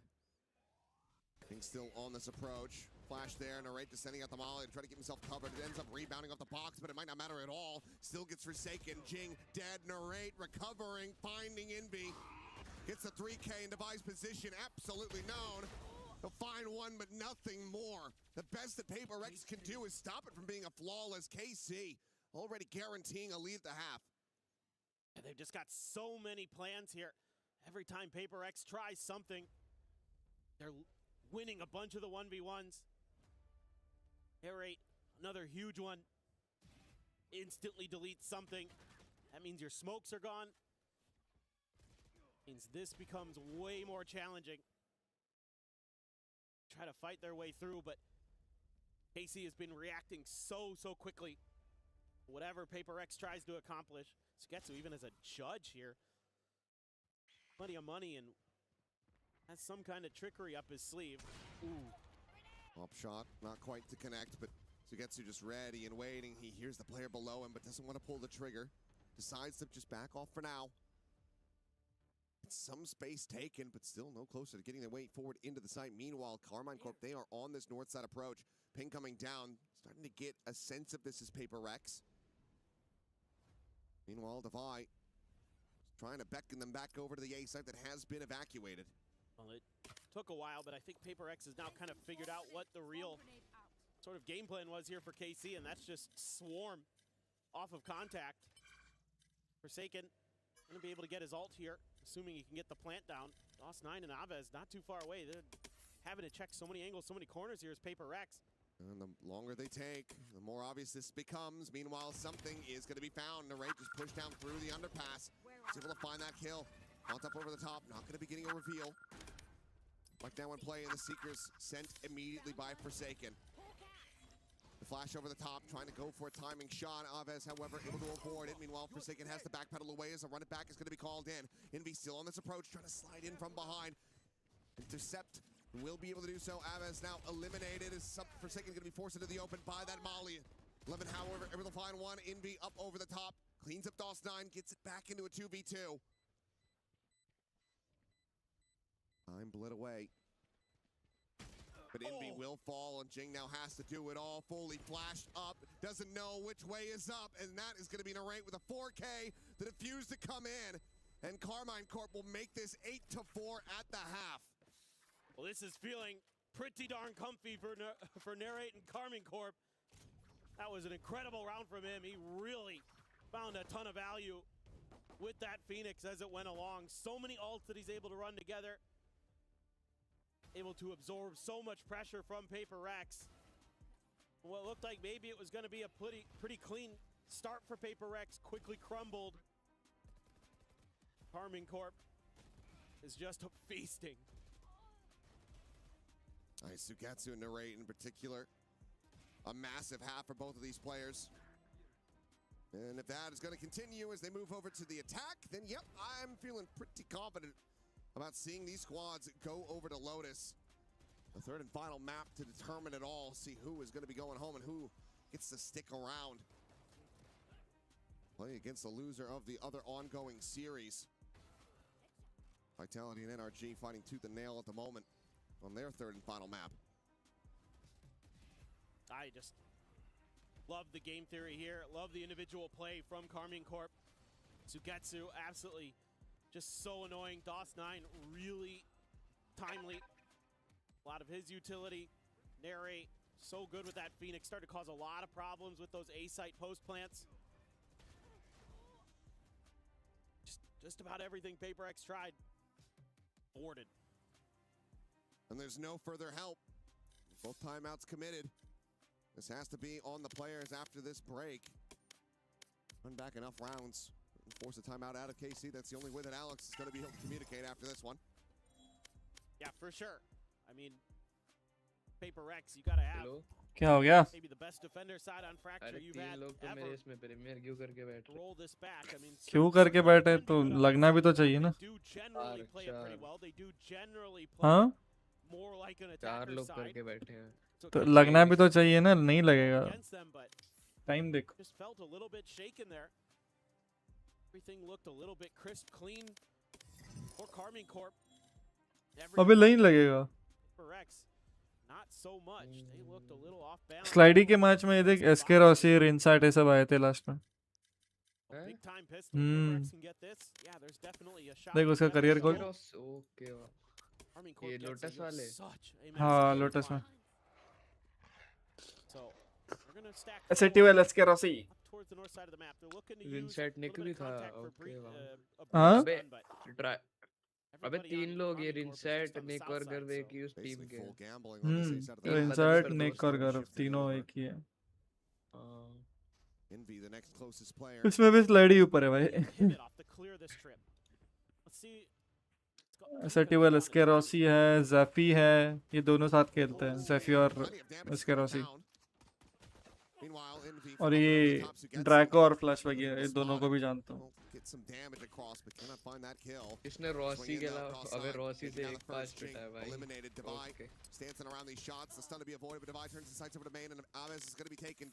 Rossi से कर ही नहीं पाया बेचारा।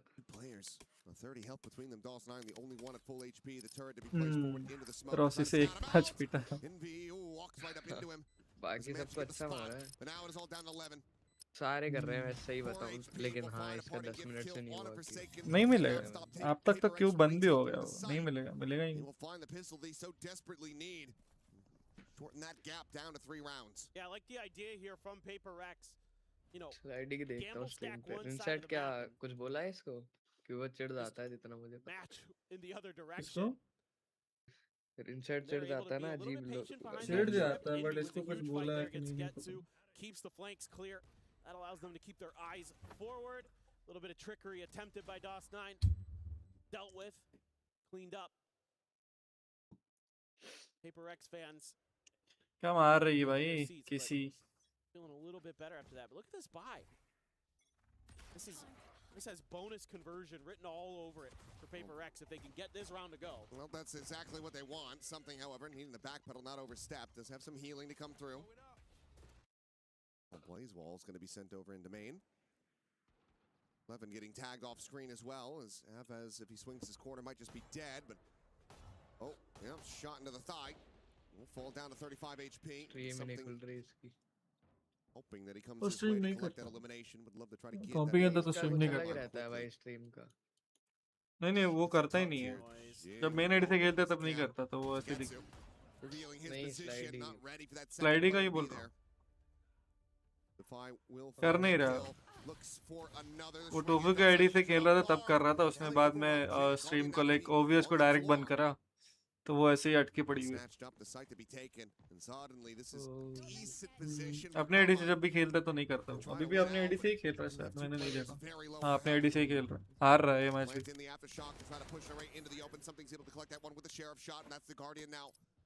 Match देखना था मुझे। वो stream नहीं करता, मेन आईडी से जब भी खेलता स्ट्रीम नहीं करता। जैसे मैं नहीं खेलता हूँ ना मेन आईडी से, तो key weaponry to be FPS बहुत कम आते हैं भाई. Will make this an 8-6 scoreline. That's gigantic that PRX is able to recover this because आज देख रहे तू there was a PRX का moment here. कैसी क्या कर रही है भाई? Really patient, really tricky. If Sugetsu doesn't reveal his presence there, I think he's got at least one more kill. He pops that camera and goes for the play. मैं stream नहीं कर रहा Still, like I like the idea from KC. EWC से ये मिल रहा है across the rewards map mill a रहा little है bit. प्राइस मिल रहा है. PRX wants to keep pushing because they think that watch party करने से आपको maybe फायदा A हो had रहा been left हाँ, open. You just find 800 a रुपए मिल cipher रहे there. हैं 2 घंटे Usually that player, again, often going to be on their own, so you're trying to capitalize on that advantage. Plus exclusive rewards merchandise ये सब points के Turned out साथ मिल KC रहा है. was already rotating off the back of him. Being so close बहुत to सारे the लोग front करते हैं for so भाई. long, and here you go, a couple guardians, a couple rifles, है. marshal for सही है. something. तो आपके सब्सक्राइबर के हिसाब से मिल रहा है या नहीं ऐसे लाइक वॉच आवर्स के लाइक क्या बोलते हैं उसको स्ट्रीम कितना घंटे तूने किया है तो उस हिसाब से तेरे को पॉइंट्स मिलता है. Nearly finds himself at second. Chavez does manage to survive. 40 health, but now Envy joining in the fight. Looks for a little bit more, but eventually gets punished. And the right finds Jing. Just the two players left standing. Something with the Marshal, the Prowler, not to scout him. Has that Sheriff still in hand, though. Finds the first, finds the second. Now it's just India great. से तो फायदा मिलता होगा इन्हें. Kind of sprays through the box. The plant to come in. Has a run it back available. Does he send it for the 1v1? The curveball out. Gets the sign spot. Jersey है Tremendous amount of damage. PS5 है Tagged at points 21. पे. It should have this done and dusted. It has to be a quick, crisp, and clean headshot from Divide. आपको इनका मिल Try आया to था take watch this party one. का या He आपने won't be able पूछा to था? have it. Narrate gets himself a 4K आपने इन्हें clutch. पूछा था कि वॉच Deny पार्टी the का bonus या इनका conversion, but खुद it's आया immense था? amount of इनका damage खुद still आया dealt था by मेरे को. PRX. Narrate, just incredible today. Not sure if Divide made some noise there. And he was इनका able to जो लाइक एडमिन होता है time ना that curveball. डिस्कॉर्ड से लाइक जो भी है तो वहाँ से मेरे को ये मेल आया था मेरे मेल में और वहाँ से उन लोगों ने बोला कि डिस्कॉर्ड पे ज्वाइन कर लो. मैंने करा और उन्होंने बोला एक फॉर्म भरना है वो फॉर्म भर लो बस खत्म Slam through the box. कि आपको कॉपीराइट नहीं पड़ेगा तो फॉर्म 4K भरा again for Narrate. उसके बाद मिल गया permission. He is frying. Well तो out ये in front here, the top जो of the lobby. लोकल वो सब होता है VCS वगैरह हम्म. जो SATL RNTX इन सब के मैच है उन पे पैसा मिलता है. Will strike नहीं is उन पे नहीं online. मिलता. Run it back. उन पे नहीं Really मिलता. need to be committed here. वो तो नॉर्डविन लाइक परमिशन देती है ना. Anticipating that this player went up over the top. 11 found just enough space to tuck away, avoid taking damage. So in the end, that pull of the trigger does not get rewarded with much of anything. Jing now, however, on the push forward is able to find two. Maybe with two of क्या his मारा own. भाई? Fly kills Jing ने. are there. Chavez himself afloat in this round. Divide jumping across, spotting him out. The 1-2 swing coming in, and something to collect it, not allowing Chavez to isolate. मैं keyboard order कर रहा हूँ नया वाला. Steadying the ship and keeping things close. मैं भी कौन सा ले रहा है? It's just a very PRX round here. Just throw हाँ? everything into the blender. Madline Hope 68 it comes out okay. And it कितने does. का मिल रहा है? Let's rely on those players. Jing, 4200 it's up close and personal and favoring the Phantom today. क्या क्या है उस पे? It is the perfect gun in that scenario. एक मिनट देख Sugetsu, हॉल इफेक्ट तो है उस पे और Yeah. क्या Two बोलते हैं players, one shot. Rapid trigger कोई चीज है हाँ रैपिड ट्रिगर हॉल इफेक्ट ये और तेरा ये Forsaken too, though. आरटी कितने का है? That's response the time player you would normally expect to have the outlaw on PRX. 0.1 या फिर He's looked after it, 0.005. and he's like, whoops, I need help. Yeah, has to backpedal away now. Here's the boombot as well on that dish side. Taken trying to get into a position to punish Sugetsu. Has to be concerned about some of that Cypher नाम क्या utility बोला? नाम potentially बता. being there. Trying to push it back with his Madline presence from 68 Jing, at and it has worked a treat. Get him completely isolated. Meanwhile, Madline turret 68 there, HE. good contact from tower. 0.02 से Fine, slotting back in 3.5 here at Canteen. Narrate's trying to sell a fake. PRX isn't buying it. तो ये क्यों ले रहा है? On down over the top. The reveal is there. Divine has to backpedal away. He thought it was going to be safe in that position. ये Still देख finds the URX damage. Chavez code tagged down 68 to करके two. Type कर. Meanwhile, Forsaken re-swinging. Has URX that outlaw code still and 68 has them हाँ. dead to rights. Jing will deny any potential for an ace here in this round. That leaves just Narrate with a sheriff in hand. तेरे को ये keyboard नहीं पता था क्या? PRX looking to make this a flawless. ना Is मेरा able to दोस्त get बता within a रहा था one round of tying ये things वाला up. कीबोर्ड अच्छा है देख.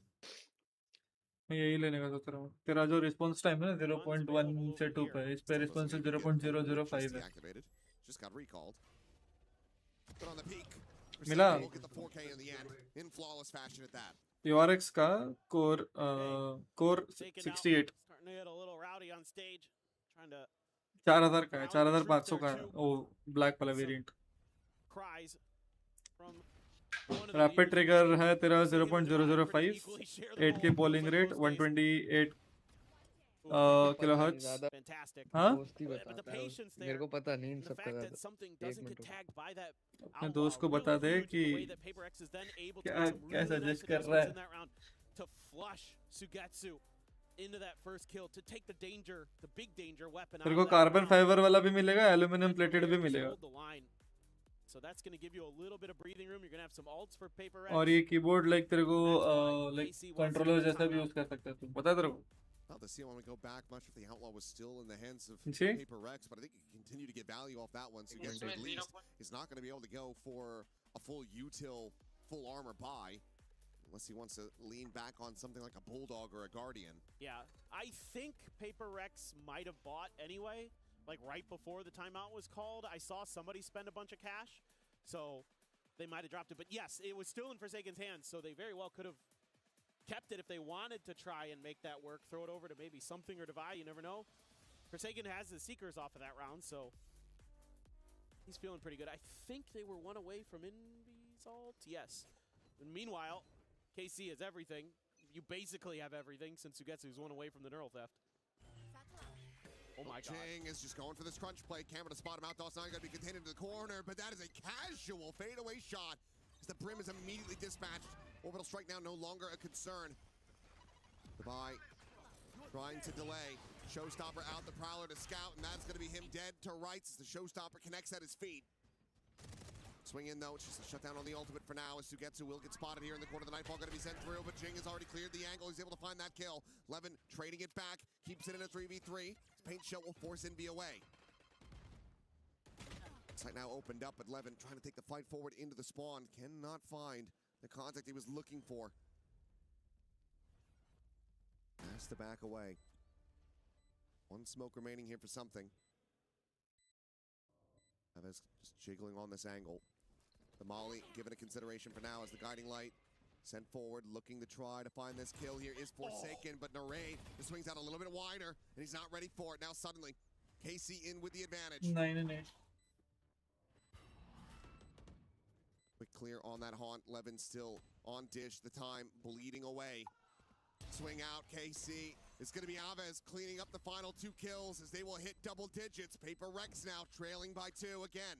Yeah, and again, it's a huge round for Narate. He has been so instrumental, and he keeps that extra angle on lockdown. Wins the 1v1 against Forsaken there. You know, a hot start. Divide trying to cheat, trying to see if he can get away with being undetected right around that corner, see if he can get an early punish on the execute. But the Prowler connects, and he's just dead to rights. So good diligence being shown by Carmine Corp. You did get a couple outs out of Carmine Corp. Oh boy. Well, that's a hell of a lot of unhealable damage. Suffered by Forsaken. Quickly has to give it the space. The turret cleared the nano. He's buying some time. His paint shell just get chucked in. Triple approach on the north side. The Rolling Thunder is going to be called in, though, and it's going to connect on absolutely no one. Divide now trying to hold the line here on the site. Array going to be forced out of position, drops down to his death. Divide just trying to take the fight before the orbital will connect. Ends up falling to the wayside. Now the neural theft going to be called in, but Dalson's going to be taken down as Envy is able to find that kill. Brings it now into a 3v2. Spike in hand for Levin, the plant to go in. Quick Envy going to be taking the rope across towards that south side, joined in by Jing, but this is going to be critical time bought in the post plant for KC. They're going to see it too. Cam was still there. At least saw the one, not sure if he saw the second, so even if he wins the fight versus Envy, he might not be ready for Jing. Bounding forward, but Jing will just go ahead, clean him up very quickly. And now it is just Levin. The spot out and something with a readjust finds the kill. A 9th round here for Paper Rex once again. Just trailing by 1 behind KC. This is just wild scenes in this round. I mean, one of those rounds where every moment it just can change at the drop of a pin, and you know, you feel like that rolling thunder misses. It gives away the script on PRX trying to make this long flank, but they only send Narrate over to deal with it. He faces a firing squad. Even though the curveball might connect onto one or two, it can't connect onto all three. The danger man out of the round. Rest of PRX able to do what they need to. Jing's gonna have the showstopper. Divide one away from a lockdown. Now you're out of the ult cycle for KC. You got one out of it. PRX, Forsaken looking to challenge the angle just a little bit, but doesn't feel comfortable, and I can't blame him, even though it is a weaker buy. Sugetsu again has that outlaw. Jing, the only one tap to it. Something knows Narrate is there. Asks for Forsaken to maybe come help. Oh, what a shot! What a shot! What a face forward from Levin. Something absolutely destroyed. Triple push now coming through, trying to capitalize and collapse in onto the enemy. Brimstone, DOS9 is lingering here within the smoke, and Jing eliminated, denied any value from that showstopper, and it's just this one sky smoke keeping them contained. He will be able to find him in the end. Gets us back into a 3v3. The spike being ushered across, but Forsaken finds a backstep onto Sugetsu, so now player advantage going to be established. Levin, however, at the ready. Pushes the door, finds Devi. 2v2, the heal's going to be coming through. His Envy will have to try to pace forward, but Levin shuts him down. A monstrous 4K. Casey again, just do not allow for PRX to tie this up. देखो भाई देख रहे हो या फिर stream बस चला के देख रहा हूँ भाई Time to shine. दिमाग खराब हो रहा है ये लोग ऐसे क्यों मार रहे हैं PRX Ridiculous. To take something out of the वो equation. कैमरा ऑन नहीं है Then there's a hope here for PRX. They've got a numbers advantage, but the timing, Divide just not even really considering that he could have been there already. Gets caught looking the wrong way, and Levin's in a much more prime position. take that fight. Showstopper immediately going to be sent off the rip. Levin looking for a target around Sands. Jing, however, late lurking, but does get punished. Just doesn't pull the trigger fast enough. DOS9 is able to find him. Minor damage going to be suffered. Starting to get chaotic now as players get lost within the smoke. पहला match भी बहुत close गया था. Paint shell to be lobbed in. Desperately clear out this lockdown, and there it is. It has been destroyed. The molly as well. वो कह रहा है कि 8000 के उसमें पोलिंग रेट का तो ये मतलब है कि .0125 रिस्पॉन्स टाइम होना चाहिए. कह रहा है कि ये 0.005 कैसे दे रहा है. कह रहा है कि यूज कर रखा है उन्होंने, तो देख ले वरना स्कैम हो सकता है. हाँ लेकिन इंडिया का ब्रांड है वो. उसको तो पहले समझ नहीं आया कि सस्ते में इतना सब कैसे दे. तो उसको नहीं पता है ना इसीलिए. No other choice but to just simply back away. India का ब्रांड है वो, कोई यूज नहीं है. तू अगर देख के भी अगर लाइक रिटर्न भी देख सकता है. और तू एक बार इस पे जा. आपने इसी का ले रखा है या ले रहे हो ये? अभी ले रहा हूँ. टोस्टी का एक बार इस पे जा. उसने रिव्यू भी दिया है देख. उसका आई थिंक स्पॉन्सर्ड भी है वो. यूज्ड वाले क्यों ही देंगे भाई, तेरे को बता. कौन टोस्टी? हाँ टोस्टी के इस पे जाके चैनल पे जाके चेक कर. उसने उसका कीबोर्ड का रिव्यू दिया. तो किसी भी एक काम कर लेना, किसी भी इस पे जाके रिव्यू देख ले. कोर 68 का रिव्यू देख ले, दिख जाएगा. अच्छा है भाई, इसीलिए तो मैं लाइक मेरे को आई एम लाइक अ टेकी. ठीक है, मेरे को टेक वाला जो भी सामान दिखता है मैं जल्दी जल्दी ले लेता हूँ. मेरे पास लाइक डिस्प्ले वाला ईयरपॉड्स भी है. स्मार्ट 3-4 वो उसने इसके बारे में सुना नहीं कभी, वरना तो ये बहुत बेटर है उससे. उसने नहीं सुना तो फिर भाई ऐसे देखा जाए तो पता तेरे को अटैक शार्क भी लाइक बहुत लोगों ने नहीं सुना. हाँ ये भी उसी ने बताया मुझे. माउस में उसी ने दिलवाया था. अटैक शार्क है, ईपो मेकर है, फिर तेरा URX है, फिर तेरा और बहुत सारे ब्रांड्स है भाई. बहुत सारे लोगों को नहीं पता, बट मैं बहुत रिसर्च करता हूँ. मेरे को जहाँ पे भी दिखता है कुछ भी नया दिखता है मैं घुस जाता हूँ.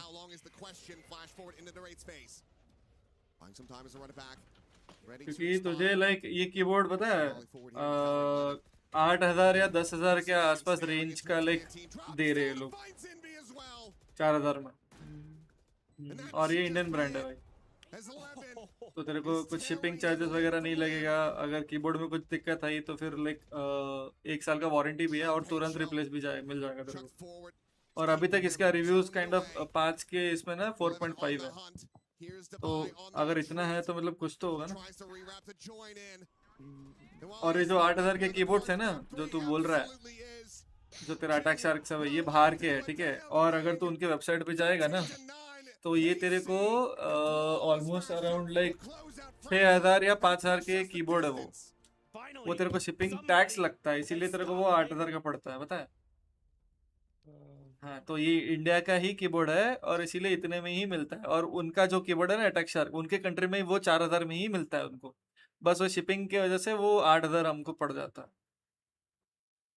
ऐसा नहीं है कि ये लोग इतने सस्ते में क्यों दे रहे हैं, क्योंकि वो जो इक्विपमेंट उसमें है वही सेम इक्विपमेंट अटैक शार्क के कीबोर्ड्स में भी है, सेम है सब कुछ। बस तेरे को इतना डिफरेंस है कि शिपिंग बहुत लगता है बाहर से यहाँ पे आने के लिए। और ये इंडियन ब्रांड है तो इसीलिए यहाँ पे नहीं लगता हम लोगों को।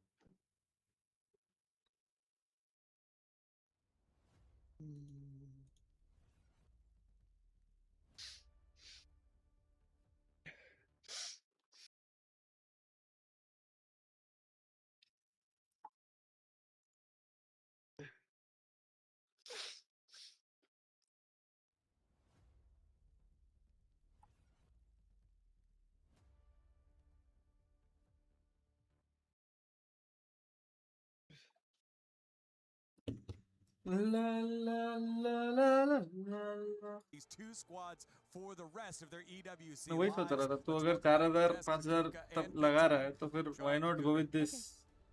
Ah, stop it. Stop it. What this is. I'm not coming out of nowhere. इसके क्या वो लेटर्स मिट तो नहीं जाएंगे? इसके लेटर्स मिट जाएंगे या क्या इसकी डबल वो है?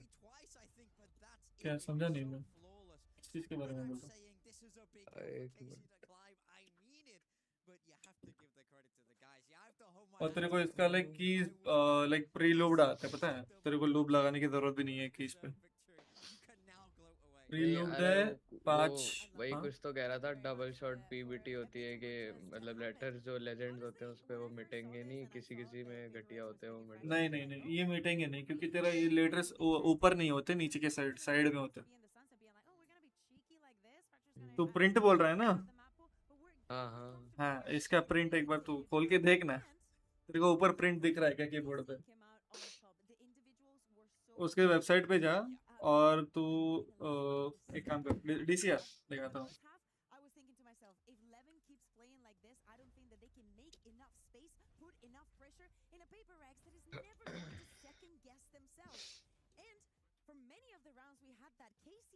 ला ला ला ला ला ला ला ला।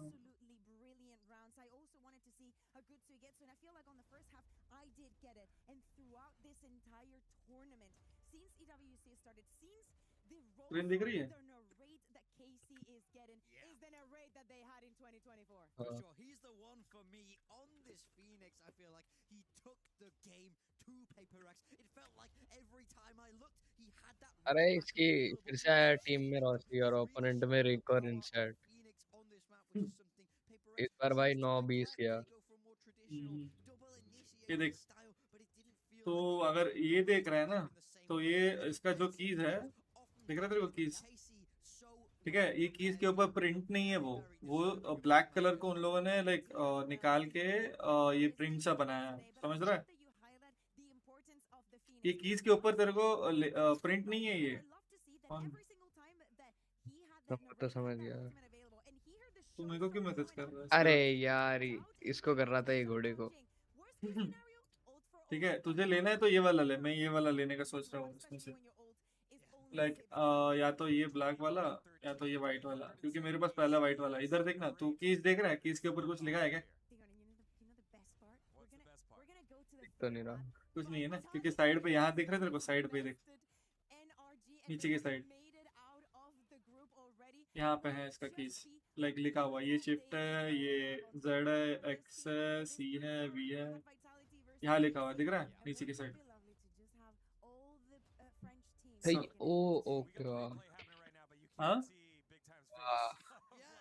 और तू जो बोल रहा था ना रैपिड ट्रिगर वाला, तेरा जो कीबोर्ड है ना वो 0.1 मिली सेकेंड्स का है, ठीक है? ये देख 0.05 0.005 सॉरी 8K पोलिंग, ये तो सब में मिल जाएगा तेरे को क्यूबेड में। आई थिंक ये तेरे इसमें आई थिंक 68 या कुछ होगा स्कैन रेट। नहीं 128 ही है। सेम ही है। ठीक है मतलब टॉप का कीबोर्ड ही है वो भी, पर टॉप का ही वही है, थोड़ा सब कुछ थोड़ा है। हाँ बस तेरे को यहाँ पे एक चीज नहीं मिलेगा, मैग्नेटिक स्विचेस नहीं मिलेंगे, बट मैग्नेटिक से बेटर मिलेंगे तेरे को यहाँ पे होलोमेंट स्विचेस। ये मैग्नेटिक है, देखो मैग्नेटिक स्विचेस में क्या होता है पता है? ये ऊपर का कवर सेम होता है, ये जो मैग्नेट दिख रहा है तेरे को, ठीक है, ये थोड़ा बड़ा सा होता है, ये होलोमेंट है, ये और बेटर है, समझा? क्योंकि इसमें भी मैग्नेट ही है देख नीचे। और तेरे को लाइक इसका सॉफ्टवेयर में ये जो कीबोर्ड है ना, ये कंट्रोलर की तरह भी काम करता है। तो ये एक बार इस कीबोर्ड का रिव्यू देख ले, लाइक किसी ने लाइक यूट्यूब पे बहुत वीडियो है इस कीबोर्ड के बारे में, तो वो ठीक से समझाएंगे, मैं समझाऊंगा तू समझेगा नहीं। इस कीबोर्ड पे अगर तो जेंटली लाइक एक सॉफ्टवेयर है, ठीक है, अगर वो ऑन करेगा ना और इस कीबोर्ड को जेंटली टच करेगा तो वो लाइक कंट्रोलर की तरह काम करती है, तेरे को प्रेस करने की जरूरत नहीं है। तू अगर सॉफ्टवेयर को ऑन करेगा और डब्ल्यू को लाइक थोड़ा सा टच करेगा ना, वो प्रेशर सेंसर से वो डिटेक्ट कर लेता है, समझा? कंट्रोलर की तरह काम करता है ये WSD 3 कीज, तो उसको गोल गोल घुमा सकता है लाइक। अच्छा स्टोरी गेम के लिए। हाँ स्टोरेज गेम के लिए नॉर्मली लोग क्या करते हैं, कंट्रोलर ऐसे खेलते हैं ना, तो उन्हीं कीज को तू लाइक सिलेक्ट करके उसको कंट्रोलर कीज बना सकता है। सब सॉफ्टवेयर में है उनका, लाइक बहुत अच्छा है भाई, ये मेरे को तो बहुत पसंद है। या तो मैं ये लूंगा या तो मैं ये वाला ले लूंगा।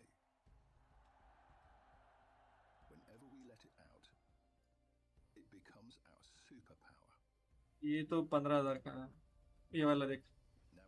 हाँ तो जो बोल रहा है ना, ये थोड़ा इसमें डिफेक्ट है कीज ऊपर वाले, जब RGB लगते हैं ना तो ऊपर वाला प्रिंट नहीं दिखता इसमें, तो मैं सोच रहा हूँ। बट ये तेरा पूरा कार्बन फाइबर है, ये देख, दिख रहा है पिंची?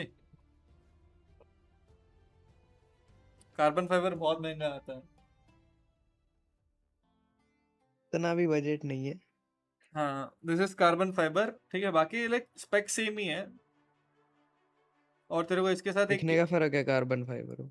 हाँ दिखने का फर्क हुआ ना बस कार्बन फाइबर में। नहीं, carbon fibre like build quality, carbon fibre जो गाड़ियां में लगती है पता है, BMW की गाड़ियां में, वो हाँ उस मेटल का लाइक मटेरियल का कार्बन फाइबर कभी टूटता नहीं है। ये दिख रहा है तेरे को? इधर दिखेगा तो तेरे को ये देख अंदर का जो ये है ना पूरा, ये कार्बन फाइबर है पूरा प्लेट। तो लाइक बस इससे फायदा क्या पता है, लाइक साउंड का जो क्वालिटी है वो कुछ ज्यादा ही अच्छा रहता है बस, और कुछ नहीं।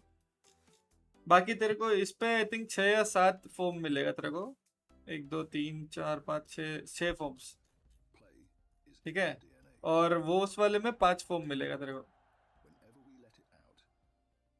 दोनों का साउंड अच्छा ही है, मेरे को काइंड ऑफ यही पसंद आया था, बट अभी थोड़ा दिमाग हल्के में ये हो रहा है मेरे, सोच रहा हूँ क्या करना है क्या। ये काले वाला सस्ता है और वाइट वाला इसका 500 रुपये महंगा है।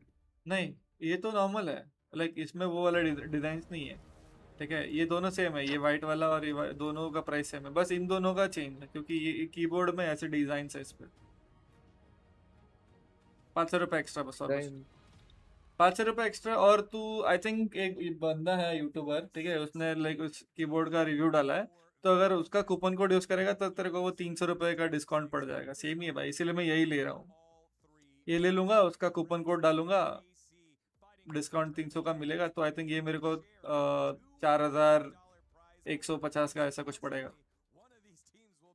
तो उस पे भी लगेगा ना दूसरे वाले पे? इस पे भी लगेगा, बट इस पे तेरे को ज्यादा डिस्काउंट नहीं मिलेगा, 120 रुपीज कुछ डिस्काउंट मिलेगा, इस पे तेरे को 300 तक का डिस्काउंट मिलेगा। और उस पे कोड कौन सा है? कूपन कोड आई थिंक वो कुछ,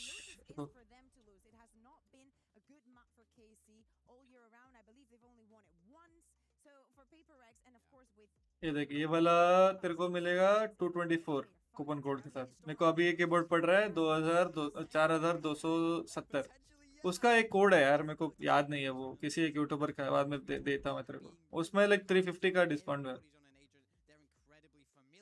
तो ये भी कोड यूज कर सकता है, URX5। इस पे तेरे को 220 का है डिस्काउंट। ये तो मेरे में भी लग के आ रहा है। हाँ, बट उसका 350 का है, तो थोड़ा सा ही है।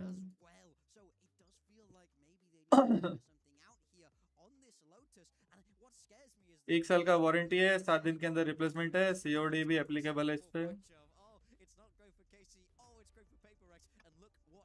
बहुत अच्छा है भाई, लेकिन अगर लेना है तो मेरे को पर्सनली पसंद आया था ये। मैं अभी ऑर्डर करने का लाइक पैसा ढूंढ रहा हूँ, जुगाड़ कर दूँ। ExitLag से पैसा आया है, बट थोड़ा और चाहिए मुझे। ExitLag ने कितना दे दिया? 5000। ExitLag ने भी वो खुद ही मैसेज करा था। हाँ, इतने का 5000 दे रहे हैं। और देखा था तेरे को स्लाइडी को कितना आ रहा है? लाइक उससे कुछ नहीं आता, तेरा कोड जो भी यूज करता है ना, उस पे मिलता है तेरे को।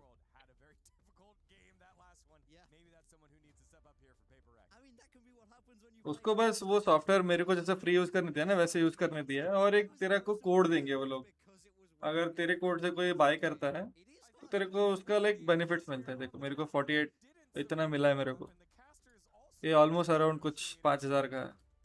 बस इसको रिडीम नहीं कर पाऊंगा अभी, क्योंकि मेरे को $2 और चाहिए। इधर देख, मैं अगर मेरे को विड्रॉल करना है ना, तो मिनिमम मेरे को $50 चाहिए, तभी मैं इसको विड्रॉल कर सकता हूँ इस पे। ये तो किसी को गिफ्ट कर सकता हूँ ExitLag की, बट मेरे को विड्रॉल करना है, 5000 चाहिए मेरे को। मेरे कोड से बहुत लोगों ने बाय किया था। यहाँ दिखता है, देख ऑल। क्या स्ट्रीम से रैंडम लोगों ने करा था? पता नहीं, ये तो क्वार्टरली का एक, ये तो अवतार भाई ने लिया था, ये पता नहीं किसने लिया। और ये भी पता नहीं, एक पूरा साल का लिया है ExitLag, ये पता नहीं कौन लिया। ये सब कुछ पता नहीं भाई कौन लिया, मेरे को नहीं पता। अपने आप आते गए ये सब अपने आप। मेरे को बस इतना पता था कि स्टार्टिंग ये ExitLag इसने अवतार भाई ने लिया था, और उसके बाद ये और एक दोस्त ने लिया था। बाकी सब मुझे नहीं पता, 1 साल का कौन लिया, ये क्या है। 1 साल का आई थिंक स्लाइडी ने लिया था, क्योंकि उसके पास 1 साल का है, तो आई थिंक वही होगा। 1 साल के से मेरे को कुछ $1000 मिला है। आई थिंक ये कुछ 1000 ही होगा शायद। $11 मतलब काइंड ऑफ 11 into 95। 1200। हाँ 1200। तो ये डॉलर के प्राइस बढ़ने से हमें तो फायदा। हाँ मेरे को तो फायदा ही होता है, और क्या। बस और $2 चाहिए यार, मैं वेट कर रहा हूँ। इस महीने का आई थिंक किसी ने लिया था, लेकिन दिस मंथ, इस महीने कोई नहीं लिया। लास्ट महीने में लिया था, इतने लोगों ने लिया था। लास्ट मंथ अच्छा हुआ भाई इनकम। बस और $2 चाहिए भाई, मैं इसको रिडीम करके ना वो कीबोर्ड ले लूंगा। तो मेरे पास कंपनी के 5000 पॉइंट्स पड़े हुए हैं, उसमें मैं लाइक ये कर चुका हूँ, क्या बोलते हैं उसको। कंपनी ने सैलरी नहीं दी, पॉइंट्स दिए बस। अरे ज्वाइनिंग का पॉइंट्स दिया था। ज्वाइनिंग पे लाइक तेरे को पॉइंट्स देते हैं, ठीक है, जो तू कंपनी के अंदर ही कुछ भी बाय कर सकता है। बट मेरे को नहीं चाहिए था, तो मेरे को उस पर दिखा कि ये था कल्ट का पासेस मिल रहे थे, ठीक है। और कल्ट बहुत महंगा आता है भाई जिम। ये देख, कल्ट के तेरे को आई थिंक बहुत महंगे आते हैं।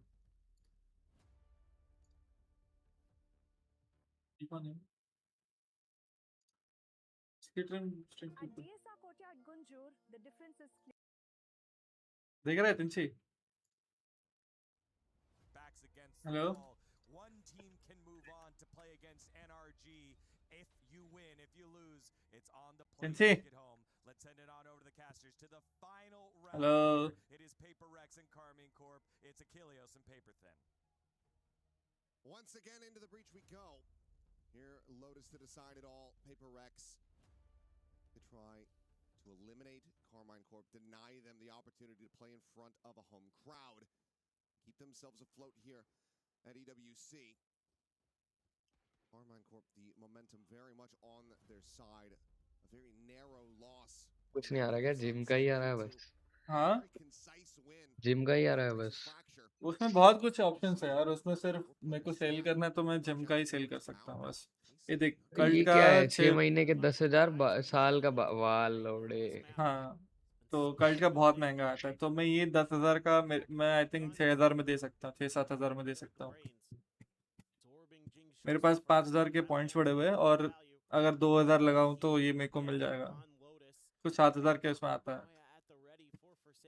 और अगर और 3,000 लगाऊं तो मेरे को ये 12 महीने का भी मिल जाएगा. ये 12,000 तो नहीं है. जब तू ऐड करेगा ना तो जीएसटी वगैरह सब कुछ लगा के तेरे को आएगा ये कुछ 13,500 का कुछ आएगा.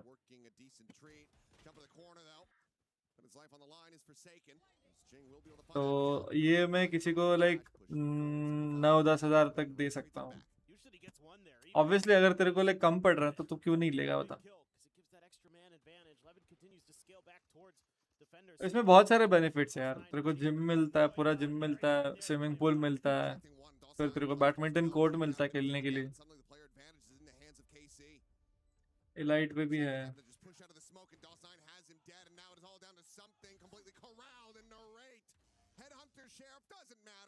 ऋतिक रोशन का है ना ये पूरा.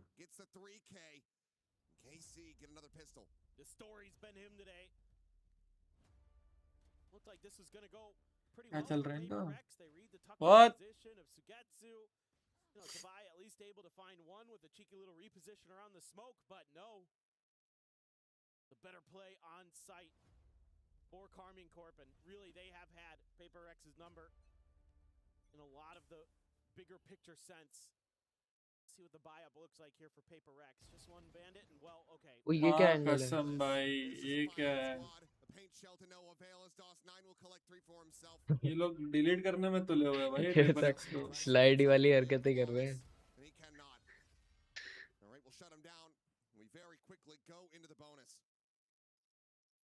तो स्लाइडी का क्या बोला तूने? किसके अगेंस्ट लगा था? स्लाइडी वाली हरकतें कर रहे हैं. ये मैच भी हार रहा है भाई. ये तो कह रहा है कि इनका ये लो विन ट्रेडर था, ऑल चैट में लोकेशन दे रहा. इस बार एसके रसी इसकी टीम में है. हाँ, कि ये मैच कहता है कि इस गेम भी थ्रोअर आ गए. ये देख, इस बार एसके रसी इसकी टीम में है, ठीक है. जेफी भी है. ये दोनों साथ ही खेलते हैं, जेफी और ये. अरे ये कह रहा है कि ये क्लार्क कैंट ऑल चैट में लोकेशन दे रहा था. ए गर्व सामने आया और रिंसाइड भी सामने आया, निक भी सामने आया. लॉल वीएलटी MW1 एस्ट्रिक की नहीं. यार इस गेम भी थ्रोअर आ गए. ऊपर ऐसे ही होता है. निकाल लेगा वो.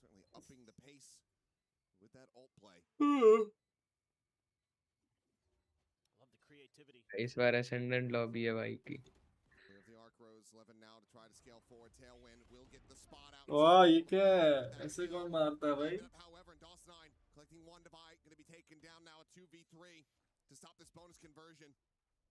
बोनस कन्वर्ट हो जाएगा. हो गया. जी भाई PRX, क्या हो रहा है तुम लोगों को?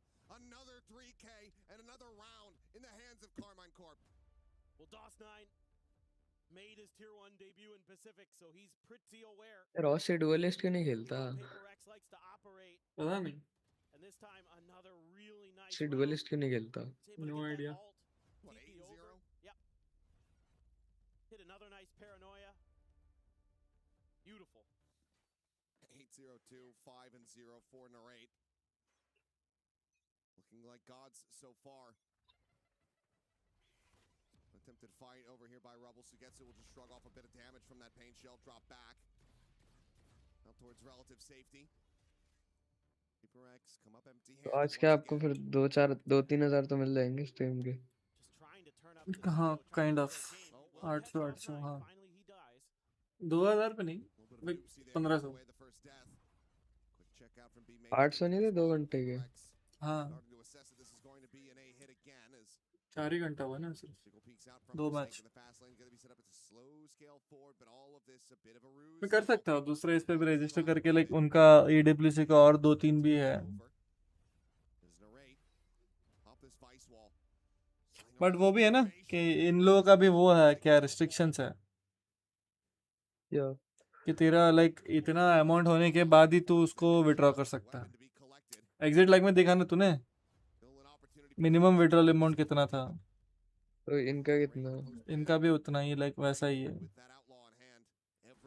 का तो हो जाएगा कल भी होंगे ना मैचेस तो हाँ बट मंडे से मैं मेरा ऑफिस है ना मैं बस सैटरडे संडे ही कर सकता हूँ तो हाँ पॉइंट्स मिलेंगे मेरे को बट पैसे का पता नहीं मर्ज खरीद सकता हूँ बस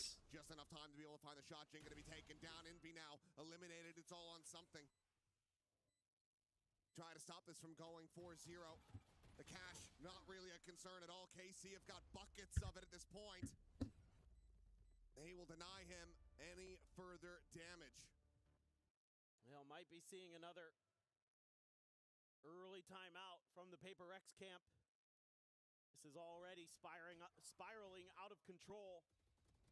And, you know, PRX has moments here where you think, okay, they can get this done, but again, Divide takes that challenge at the door. Sugetsu's good for it. Narita's been just immaculate. I mean, there is no room to criticize him today, the way he's been playing. He's been hitting some incredible shots along the way. Showstopper to be invested. Lobs it into the corner. Does not find that kill. And Dust9 gets on top of it and finds Jing as well. Something with the operator only going to be good for the one. Meanwhile, Narate just re-swings around Rubble, finds Forsaken. Tap at the door, a pivot to the C site. Both players completely surrounded. Divide making noise. Levin looking for the kill. And he makes it look casual. Narate has the backstab. And KC have full reign, full control. They're just so smart. Taking those little advantages, matching some of this aggression of PRX. And this showstopper, don't know how it doesn't kill Dust9, doesn't matter, because he makes the most of it. Oh, Levin. 6 shot there. There's that timeout, because things already absolutely crumbling, and you're not even into something's Blade Storm yet. Going into round 6. So you don't have that to rely on here in this season. Tried the showstopper again. Jing just hasn't been himself. And I mean, again, you could give a lot of credit to Narrate with the way he's been playing the Chamber and the Phoenix to absorb it. But this round here, they know that Dust9 is there. They just can't get it to go. The little things make those rounds spiral out of control quickly. Because KC definitely sense the weakness in PRX right now. They're going to pounce on every opportunity.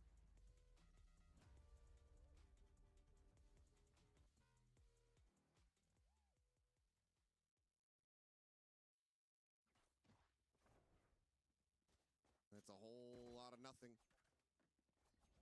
Something with a classic. Just going to try to play to get this orb. So nade out.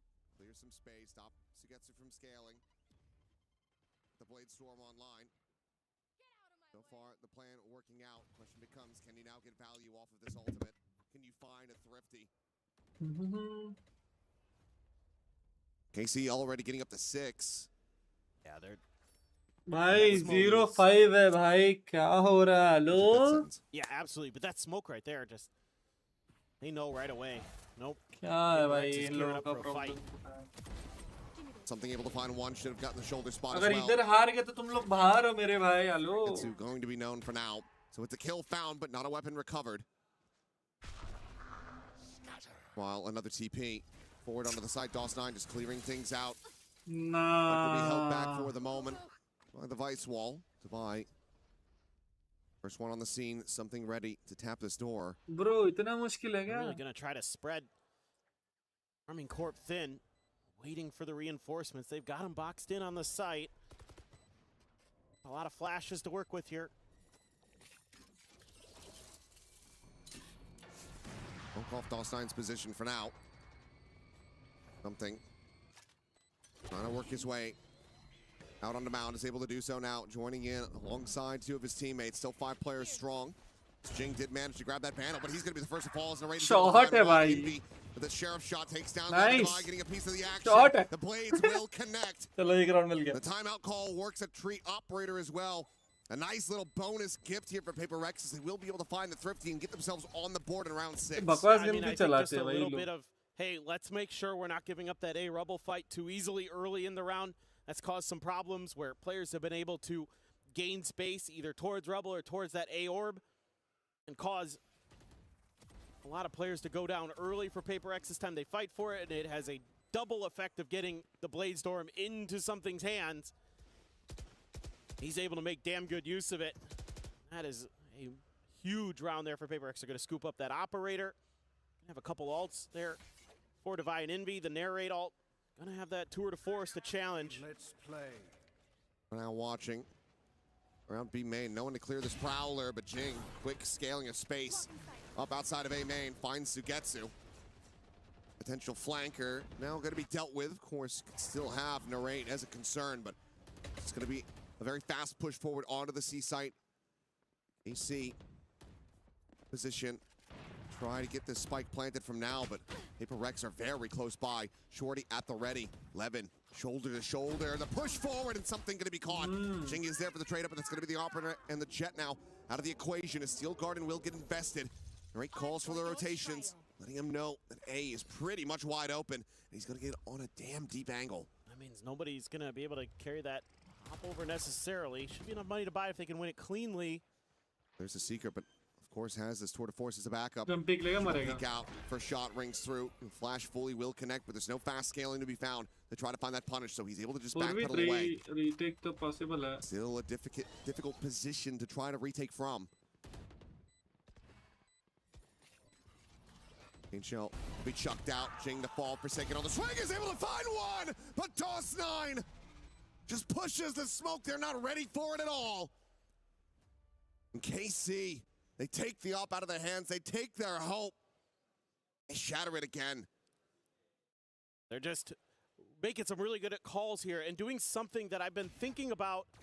A lot of teams with the success they're able to find against PRX kind of goes back to Leviathan and what they were able to do. And that's, if you identify where that operator is early for PRX, just put pressure on it because he's often alone. Something is often on his own with that operator, so you can make him really uncomfortable, and they do just that. Now, he has enough for another one, but that means Envy isn't going to be able to have a gun. Jing can only have a Guardian. This has to find value for PRX. Trying to determine which angle he wants to check for. Gale forward now, getting ready to come in. Narrate going to be blinded up. Forsaken able to find the kill, but DOS9 is able to peel back some of that pressure, making sure that nothing goes over for free. Something, a shot to the rear onto Levin, dodges out the Nightfall. Quickly repositioned. Spike's still going to be held back over by Tree. Has to retap the door to try to bring this one forward. Arrived at has shot. the shot. Av dead. Spike now resting on the Bro, ground. DOS9 going to be something taken down. It's Sugetsu in a 1v4. You have to expect this. The pass has been so very good for rounds like this, but something not going to give him the opportunity. It's going to be a second round win in the hands of PRX. And like you said, they needed that one to get off the ground, and it has. Yeah, and I think I saw a sigh of relief there from Forsaken after that one was done. Sure. It was still, it doesn't feel comfortable with the way Carmine Corp is playing right now. Nice little setup there to deal with Narrate. Get his operator out of the round. I mean, DOS9 as well has picked up the pace here on Lotus. So Carmine Corp has had a couple different players step up to the plate today. Saw 11 on Fracture. We've seen Narrate the whole day. Now it's DOS9's turn. Let's see what they can do. Still 3 players. I mean, there's no Outlaw on the other side, but 3 players with half armor. Envy doing his damnedest to keep something alive. Manages to find DOS9. will be able to survive with 24 health. Looking for the shot on that jump peak. 11 able to avoid it, and something cannot escape this time around. Sugetsu able to find that kill. Now the pit immediately going to be invested. और क्या कर रहा है यार तुम दोनों? कुछ चल रहा है It's going to be Aves catching a stray. Sagan's able to find the first. Match ही देख रहे हो या कुछ कर रहे हो?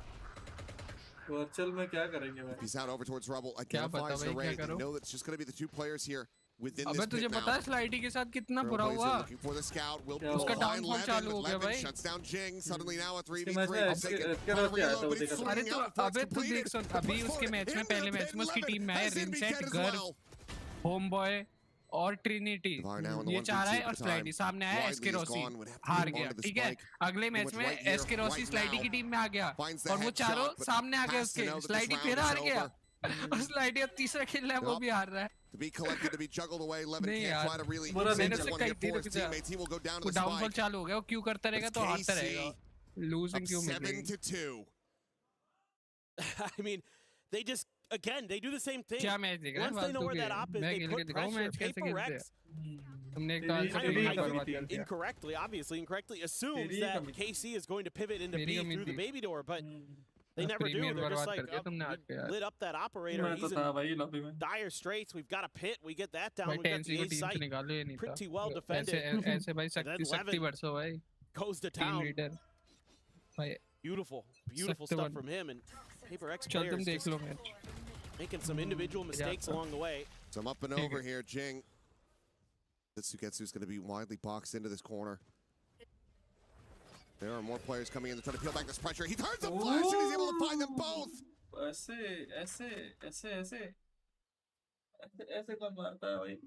That's a backbreaker. Memories. But KC is not a good team, bro. Copenhagen, the finals. Resonating through the minds of PRX as Sugetsu absolutely destroys them. DOS9 finds Forsaken.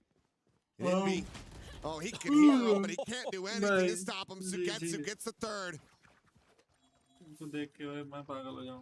An 8th round for Carmine Corbin. If you're Alex, do you call it? You send the other timeout. You might just have to. This is a flawless round win. And we've talked about it a bit this year where, believe it or not, PRX usually is really sturdy on their defender side of Lotus. It is often where they are a little more efficient in their round conversion rate, but this streak they've had on Lotus where they just can't seem to get these wins. They seem to be completely befuddled, and so they tried to make a little bit of a change to go to the fade. That didn't really work at all, so back to the sky. And now it just seems like nothing is there for PRX. A lot of the decisions they make are just being outplayed by KC.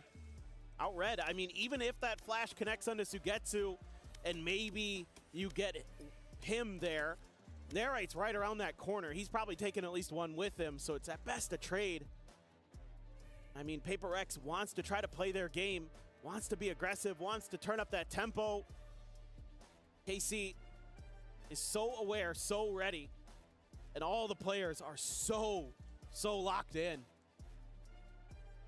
I mean, everything seems to just fall underneath their scopes, underneath their crosshairs, because they are so tuned into this game. Glass cannon operator to try to keep this one in play for something. Being showstopper again. This time they're trying to be a little bit cheeky with it. Looking to play off a little bit of contact over at B. Gonna put the vice wall way far forward here at C. KC कैसे मार रहे PRX? हाँ ना भाई क्या हो रहा है ये? Try to force them भाई over ये into the PRX वाले showstopper मुझे maybe. समझ नहीं आते भाई इनका पता है अपने वाला सिस्टम ले आता है स्ट्रैट बना रखी है काम करी ठीक है नहीं तो ठीक गए You know, is Jing then gonna have that plan to pivot over? पर अभी अगर ये मैच हार गई तो बाहर है भाई टूर्नामेंट से नॉकआउट मैच चाहिए Just playing that quietly. Look for that Shot grab. ray. Still swings that angle. क्या वेट कर रहा है भाई उस ब्रॉलर को Early kill here for PRX. Flash getting pinned. Same spot में बैठा है वो. But then gets traded out as Showstopper looking for him, and yep, Levin taking enough damage. Showstopper will be able to collect the kill. अगर ये 4v2 convert हुआ तो भाई तुम्हारी माँ का भरोसा जीतना इनकी पड़ेगा। IGL है ना इनका? एनवी नहीं है, दवाई है। Passes the thorns and might have a backstab angle to take down something if he continues on this path. And for the moment, looks like he's not going to. With smoke out towards upper. Damn, I don't think he did. Like both players narrowly missing each other by pixels. ये क्या timing है बे? उसने इसको miss करा, इसने उसको miss करा। Explore the map.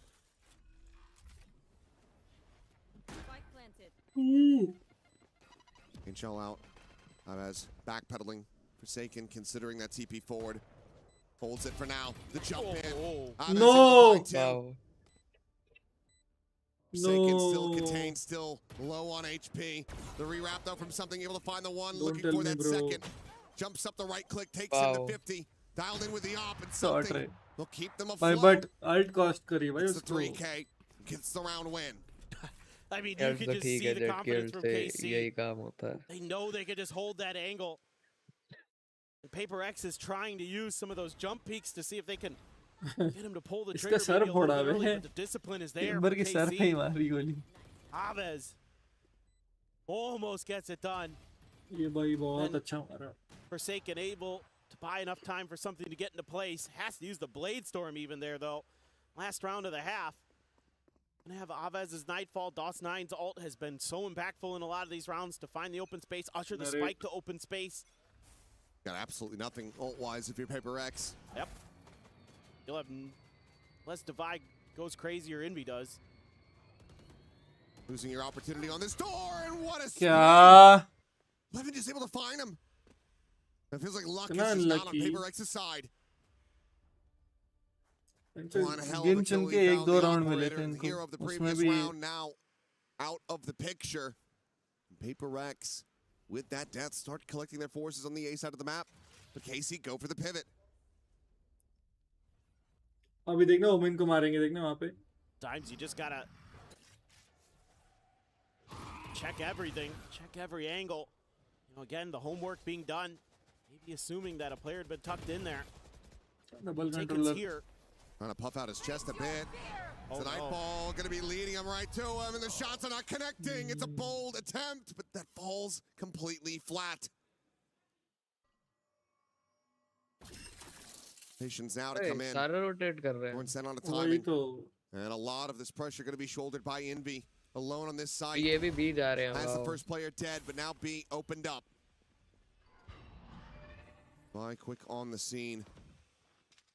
Sugetsu stays tucked away here at stairs. Kill going to be found, but Jing, he never looks back. He never checks that position. Devi is dead. Envy is gone. क्या मार रहे भाई? This half भाई is ये या तो dominated by PRX को Carmine study Corp. करके आए हैं।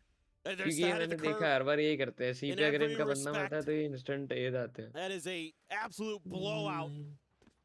3 players into double digits already. लेकिन ये भी जा रहे हैं। उनके किल देखो भाई, एनवी के 5 4 एक है, सिंगल डिजिट 5 4 3 2 1 एक है। It's going to have to be, again, another incredible attacker side for Paper X to swing this back, but ये abuse कर रहे हैं angle. I have a hard time imagining it with the way Carmine Corp is playing today. I mean, again, the ideas that they have, the plays that they have, the way that they're able to match the aggression. I mean, they know that Paper X is going to over-rotate on stuff, OP over-aggressive. They can use that to find space, find moments where they can counterpunch. एक HP वाले को नहीं मार पा रहा। And they land so often. Really just a couple big rounds from something. Being a difference maker, he's the only one who's in double digits for Paper X. And DOS9, absolutely instrumental to get this snowball rolling downhill for KC. Started off so hot, maintained some good pressure along the way. Levin had a big round. KC playing on home soil here in Paris. Want to stick around, want to get further. Want to have another opportunity, get into that playoffs and play in front of the home crowd. This needs to be a monstrous comeback here from Paper X, and all, of course, has to start from the pistol. It just feels so unlikely. KC, they've had the run of this map. They've had pretty much every correct read, and they've just been out-aiming PRX. Yes, straight up. You're absolutely right. I mean, I've been thinking it the whole way. They're just sharper. The aim is just better. Narrate in particular, so clean. You know, Levin, he has these rounds where it just feels like he can't miss. He'll hit, and he'll win you one.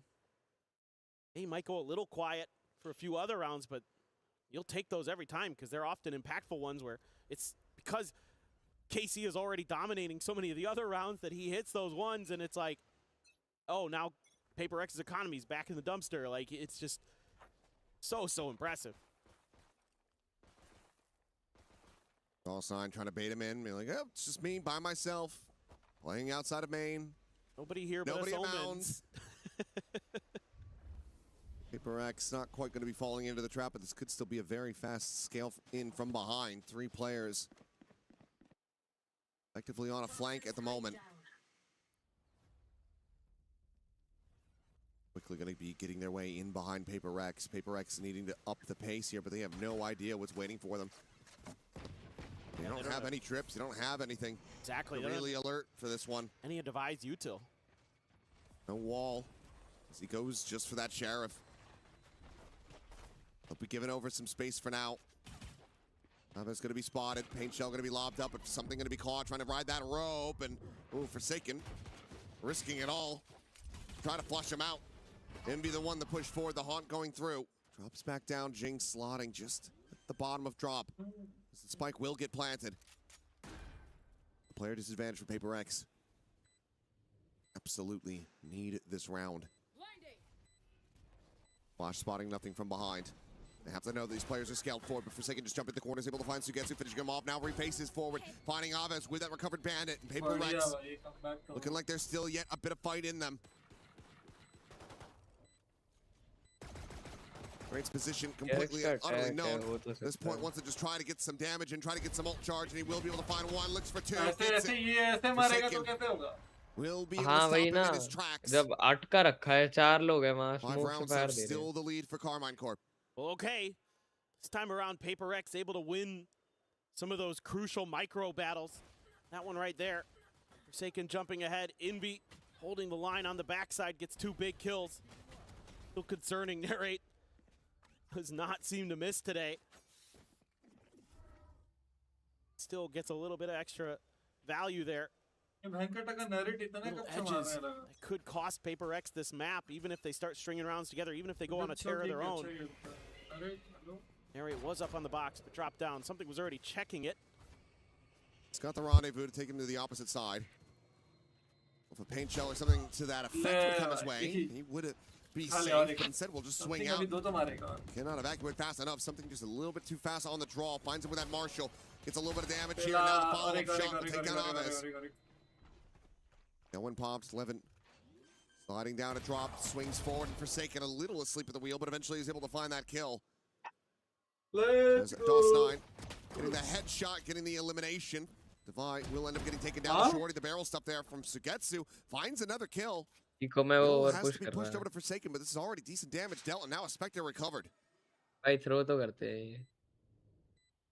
Absolutely. Play this one out. Marshall now gone. Spray and pray. So much damage. I think one of those connecting onto Envy's head. He's down to 44. Paranoia going to be lobbed in, and Sugetsu! Destroys them! GG. अब तो time out ले लो. Gets the defuse, gets the vandal, gets KC!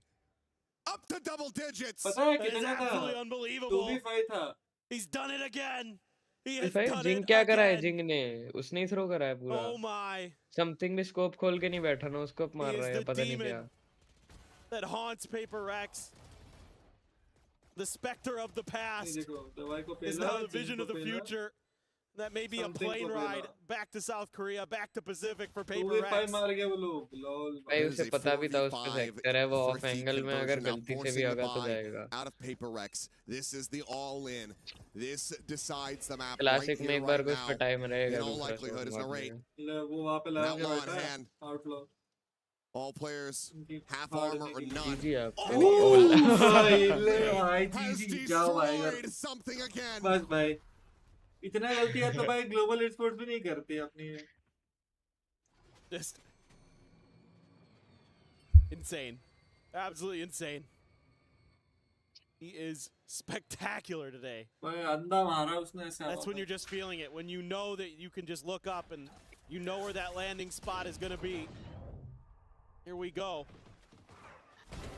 11 able to find one. Jing just strafing across with that judge, but Will falls on a raid, finds another Divine. A kill back in reply, but it's a casual shot from DOS9 as Envy goes forward into the smoke to his death. Divine out. The last one standing. Caught by the seas. Decayed to 1. Little health he does have. Will recover. 35 seconds. He's going to try to go on a pivot. Does he have enough time here to go anywhere else? He's just a cursory check around the back, but yeah, he is running out of time, and this would be one hell of a way to lose the round. I mean, you got to start sprinting. It's got to be knife out. Full send it from here. And even then, it's going to be damn close. And I mean, Aves is matching him. Aves is going to have a shot at this, I think. Jumps across the way, but yeah. He'll actually give him the alert, but he's trying to just stick this plant. And the time just is not there. No clutch to be found. No hope to be found. KC continuing to beat them back at every twist and turn. Dominance, pure dominance. I mean, Envy just running through there, not even looking at the bottom of the smoke. I mean, it's like every idea that PRX thinks they have about where KC is going to be, how they're going to be playing, they're wrong. PRX Coming into this, stingers. I mean, PRX is just throwing everything. They're investing whatever they can. It's 2 glass cannons for Devi and something. Legend. Narrate has the outlaw. Nobody except for Jing has the armor to withstand it. The 2 of them have no armor at all. Yeah. Double Vandal, glass cannon. Low creep up.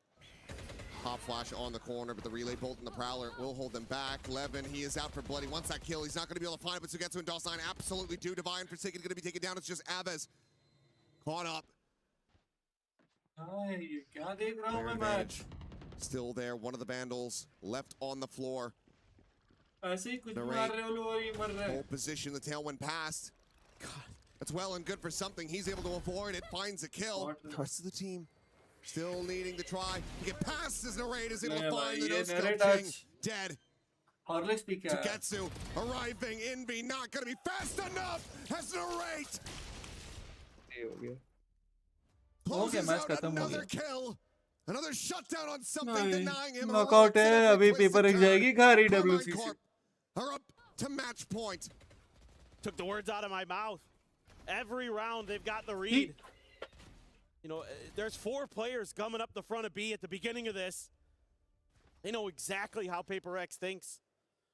It's starting to feel a little bit like watching Leviathan play PRX, where they just knew. पहला map भी बहुत close गया है 11-13 गया है. दूसरा तो भाई 8-13 अभी ये देखो. Throws the flash out, cleared right away. पता है तुम लोगों को ये मैप अच्छा नहीं है फिर भी. Trying to go back into B. Forsaken to the spawn. Now he's going to be surrounded by wall. Something dead on the B side. Forsaken desperately trying to find that kill, but Aves is able to hold his own. There's some damage onto the fade. A kill onto Levin, but 2 players now lost. कुत्ता एकदम example के साथ कुत्ता बना रहे हैं. Crime for the plant, but PRX aren't leaning into B. बहुत unlucky हो रहा है. Trying to get grouped together. Back over here at A. Been given some breathing room. 4 second 8 kill पे. Seems like KC actually assumed 14 kill पे. maybe B actually was the play. Being backpedaling, if he had held this angle with that judge, he might have एक been able to comeback tear तो them कर asunder, but सकते थे. instead, जिंग भाई है ना हमारे shifts his cool. position, is going to try to play the top of row. Exactly where he doesn't need to be. It's 1 kill away from having a showstopper. But from this position, I just don't know how he's going to be able to get it. ये lost है क्या भाई? Drop पे अपना बंदा है तो इतना क्यों कंफ्यूजन में है भाई? ये Devi's eyes trained in that position. The pit forward now to try to scale in. A flash out. The slot forward, swinging around, closer and closer. It's Devi, the spray and pray will be able to find one. The paint shell going to be lobbed in, but Dawson is able to take down Jing Devi. Nice. A third. Steel Garden immediately going to be invested. Spots him, kills him, a 4K clutch. PRX. Oh, they hold on by a thread. I need 7 in a row just to take this into overtime. Well, they get there, but will it matter? It would be an unreal comeback if they can do it. It looked like for a second there, DOS9 had ended the round, but able to avoid that pit. That was really creative by Sugetsu there. And again, PRX just positional, I think, mistakes that could have cost them that round. Like you're talking about, Jing holds that. Well, I'm going to hold my thought. Caterpillar jet smokes forward. Into the side goes Jing. No one to be spotted. He had no raid, still trying to hold the door. Has to make his exit with that rendezvous. And Envy is able to greet DOS9. Finding that elimination. Devi swinging the corner. Ava's going to be taken down. It's a 2-player advantage now for PRX as they pivot back across towards A. 11, however, here. Playing this quietly, looking to be their demise, to catch them off guard. But now his hand has been revealed. Avoids the flashes, but clean one tap. Shuts out Forsaken, but is not ready for Jing to counter swing into backside. The tour de force in hand. No reason for Narrate to not try to play this one out. अब फिर से 4v2 और वही दो लोग हैं, ठीक है ना? Available for the rest of the team as well. अभी मार के दिखा इनको फिर. I'm trying to make a go of this. Okay. Don't peek though. The spot out. The paint shell now to be let loose. Forces Ek Jing gaya. into the open though. Not wanting to stick around to drop some able to find the first of 4 necessary kills. The follow-up shot ends up going wide. Tries to scale forward. They just can't quite make it happen. Envy and Devi get their targets, and PRX get up to 6. Well, okay. It's taking a lot of ultimates just to get to this point. Going to be able to get into the buy, but the ult economy look like. I mean, now they're getting a little bit sharp. But इसने मारा भी You would देखना imagine लेकिन it's too little, too late for PRX. You would imagine. It's best to not start believing quite just yet, but this will be enough to force a timeout out of KC. I mean, you've got the overdrive here. You're 1 away from a nightfall. So for this round, I think a couple players have enough to buy, so probably want to talk about a little bit. Most of the players do actually, how they want to run this. Maybe you save the overdrive for the next round if they do lose this one. DOS9 has his ult. You could talk about how you want to work that a little bit. It's going to be 1 away from Avez's nightfall, so how you want to contain one of those orbs, make sure you get that into your hands. सुन रहे होंगे क्योंकि Alex सुना रहा होगा. Settle down. Close this out Alex पूरा भर comfortably. देता है इनको. Get yourself situated to play पूरा NRG निचोड़ देता है next. Found out Vitality was able to take that series. It was going to be a difficult opponent no matter what. Certainly won't get easier from here, but looks like there is going to be a decently hefty investment from KC. They want to bring this to an end right here, right now. Operator, of course, in the hands of something. This Jay bounding forward to Mound. Flash is going to be going through, but DOS9, his presence now going to be red, but not before he's able to claim 2. Judge from Levin intercepts the अब तो alt भी है neon की. अब तुम लोग ही कारण मारेगा वो In the blink of an eye, it's just the 2 players left. Levin jiggling on this corner, spotted out, will back away before the operator can get dialed in. Oh, look at Narrate. Quickly scaling in behind them. And with Devi's death, that wall means absolutely nothing. No alert system. Envy has to be the one to have his head on a swivel, watching from behind, but if he loses out on this one, that's going to be the spike on the floor. And just something alone. Eventually, is able to get it dialed in. The Seekers immediately going to be sent out. Scouting out both players' positions.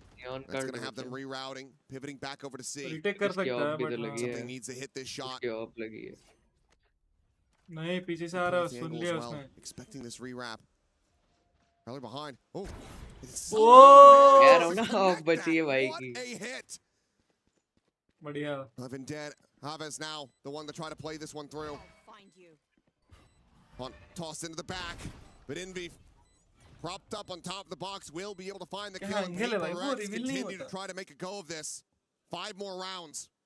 Paint के पीछे डाला. So the next one, looking like an eco for Carmine Corp. Do have that overdrive there, though. It looked like this might have been the end of the round. I mean, DOS9 sitting in his own, sitting in the smoke there, just making life miserable. Some of the Paper X players, but they're able to barely battle through Envy. अगर वो सीधा भागता ना तो I think miss हो जाता. पीछे भागा तभी वो A bit मरा. of fire still in the PRX camp. Shot early from something. DOS9 still scaling. He's just fiercely walking at him. Oh भाई खेल गए He's got no eyes on this whatsoever. The Bandit, he can get this one tap and he will. Well, two tap, still is able to find something at the end of it all. कहाँ push किया थे? Player disadvantage. खेल गए भाई. That operator just to be. वो एक भी बार push नहीं कर रहा ना उन्होंने ऐसे. Just that lack of respect that Paper X plays to that. Oh my goodness, narrate. Wow. Forsaken will be able to find one, but the overdrive pop Levin fishing for anything that he can get through that fast lane.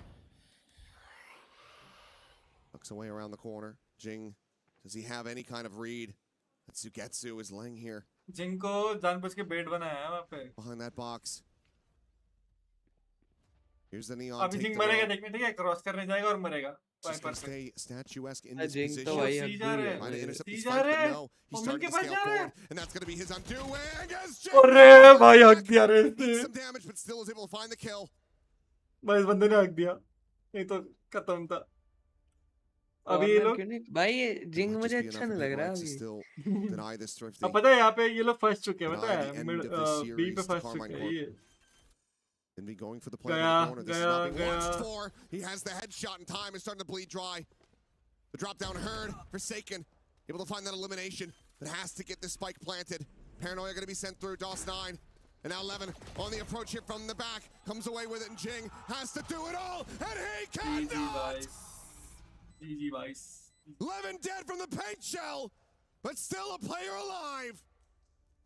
The defuse will be there, and Carmine Corp will come out on top. 2-1 in the series. They send Paper X home. The dream lives on here in Paris, France for Carmine Corp. What a stunning series. Losing their map pick of Sunset and then coming back onto his... Oh, no. Never mind. अगले साल. अब कुछ गाना चल रहा है. तो भूख लग गया मैं तब से स्ट्रीम कर रहा था. इसका स्लाइडिंग का क्या हो गया? जीत रहा है ये मैच. 11-2 से जीत रहा है.